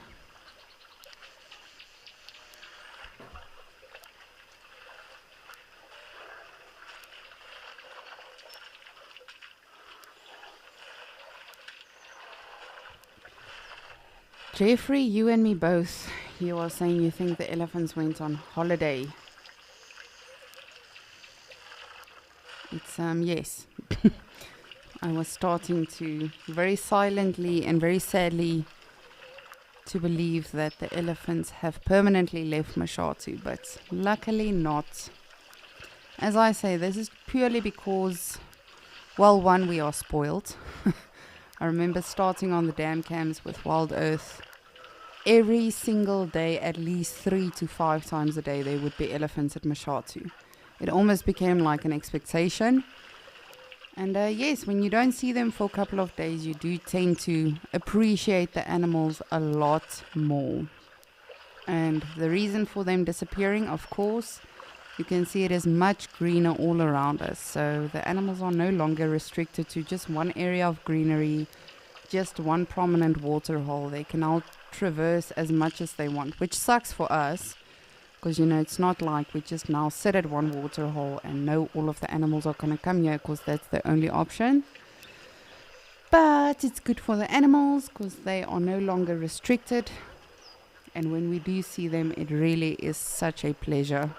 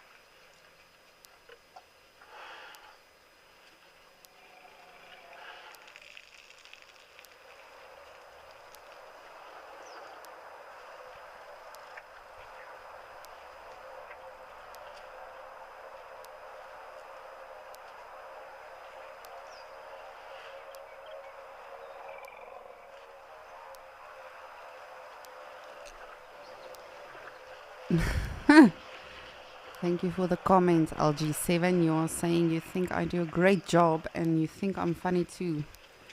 Funny patafia. No, I'm just kidding. Thank you so much. I really appreciate that. It means a lot when I know, first off, I'm not just talking to myself and laughing at my own jokes, but that all of you appreciate it too. And of course, as I say, as always, if you have any suggestions or anything, please do let me know. Any questions, suggestions, comments, anything, you're more than welcome to get in touch with me. But thank you so much for that, LG7. I really appreciate it. It's always nice to know your efforts and work and everything is being appreciated. Not that we can call this work, of course.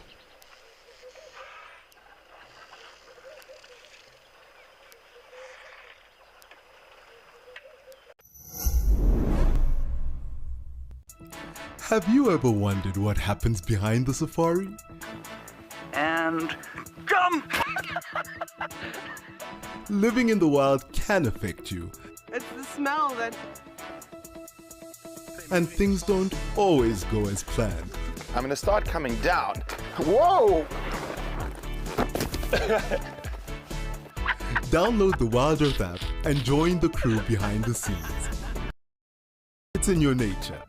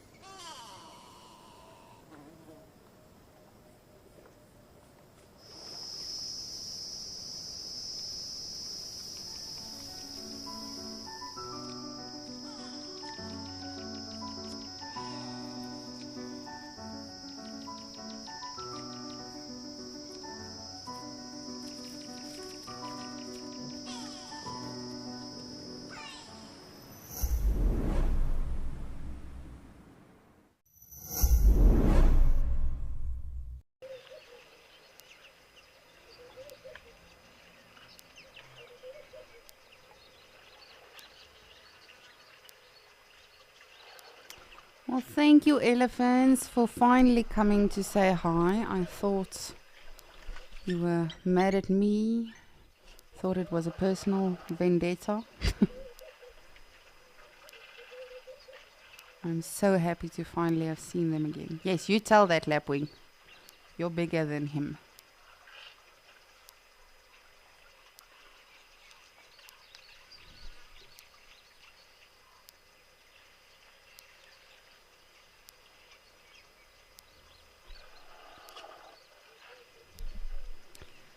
Whisper, good afternoon. You would like to know if I've ever seen any lions or leopards at Mashatu.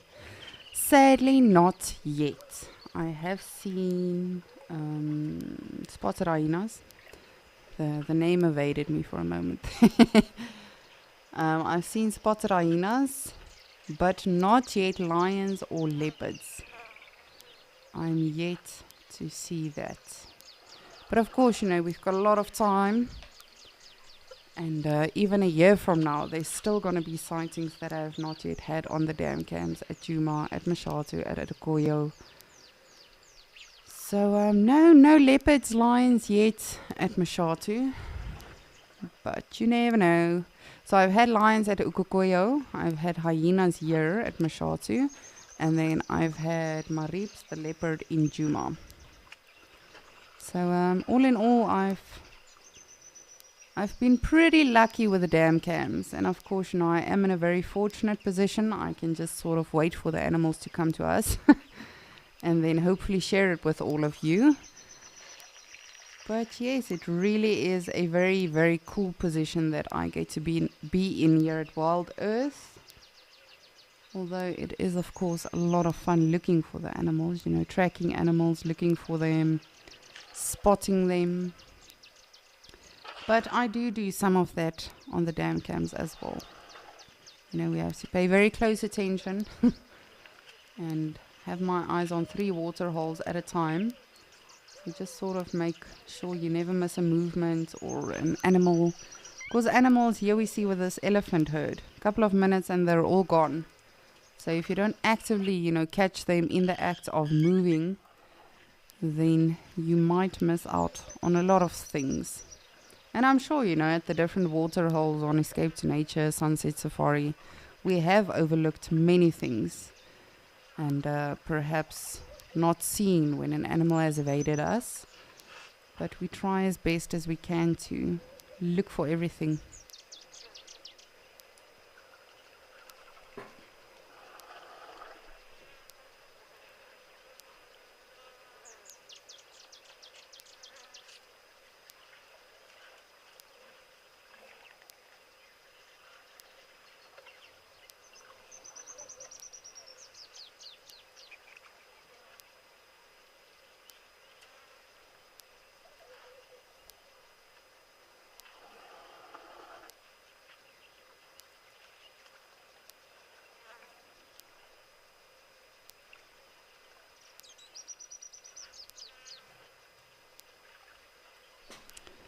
Oh, my apologies. I thought all of the Ellies have left.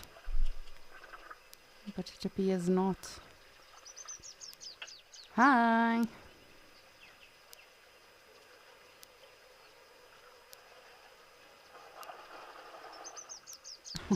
Look at that young one.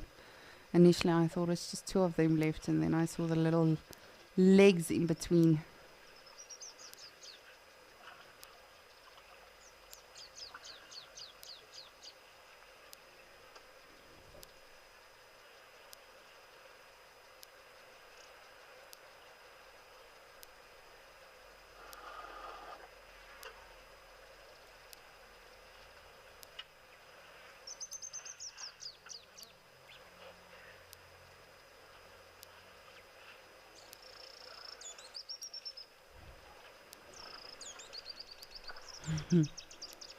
And of course this youngster wouldn't have to drink as much water yet as the adults.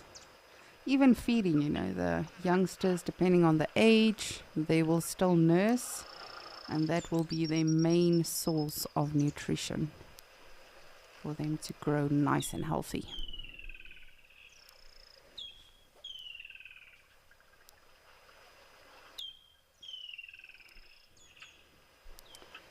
Eric, good afternoon, and thank you for your question. You're asking how big are elephant eyes? It's difficult to explain this, not because I don't know, just because it's such an incredible part of the body. So of course I'm not going to be able just to show you with this camera, but I have had the privilege of being very, very close to elephants, and they have the most beautiful eyes. It's like this very hazily brown eyes. Of course it just looks black when you look at it like this, but it's a very, very beautiful brown eye. But if I had to guess, like a rough estimate, probably, I don't even know how to describe this. Probably the size of a toddler's palm. I'm trying to think if that is too small now. No, let's go bigger. I would say the size of an adult's palm. So if you were to just take the actual eyeball of the elephants. But yes, that is again just a rough estimate, and they really have, you know, I know a lot of people say when a lion stares at you, they really look right through your soul. And for me, I do feel that way, yes, but for me, I feel even more so with elephants, because I've had many opportunities staring right into the eyes of elephants, and it's just really, it's a very, very humbling experience.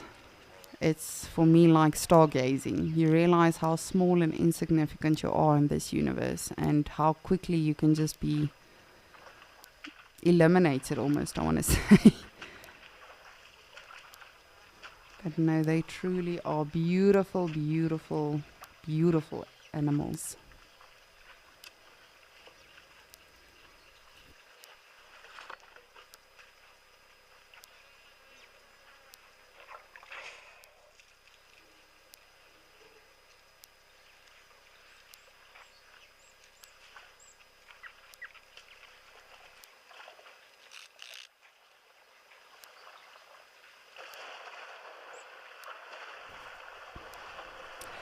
So of course, for those of you that do not know, that haven't tuned in with us again today, or either you didn't join us yesterday on Escape to Nature. Yesterday, we spent the majority of our time at Ukukuyo, because we had three lionesses that were actually spotted in the morning. You know, as soon as we started Escape to Nature, we saw them on the move. And one of them went down for water, the other two rested, then all of them moved into a bush, probably for a good 5-6 hours. And I very patiently waited for them to hunt or do something. Eventually they did go down to the water. But just with regards to the update on the lions, we did have them yesterday. Still had them last night when we finished Sunset Safari, but this morning we have lost eyes on them. But again, you know, as we saw yesterday, they can camouflage so well. So they might still be around at Ukukuyo, but I have not yet seen them. So I am keeping a very, very close eye on Ukukuyo, Djuma and Mashatu, as always, just making sure we are not missing out on any potential sightings or action. But I'm so happy we got to see our elephants, and it seems like one is still around. You can see the movement in the water. Just want to have a look-see. Come on.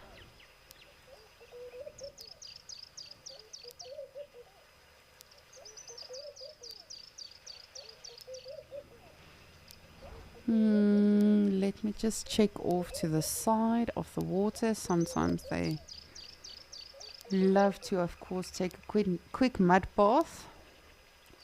But this could, of course, just be the ripples from the elephants that just left.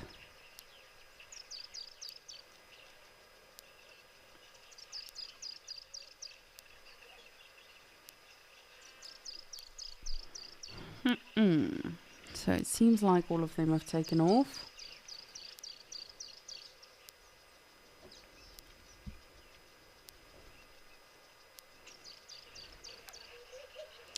Just amazing. We were looking at terrapins and then it became a sighting of elephants.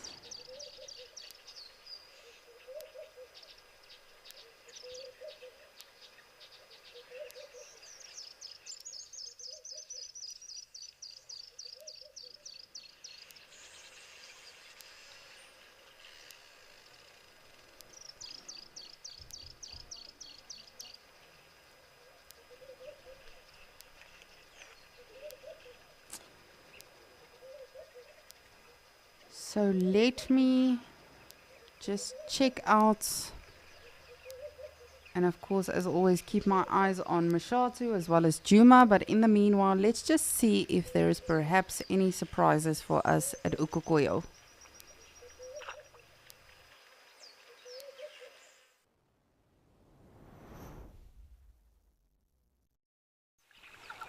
Surprise! It's a bush. No, so this is where our lionesses were for the majority of yesterday. 3 of them literally just lying in these bushes. And the only reason we knew they were there is because we saw them on the move and then moving in there. And every now and again, of course, just seeing the silhouettes and the movements. And then I was very hopeful that they would hunt, because I had been watching them for a good 8 hours yesterday. But, or more actually, but they did not. So it might be that they were hunting during the night last night. It might be that they have made a kill and it's literally just out of reach for us. Unfortunately, we will never see everything out here.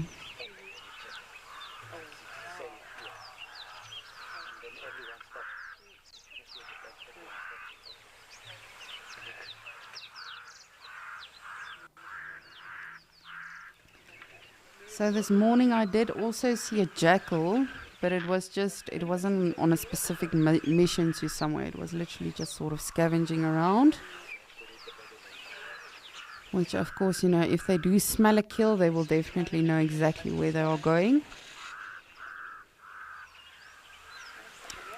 So, but again, you know, you win some, you lose some. Yesterday we had a brilliant sighting of the lionesses. For the most part, as I say, they were not visible to us. And then in the afternoon they graced us with a bit of drinking, and then we ended our beautiful day here in Ukokoyo yesterday with beautiful sun setting, Tower of Giraffe, as well as a herd of elephants. So it really is so special, you know, the different scenes and scenarios we can expect at any time. And I always say expect nothing, but when I say that, I mean, you know, expect nothing with regards to having a tick list of, I want to see this, I want to see this, I want to see this. But in the same breath, I want to say expect anything. Because it really is, anything can happen out here. It can be dead quiet, or, you know, the animals might just be off into the bush resting. And then the next, just like we had in Mashatu, you know, we were just checking out some terrapins, appreciating the smaller things, and then Mother Nature spoiled us with the bigger things. Jesus, like migration of zebra coming right now.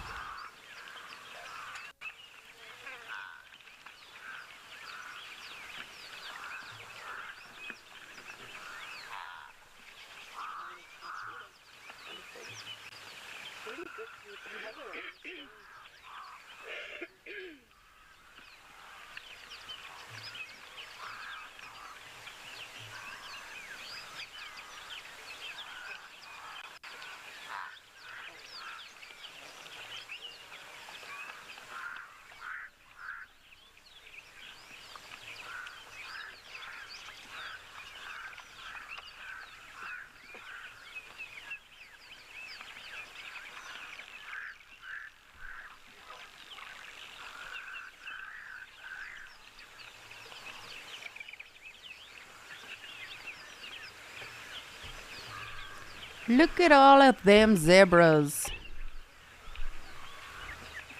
Let us try to count them. See how many zebra we can count. And then you let me know how many you counted. And wait, let me do this. Let me get everyone into frame. Oh no, D, it's too high. My director D is saying 100 zebras. I'm guessing 40, but I'm gonna count them anyway.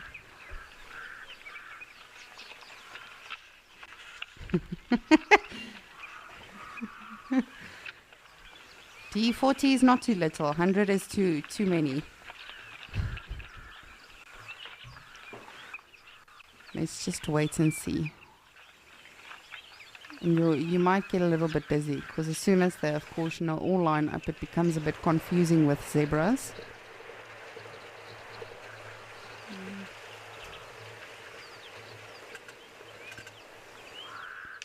So I'll wait for all of them and then I'll start counting them.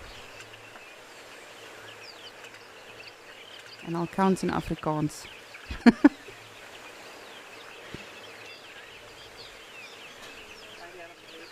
That's a little bit far, Lisa. I'm not going to achieve anything in that way.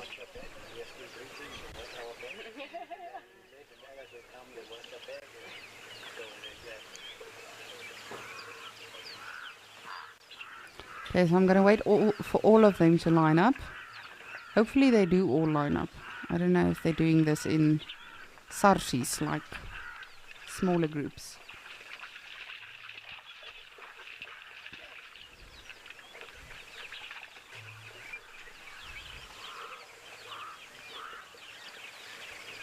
One, 2, 3, 4, 5, 6, 7, 8, 9, 10, 11, 12, 13, 14, 15.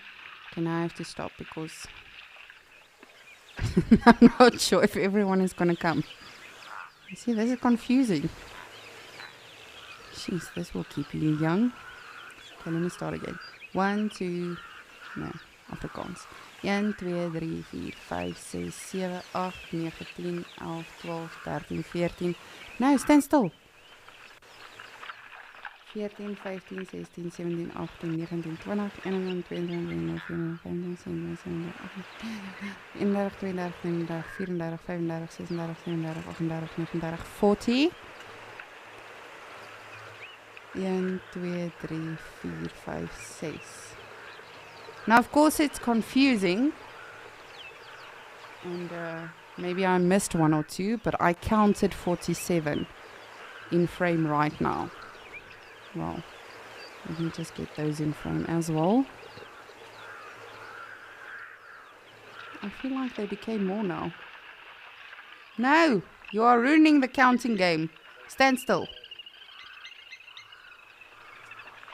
1, 2, 3, 4, 5, 6, 7, 8, 9, 10, 11, 12, 13, 14, 15, 16, 17, 18, 20, 21, 22, 23, 24, 25, 31, 32, 33, 34, 35, 36, 37, 38, 39, 40, 41, 42, 43, 44, 45, 46, 47, 48, 49, 50, 50.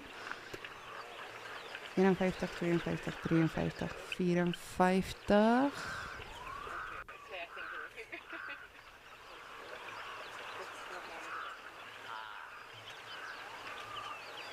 Are they multiplying in this line? What's happening? Every time I go to the right, they become more.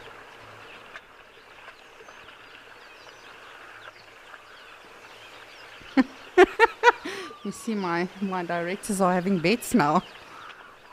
I hope there's no money involved. I also want to win something. Okay, so Morgan's saying 60. D said 50. Mel, I can hear you laughing. I want a number from you as well. I said, what did I say? 40? Okay, so Morgan said 60. I said 40. D said 100. Let's see.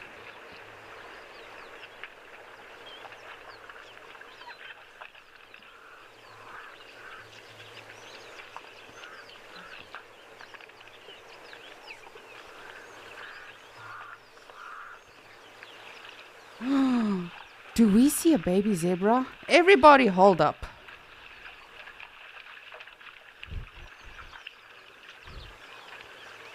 But yes, I apologize. Yes, Mel.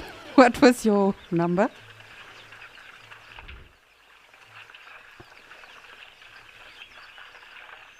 Okay, so Matt is going with 65.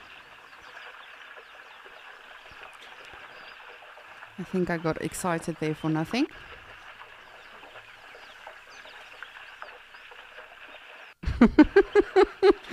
Now there's a 73.5 number as well. No, I do not think it was a baby zebra. I think I've been looking at these zebra for too long now. I've counted them 5 times. So let me try again. So we've got 60, 100, 40, 65, and then 73.5. I don't know if you want to correct that to 73.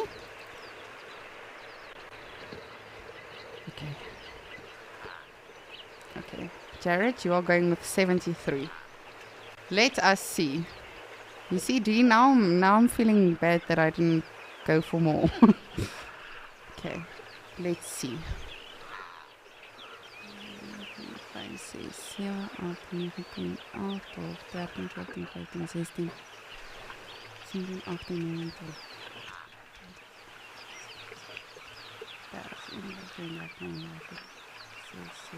20, 40. 1, 2, 3, 4, 5, 6, 7, 8, 9, 50.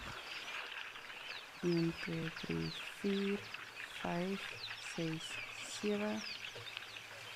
We're at 57, which I feel like is too little. I'm not sure now.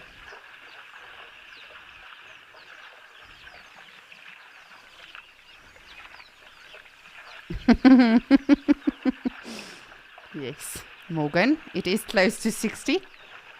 But you see, now I missed these zebras on the side. What is happening here? Okay, well, let's say everyone's a winner except for me, because my number was the lowest. I went for 40.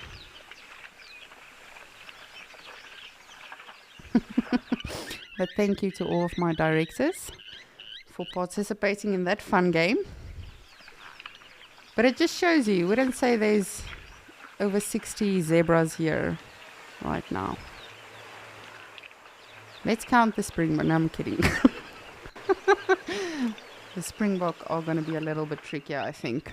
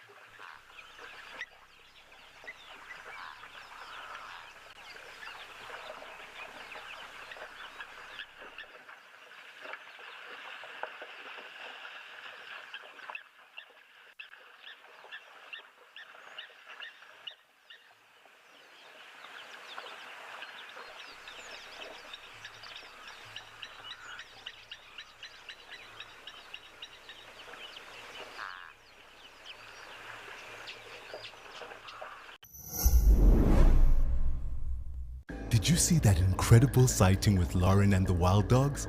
Oh, and on the Sunset Show yesterday, Tessa saw Maribs. Are you someone who only has time for the best bits? Well, we have some great news for you. It's absolutely amazing. Download the Wild Earth app today and you can watch the best highlights from each safari show. Look at this. Every single day. Look at how fascinating this is. Wild Earth.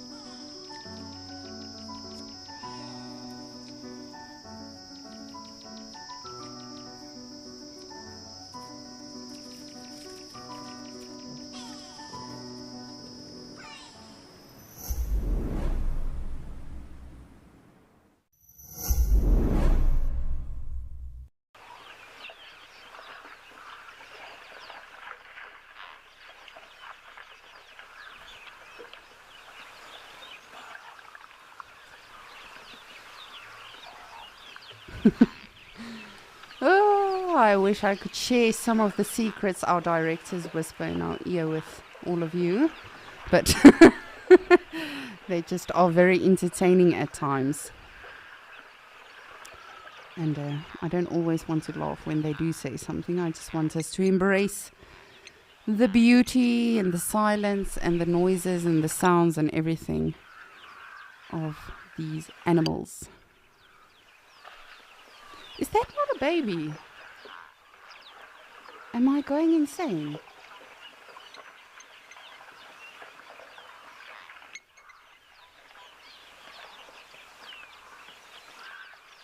Okay, I'm gonna need opinions on this. Is this a new baby zebra?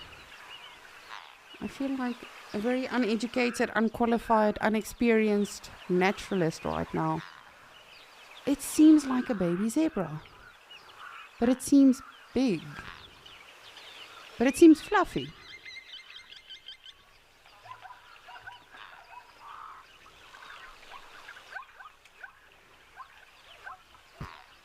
So the very, very, very black zebra, yes. The one with his bum to us in the water. Oh, is that a baby? Get out of the water, you little pony. I want to see how big you are.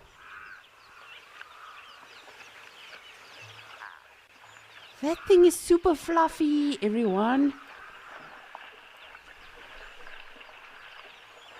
Yes, all of you get out. You're confusing me with your stripy stripes. It's a baby zebra! Da, da, da, da. How funny would it be if it wasn't now? Look how black this baby is! And it's so fluffy!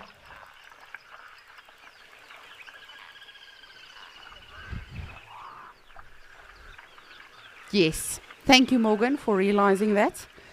I think the naturalists don't want me to be a part of Baby Bingo because I will win every time, especially today. No, I'm kidding. But yes, we've had baby warthogs and we have had baby zebra. So technically, I was right.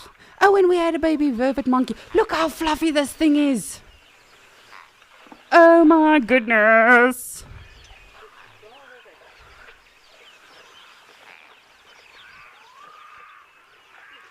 So we've had a baby warthog, a baby zebra, and a baby vervet monkey today.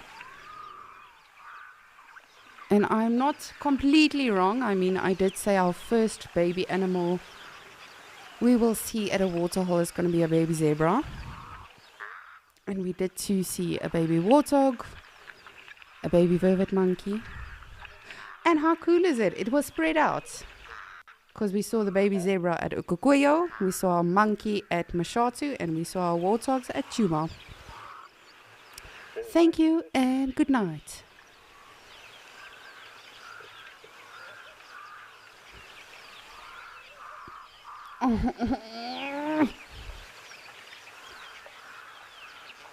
We've got our first baby zebra. Oh, and the coloration on this little thing. You are just so damn cute. And of course, you know, they do look very, very disproportionate. Their legs seem too long for the rest of the body. But nature is, as always, very magical.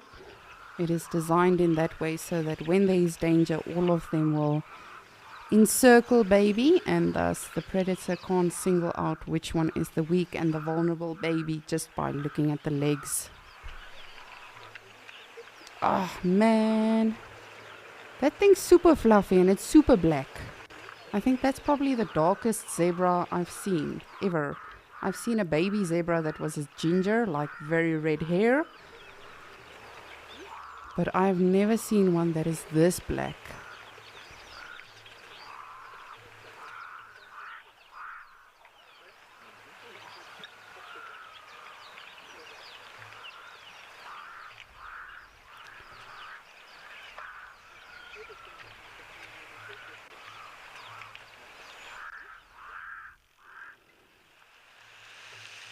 Oh man, this thing is really fluffy.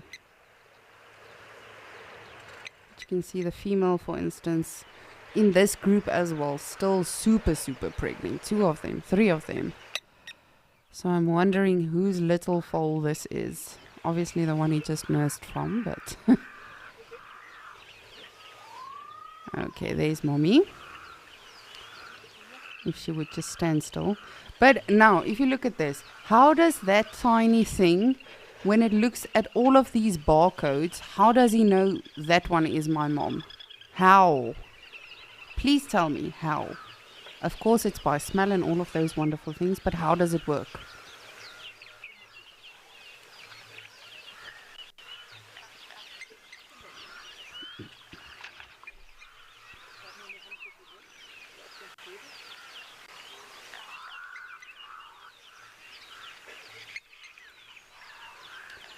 So yes, Mel, Morgan, if we can please let the other naturalist know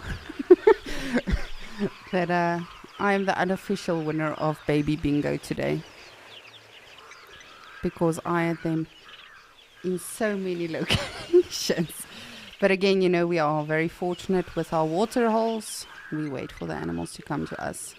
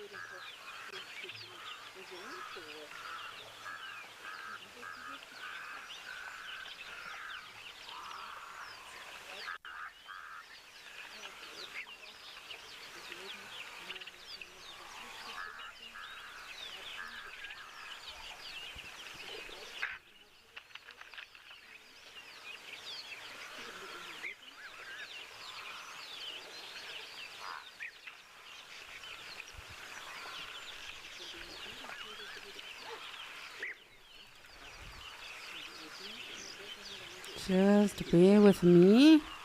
Just trying to get us a further look away from these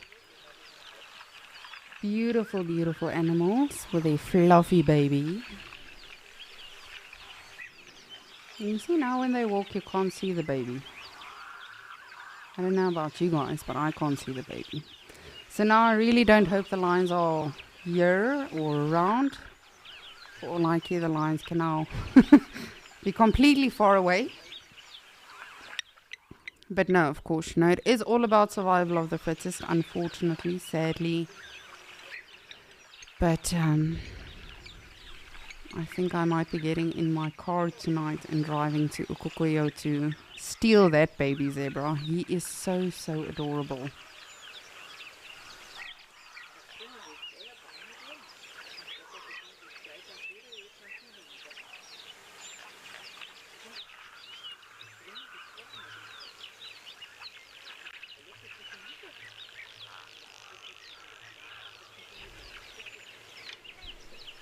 Let me just try to see where Mr. Fluffy is.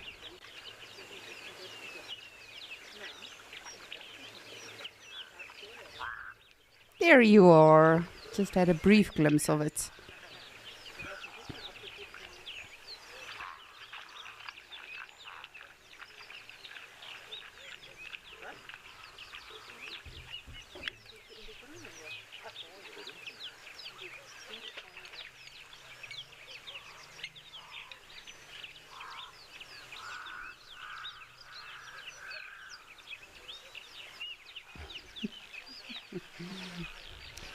Well, that really made my day. I thought I was happy when I saw the baby monkey. Then I thought I'm happy when I saw the baby warthogs. Then I thought I was happy when the elephants arrived in Djuma and Ukukuyo and Mashatu. But this has now completely through and through made my day. A super black, super fluffy baby zebra.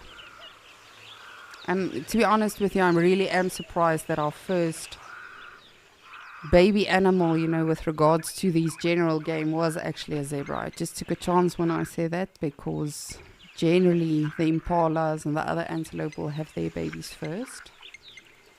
But Mother Nature always surprises us.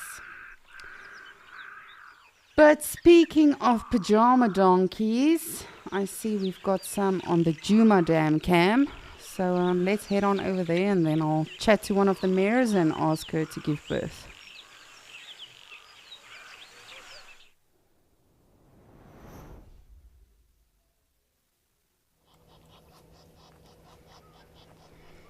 Look at them. This is really, for me personally, this is a very timeless animal. Just like giraffes and elephants. They don't even have to be doing anything impressive. Just to look at them is very, very fascinating. So no babies here yet. And of course, you know, that was my prediction. Our first baby animal will be on the Djuma Dam cam and it'll be a zebra. But our first baby zebra was now at Ukukuyo. So I'm now going to speak zebra just to convince. Doesn't have to be all of the mares, but just to convince one of them to give birth in these last few moments we have on Escape to Nature. So, sorry, I just quickly want to double check something, that I'm not missing any members. I don't want to exclude anyone.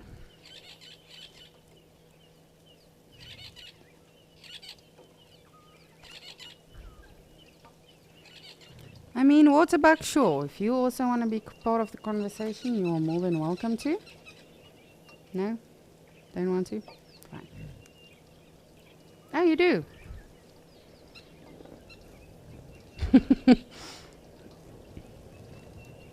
Alright. So just excuse me as I briefly have to have a conversation with these zebra females. Just to ask them to give us a baby here on Djuma.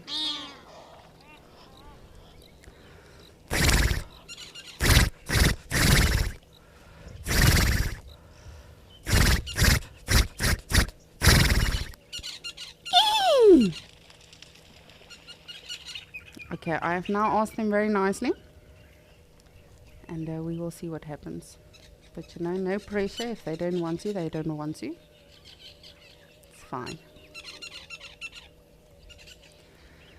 Oh, you can see it is slowly starting to rain again. Goodness. Oh, you see, I excluded you guys. Hopefully you heard it. Or I'm sure your friends will pass the message.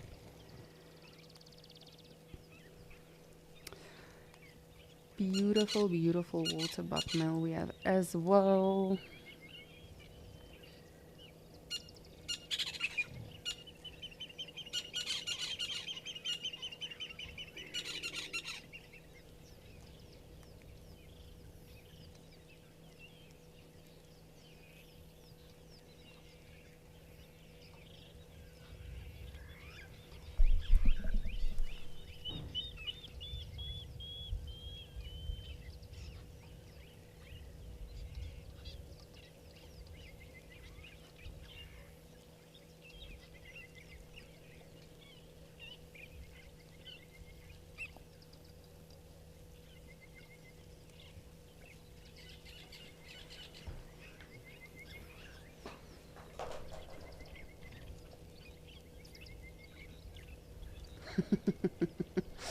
Morgan is saying if she was a predator, she'd definitely be lurking around. Morgan, wait now. We don't need predators right now.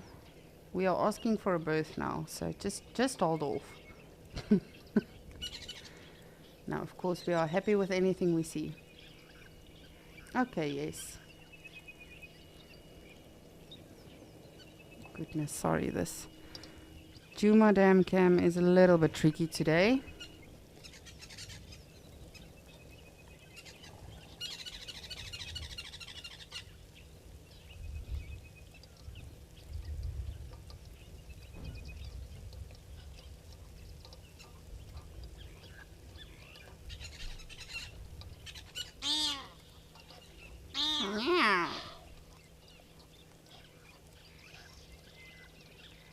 I would listen to that much rather than a hardy-dar.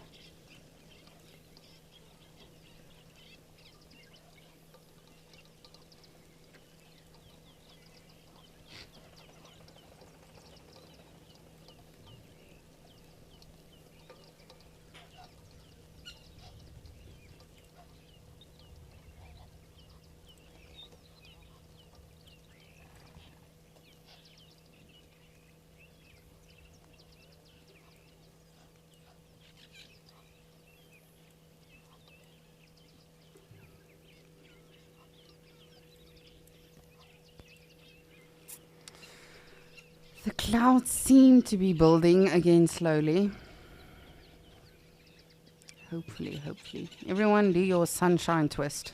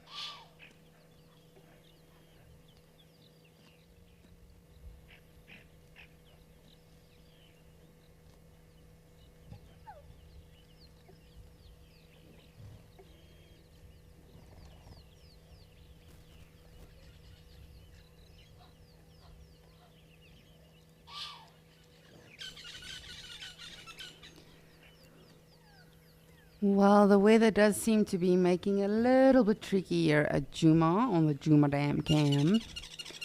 So what we will do is we will go back to Mashatu, Okokweyo, and see what is happening there.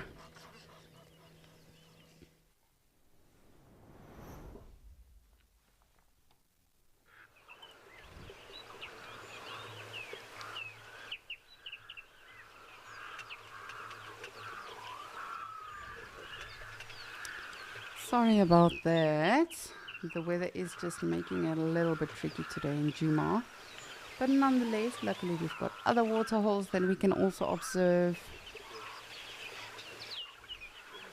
I just want to look at my baby zebra now.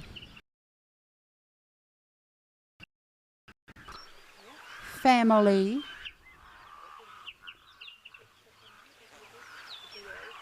Let's see if you guys have a baby.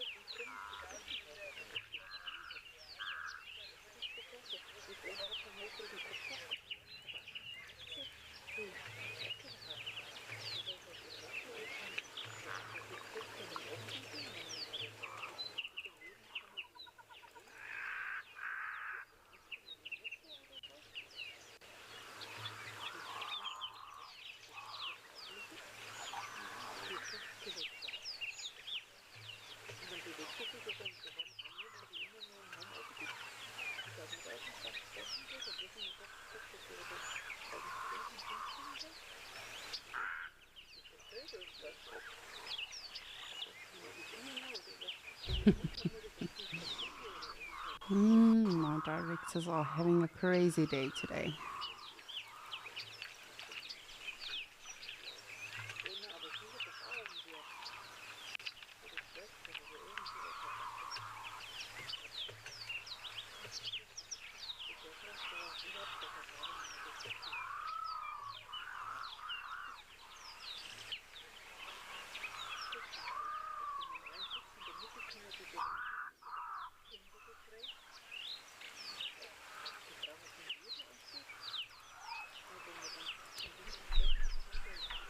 So Morgan suggested that we play a little game of I Spy, just to make things a little bit interesting. So I think what we'll do is I will try and obviously spot something out of the ordinary. It's not going to help if I just say I spy something white and then it's a rock.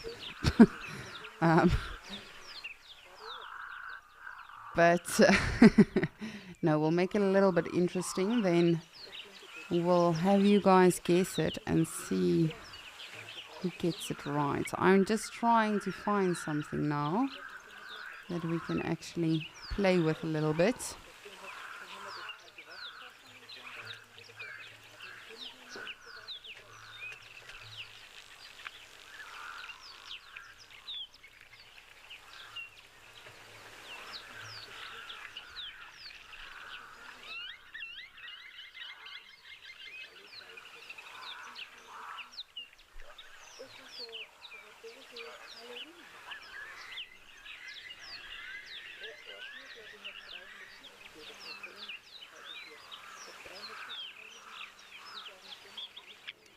You see, this would have worked brilliantly yesterday morning when we found the lions, because they were so far away and you could just see the ever so slight movement.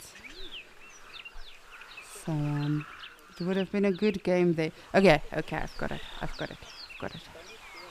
I spy with my little eye something starting with a D. So let me know what you think I'm looking at right now that starts with a D. Could be an animal, could be a plant, could be part of the water hole. What do you think I'm looking at that starts with a D?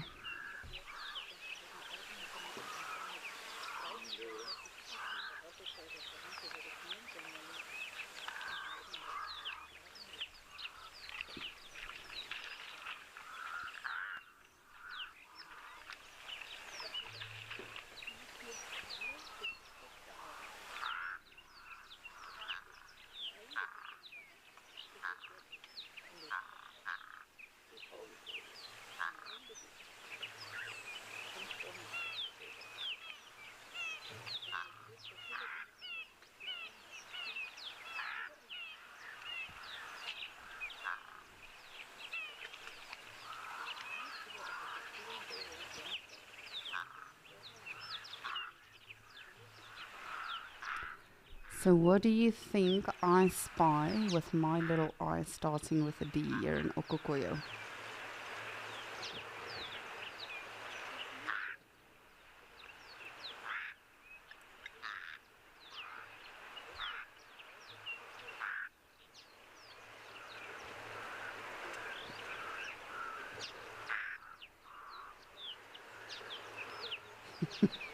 No, it's not a Homo sapien starting with a D, a Donald or Desiree, Debbie.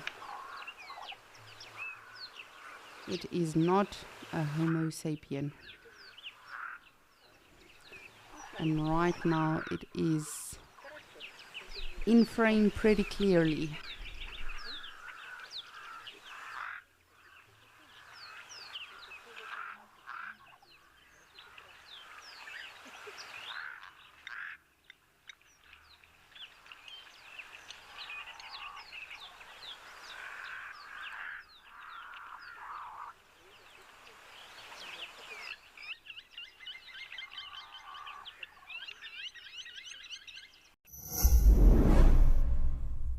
If you aren't an explorer yet, here's a sneak peek at what you're missing. The amazing weekly newsletter. We handpick the best animal moments of the week, our most interesting question that we received, hilarious unseen behind the scenes content, and exclusive previews of upcoming Wild Earth ventures. This is all packaged and personally delivered to your inbox with love from Wild Earth. Sign up and let us spoil you every week.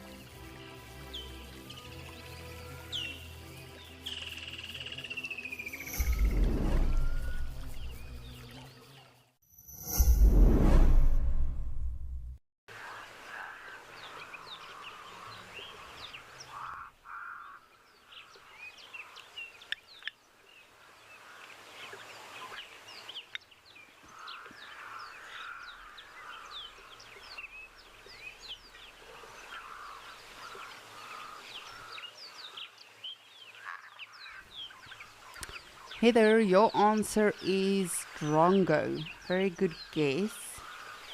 But no, that is not the answer. What I'm spying around the waterhole at Okokoyo. But it's a good guess. Oh goodness.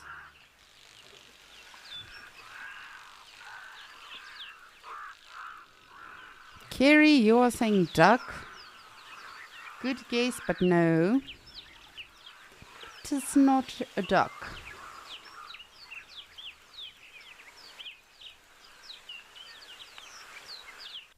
Haha. Dolphin, you are saying dung. and you really hit the nail on the head. Yes, nail. Ach, nail. Dung. Yes, indeed. It is dung all around the waterhole.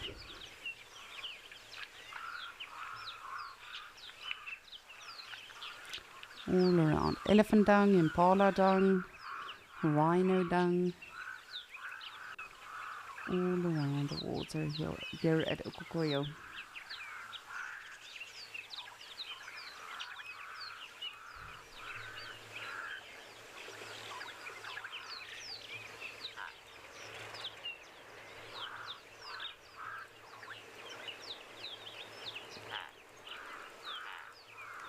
But you are welcome to also play along and send me something that you spy with your little eye around the waterhole at Okokoyo. Let me know.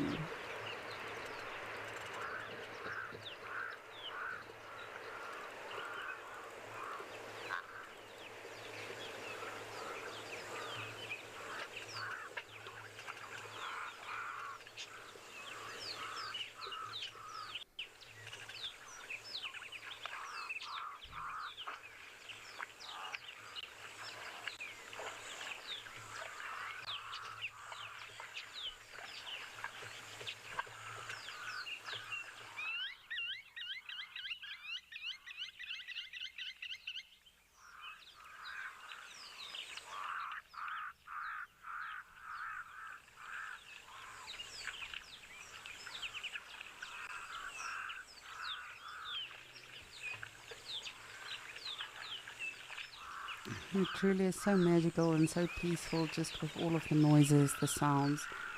I wish we were actually all here sitting in a nice camping chair so we can smell everything, observe everything, see all of these beautiful colors and contrast for ourselves.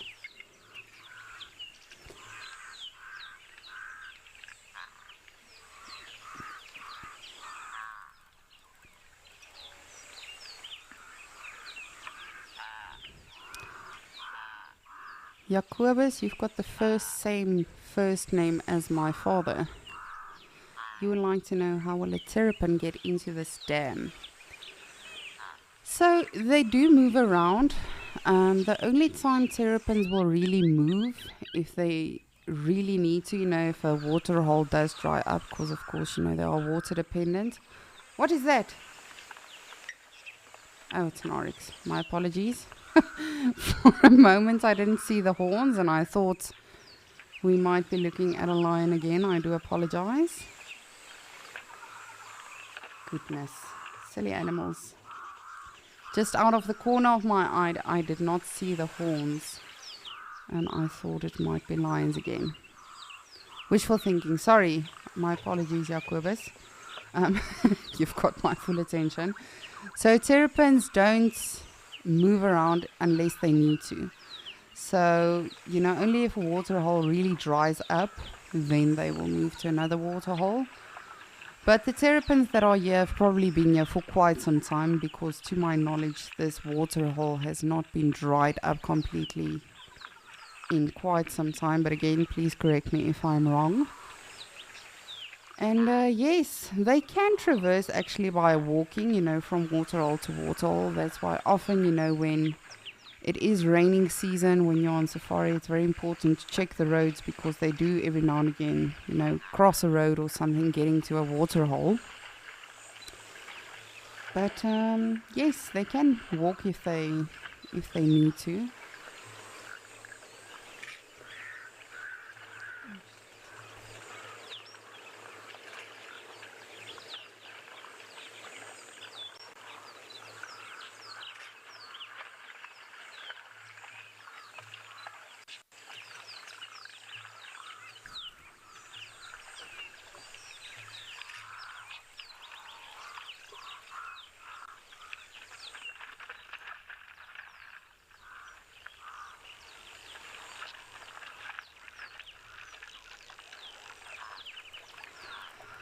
But I think before we end Escape to Nature today, we should definitely do an I Spy with my little eye.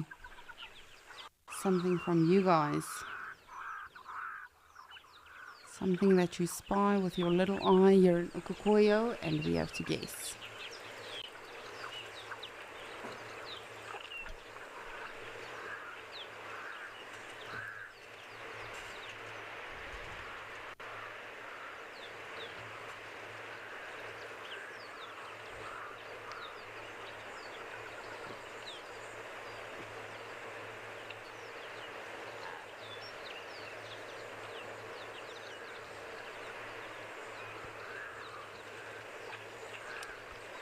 And of course, as always, if you were not able to see the whole Escape to Nature today, or if I became a little bit too crazy for you, of course, you're more than welcome to download the Wild Earth app, and you can actually see all the highlights and the best bits of our various shows, not just Escape to Nature, but of course Sunrise Safari, Sunset Safari, etc., etc. It really is a very helpful tool. I often use it when I want to show my family, you know, something amazing that happened during the day. Then I just quickly go to the app and show them the amazing sighting. So definitely head on over and get the Wild Earth app. I almost said the download app. The Wild Earth app, and then you are able to actually check the best bits, the highlights, anything you may have missed. Very, very nifty tool.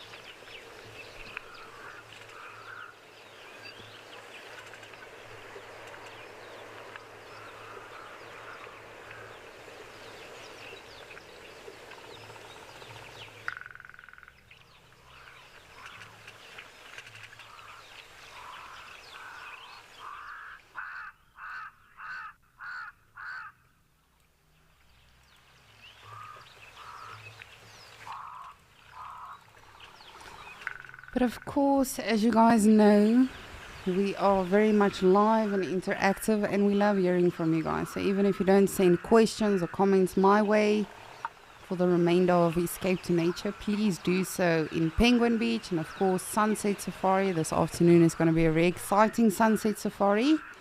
We will have the baby bingo. As I say, I think I unofficially, with the help of all of you, of course, won today's baby bingo. Not that I'm participating, but I think we got very lucky today. We saw a baby monkey in Mashatu. We saw a very, very, very fluffy, very black baby zebra here in Ukokoyo. And then we also saw baby warthogs in Djuma. So it's been a brilliant day, it really has. And if you have perhaps missed it, you know, you can always just catch up again later. But please do join us this afternoon for Sunset Drive. I think it's going to be an interesting one. Of course, there's going to be a lot of competition again. I'm sure many of you have seen with a naturalist how fierce the competition can become. And I'm not singling anyone out, Cedric, but sorry, just sneezed. But no, definitely, it's always fun to see the naturalist have their fun and how competitive they can actually become.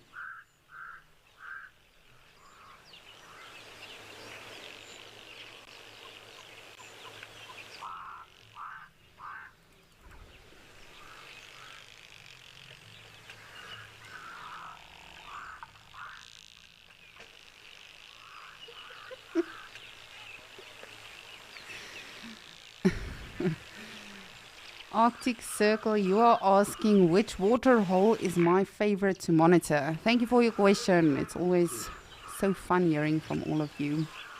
And we appreciate it when you actually take an interest in us as well. Thank you for your question. I actually do not know. Every single day is different for me. And of course, it depends on the situation and everything. But also I think because all of the water holes are so different, the topography, the animals you find around them is just completely different. Sure, there's the general impala and zebra and wildebeest and elephants that you can pretty much find at all of them. But there's a lot of things that just make it so much more special, just like the lions that we had here yesterday in Ukukoyo. That to me was super special because it doesn't look right. Like all of these animals as well, it just looks very odd because it looks like they were literally just thrown over, on this location and sort of told, okay, and now survive. It's odd. Ukukoyo is a very fascinating water hole for me to observe. You get a lot of different interactions as well. And of course, today we saw a fluffy black baby zebra.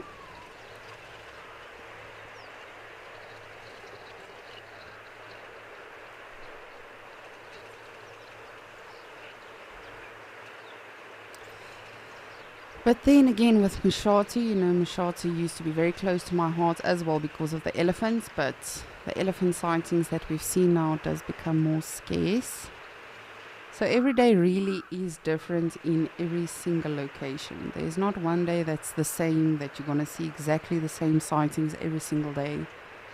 And then Djuma, I love Djuma. Djuma is just a very nostalgic location for me because I pretty much grew up in the Sabi Sands going on safari. So when I see these water holes and locations and areas, especially with the naturalists as well, I get very nostalgic and sort of sad because I do miss those areas as well. And as I say, I grew up, with my first sightings in that area. So they all have a very special place in my heart, all of these locations, for various reasons.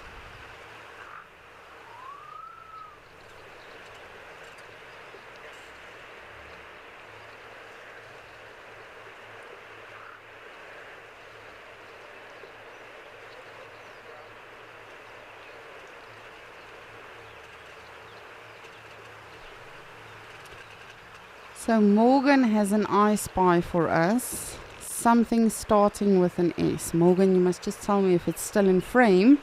Apparently it's a bit of an abstract one. So if you guys want to have a last minute guess at the I spy, Morgan spies something starting with an S.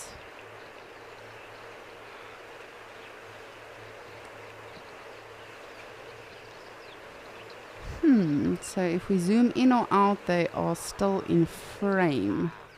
Something starting with an S. S, S, S. I'm gonna need your help on this, everyone. I have no idea what Morgan is looking at.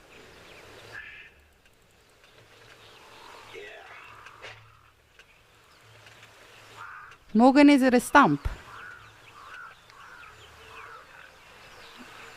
Okay, it is not a stump.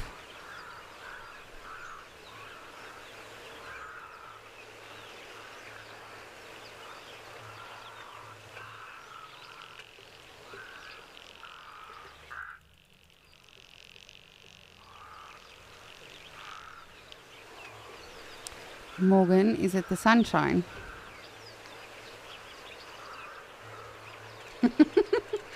Okay, I'm getting clues for all of you. It's not the sunshine. Apparently it's close, but it's not that. So something starting with an S. Send in your last minute guesses for the crazy Wild Earth crew. Something starting with an S.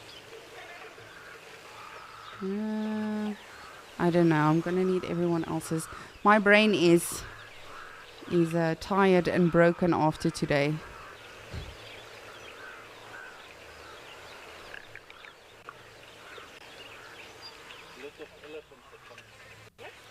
We need at least one answer just before we stop Escape to Nature, just so that we can know and so that Morgan can disclose what it is.